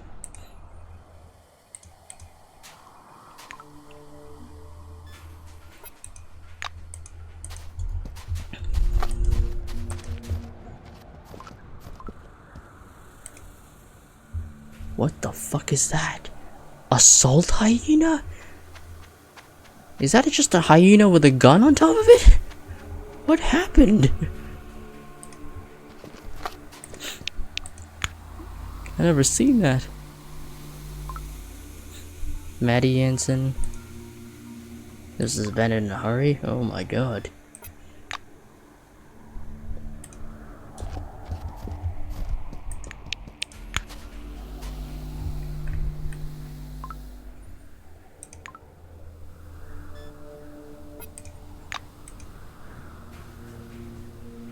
There's a zombie outbreak thing happening at the moment, trying to iron out a change to the health system. Ah, okay.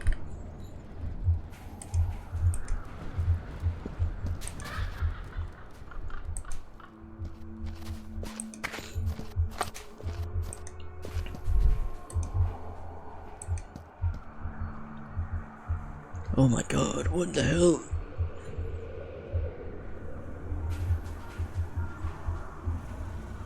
Well, we're probably gonna have to clean out these hyenas out. Oh boy.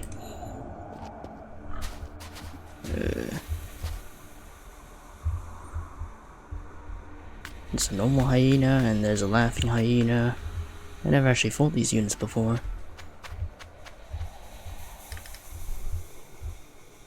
Uh-oh. Let's go into stealth mode. Okay, so I'm guessing the zombie outbreak was caused by just a reckless experiment from one of the corporations.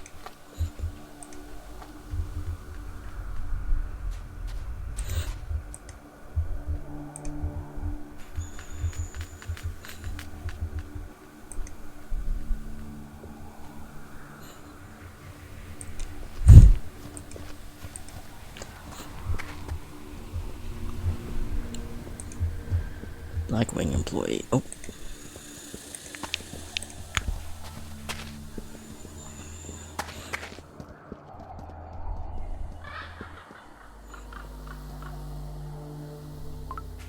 Oh my god, there's a huge one. Helga?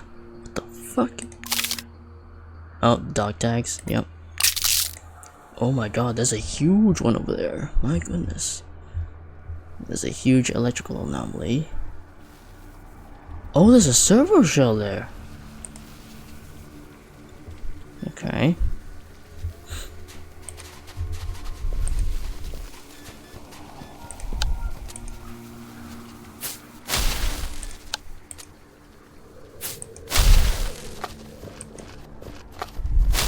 Ow. Way of the Dragon color scheme? Okay. Ow.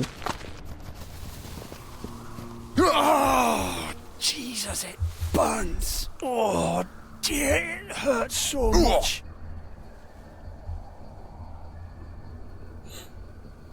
Youch. Oh, Jesus, it burns. Oh, dear, it hurts so much. I'll just use my regular medical gear. Medical skill.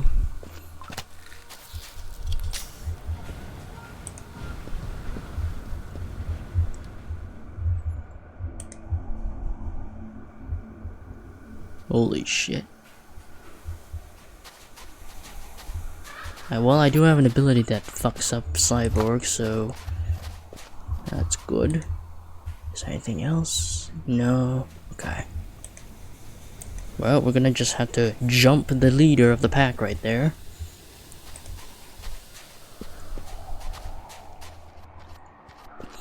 Okay.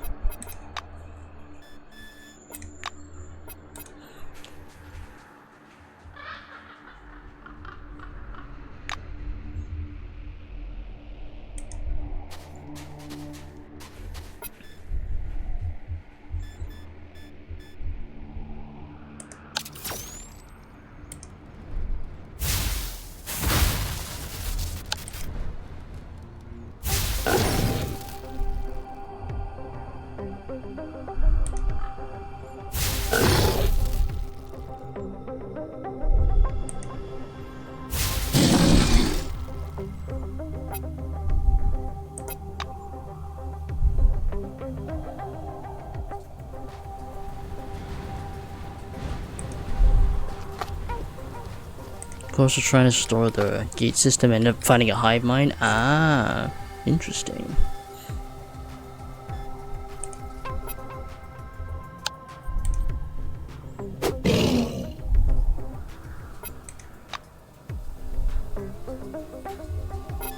Alright, is this the... no, that's the wrong one.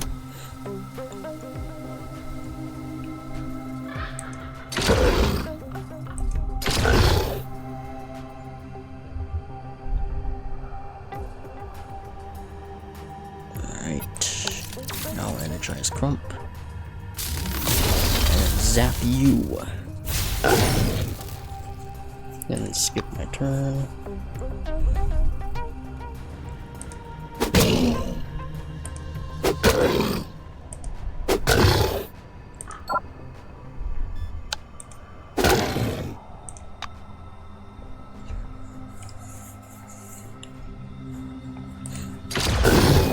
Got him.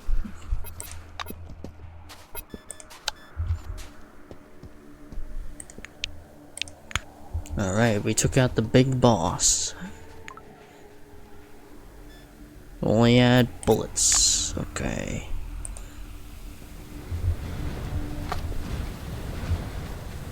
So this one's also a cyborg.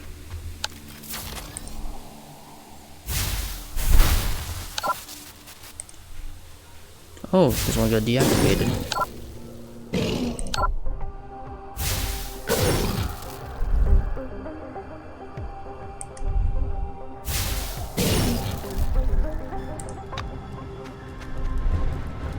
Oh, it can teleport. Ow, ow. Ow. Alright, go beat the shit out of it.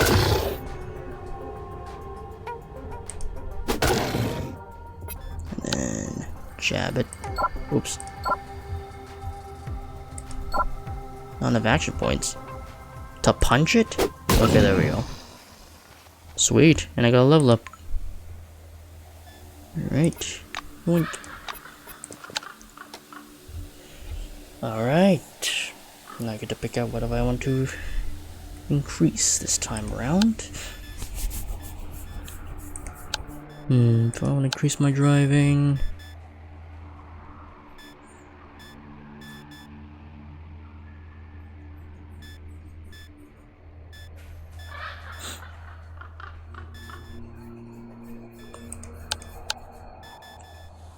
I think I'll increase my psionic skill.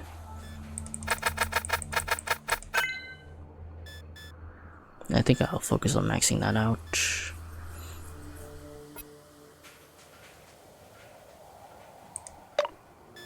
Alright, get electric current.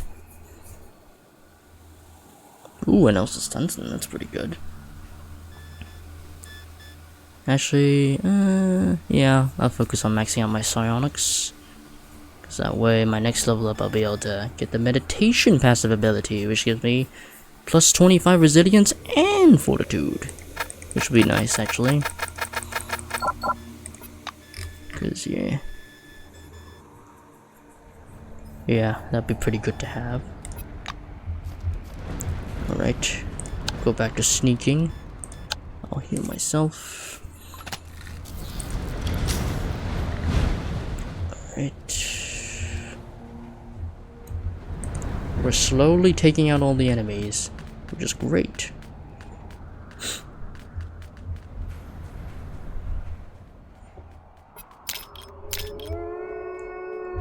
Are you a cyborg? No, they just... okay.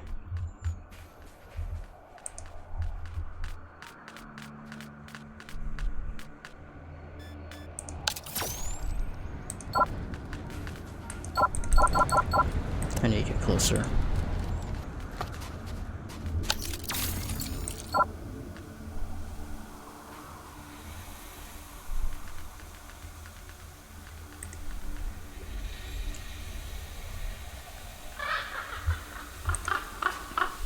But yeah, fire sale, I'm definitely interested in joining in that case, because it's on a day that I'm more or less free. I just show up to the session a bit late because of, you know, the timing of my badminton club.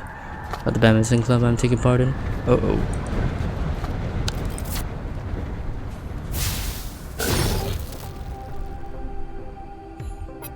How good is this one? Oh, just... okay. I could stun him with this one, though. God damn it, I'm always out of range. Alright. I'll just shoot him from here.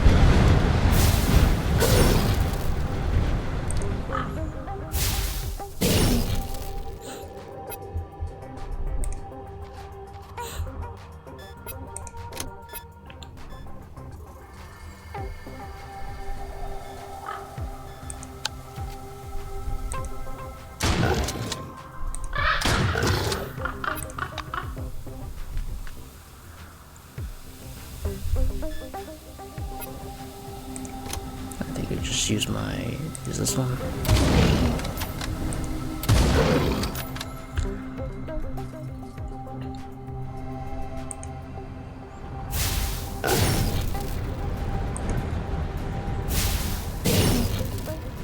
So I'm guessing the roleplay has its own server that I can join on Discord, as per any other roleplay servers. I'm pretty sure showing up late won't be an issue. Yeah, I don't think. Yeah, I won't be that late. I'm pretty. Or at least I hope I don't. I just gotta be mindful on how fast I prepare lunch and everything, and making sure my headset's all charged up, which shouldn't be a big of a deal. I'll only be a little bit late, at best. I think the main concern is just Avatar. I mean, I guess I can have Snow, I guess I could have Burning Snow do a funny and rework the Hayden model I used for Black Wolves. Yeah, everyone pretty much agrees life comes first. Okay, fair enough. But yeah. But yeah, in that case, I'm super interested in joining. It's just a matter of, I guess, getting Avatar sorted, I guess.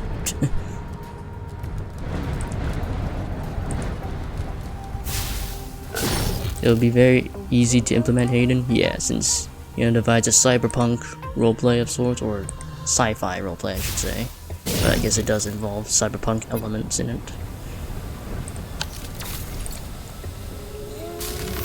Yeah, I just gotta take off the Black Wolves logo from the chassis, and we'll more or less be good, I guess. And I guess also, I imagine there's also a character sheet system that I have to abide by as well, so I'll probably have to just make adjustments to whatever I got in line for Hayden.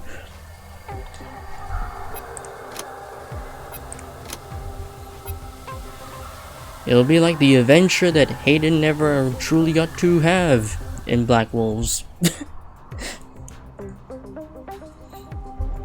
An alternate universe where Hayden was in a better place, question mark? Well, I guess that depends on the origins.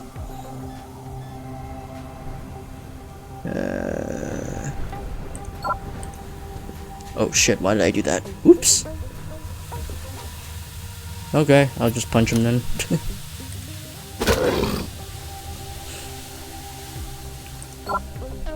Oh, I'm out of bullets. And you reload. There we go. Oh, you're just running past the tank, okay. Well, I can do this. Stun your ass.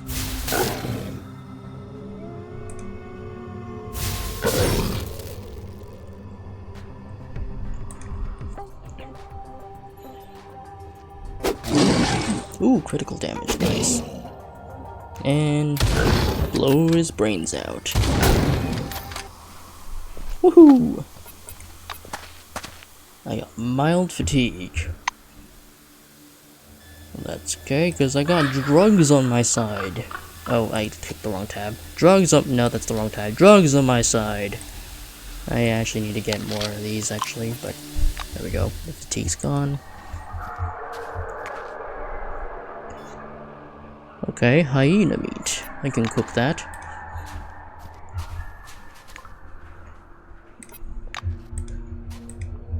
Yeah, these hyenas weren't that big of a deal. Especially when we snuck up on them and killed them all. Alright, Crump, do your thing and, oh. And muscle these stones off the pipe, from the looks of it. Oh, pop crystals and, okay.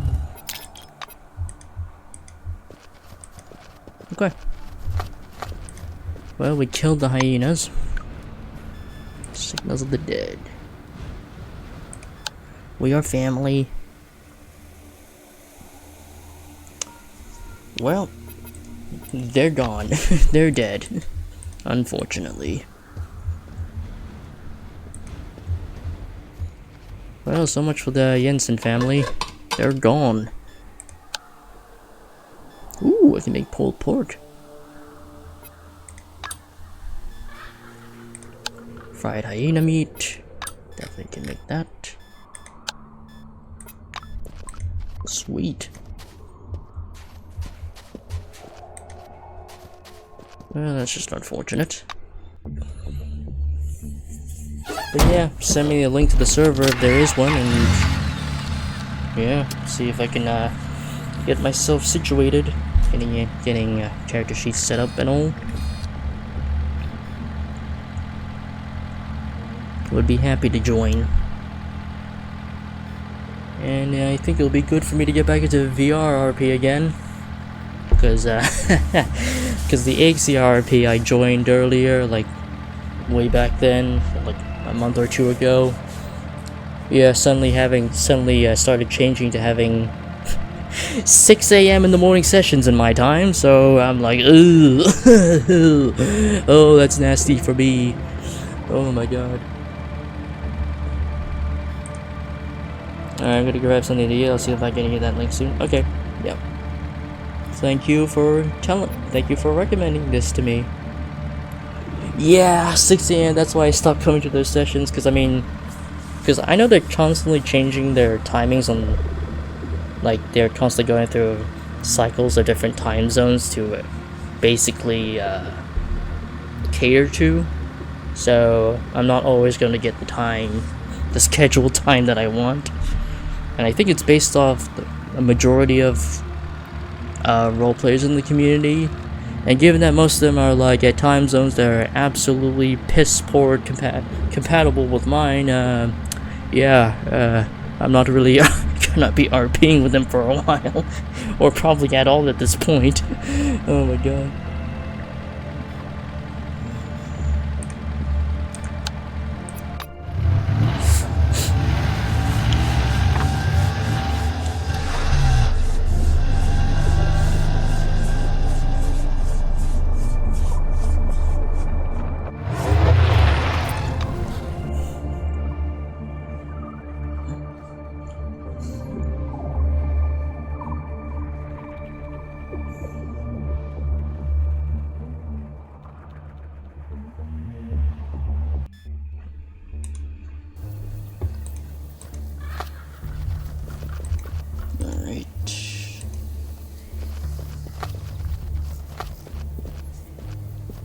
Audrey worriedly studies her chiros. Something unexpected must have befallen the Jansens. They live to the southeast of us, and they're long since overdue. Could you go meet them halfway? I found the camp, and they're dead. All of them. Melville puts a hand over her mouth. Damn dome. Who could have done it? Tell her they were torn apart by hyenas. You chased the dogs off and killed them all. Audrey stares thoughtfully past you, chin on hand. I hate to sound cynical, but I placed my hopes on that family. Oh. Oliver said there were doctors and chemists among them. Those are the only specialists we need to become fully autonomous. Yikes. Looks like we're going to do without him for some time yet. Oh boy, that's nasty. You did the work anyway. Oh man, yeah, that would have been really nice, but yikes. I guess they just weren't lucky and got torn apart by cybernetic hyenas. By crazy cybernetic hyenas. Oh my god. Where did they even come from? Like, who decided to make cybernetic hyenas? Equipped with high caliber turrets. Oh my god. The girl shudders. Okay, you have fulfilled your obligations. I will fulfill mine. I promised you plans of the anomalous protector. Here you go. You will need a relic known as the brass apple to make it. The relic can be found in the basement of the gas station. Thank you. Sweet.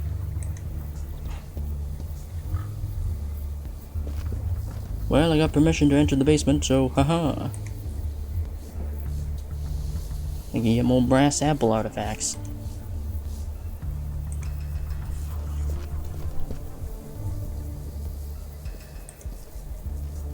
Hopefully there's no more necroids in there, because the last time I was in there, there was one powerful necroid in there. I managed to kill it, but barely. I had to sneak attack it. But hopefully there shouldn't be any more necroids, because like kill them all. Hopefully.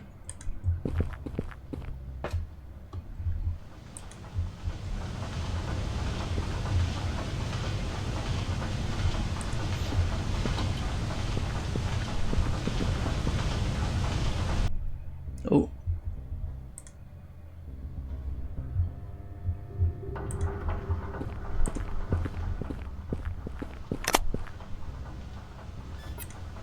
Oh wait, this isn't the gas station. This is just the cafe. Whoopsies. My bad. Well, I got a bit more of the energon I wanted.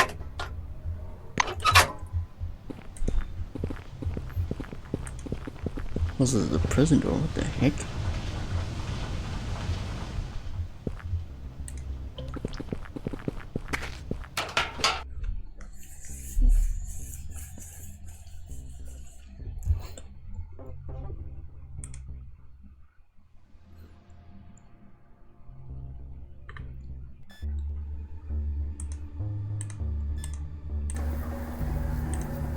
Oh boy. So how's my hunger and thirst? Okay, I guess we can try the hyena meat that I cooked. Alright. Alright, it's pretty decent actually. Nom. Alright, that's dealt with, and just we're gonna have a coffee. Oh, it also reduces your fatigue. Oh, that's, yeah, you know, fair enough. How much is there? I just drink a soda. Alright. We continue onwards.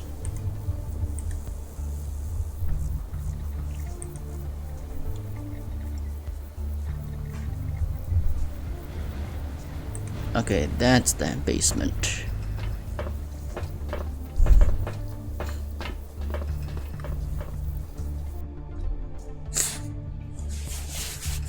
Alright, hopefully there won't be any necroids down here, because I'm pretty sure I killed them all.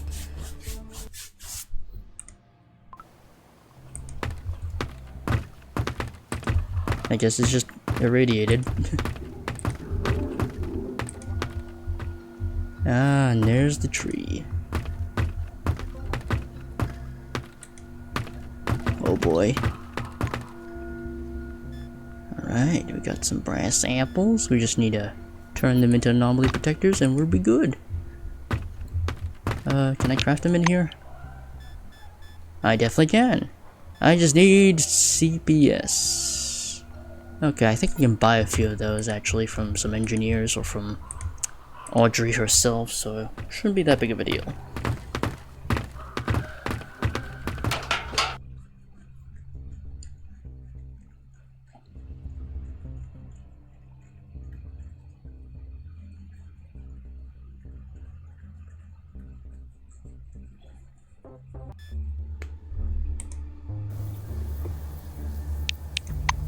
Can I craft new CPS? No, I can't. Okay.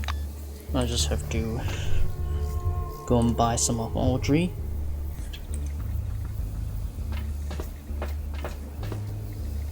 Audrey stares grimly into the distance, one elbow on the railing. I hear everyone talking a picnic.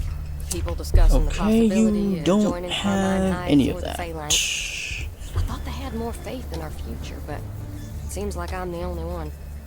Okay, I think I'm gonna have to buy that off another engineer. Damn, they don't have it.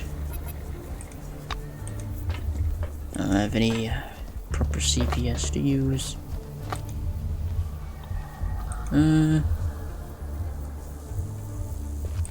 I'm gonna have to find an engineer then. I can go to the warehouse level in the Magellan station.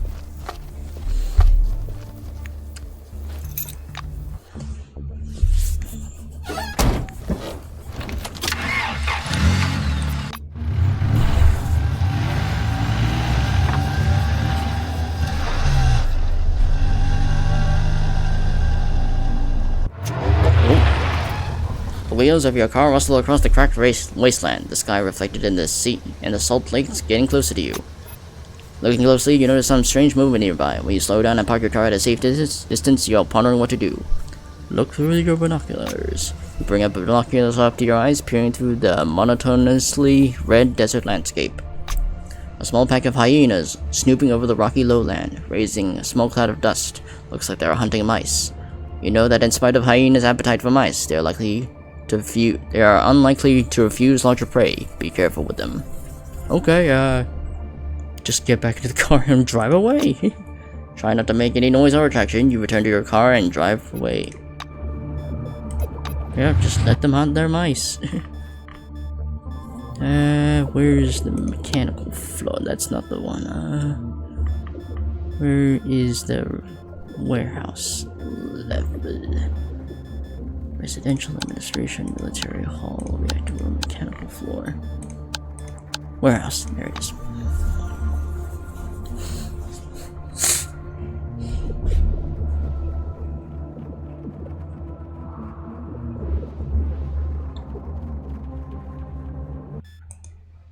Floor level -2.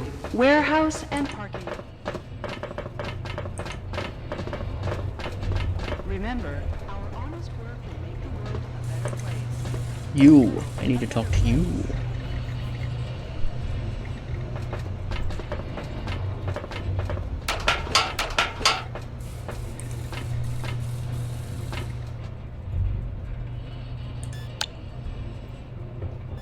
Aha! There we go. I only need 3 of these, which is mighty expensive. Okay. Well, I got some stuff I can sell. I don't need a second one of those. Actually, I don't even think I need more of these.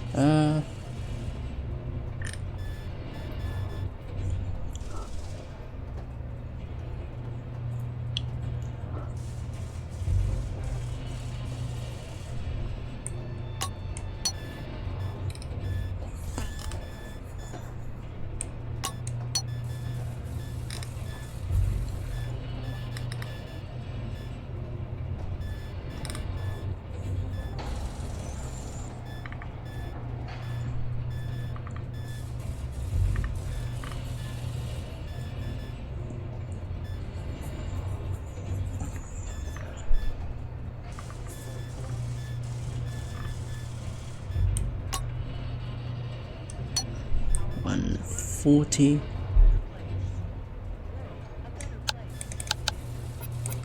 Boop. Bada bing, bada boom. See you later. Alright, now you just make all of these and done.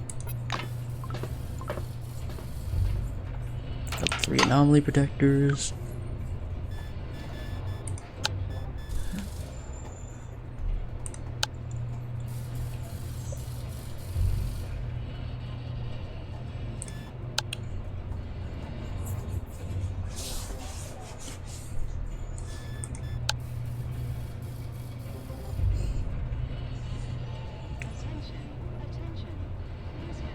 Alright.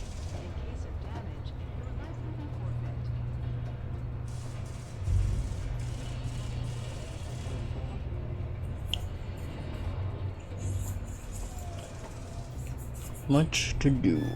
How much XP am I away? Okay, I'm not that far off.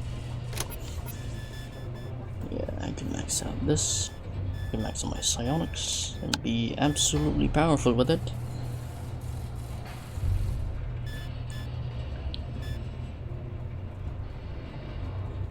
Oh, increase fatigue if I have a heat glove.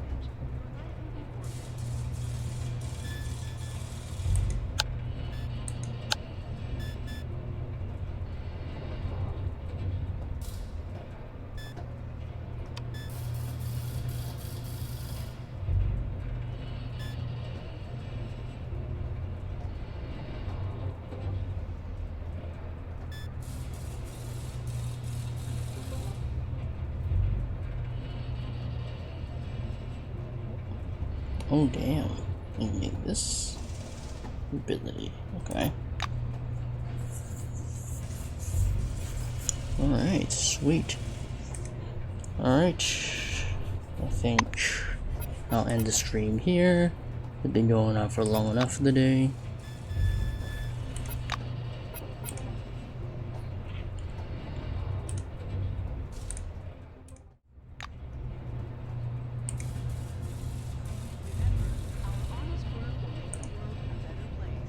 Farewell for now.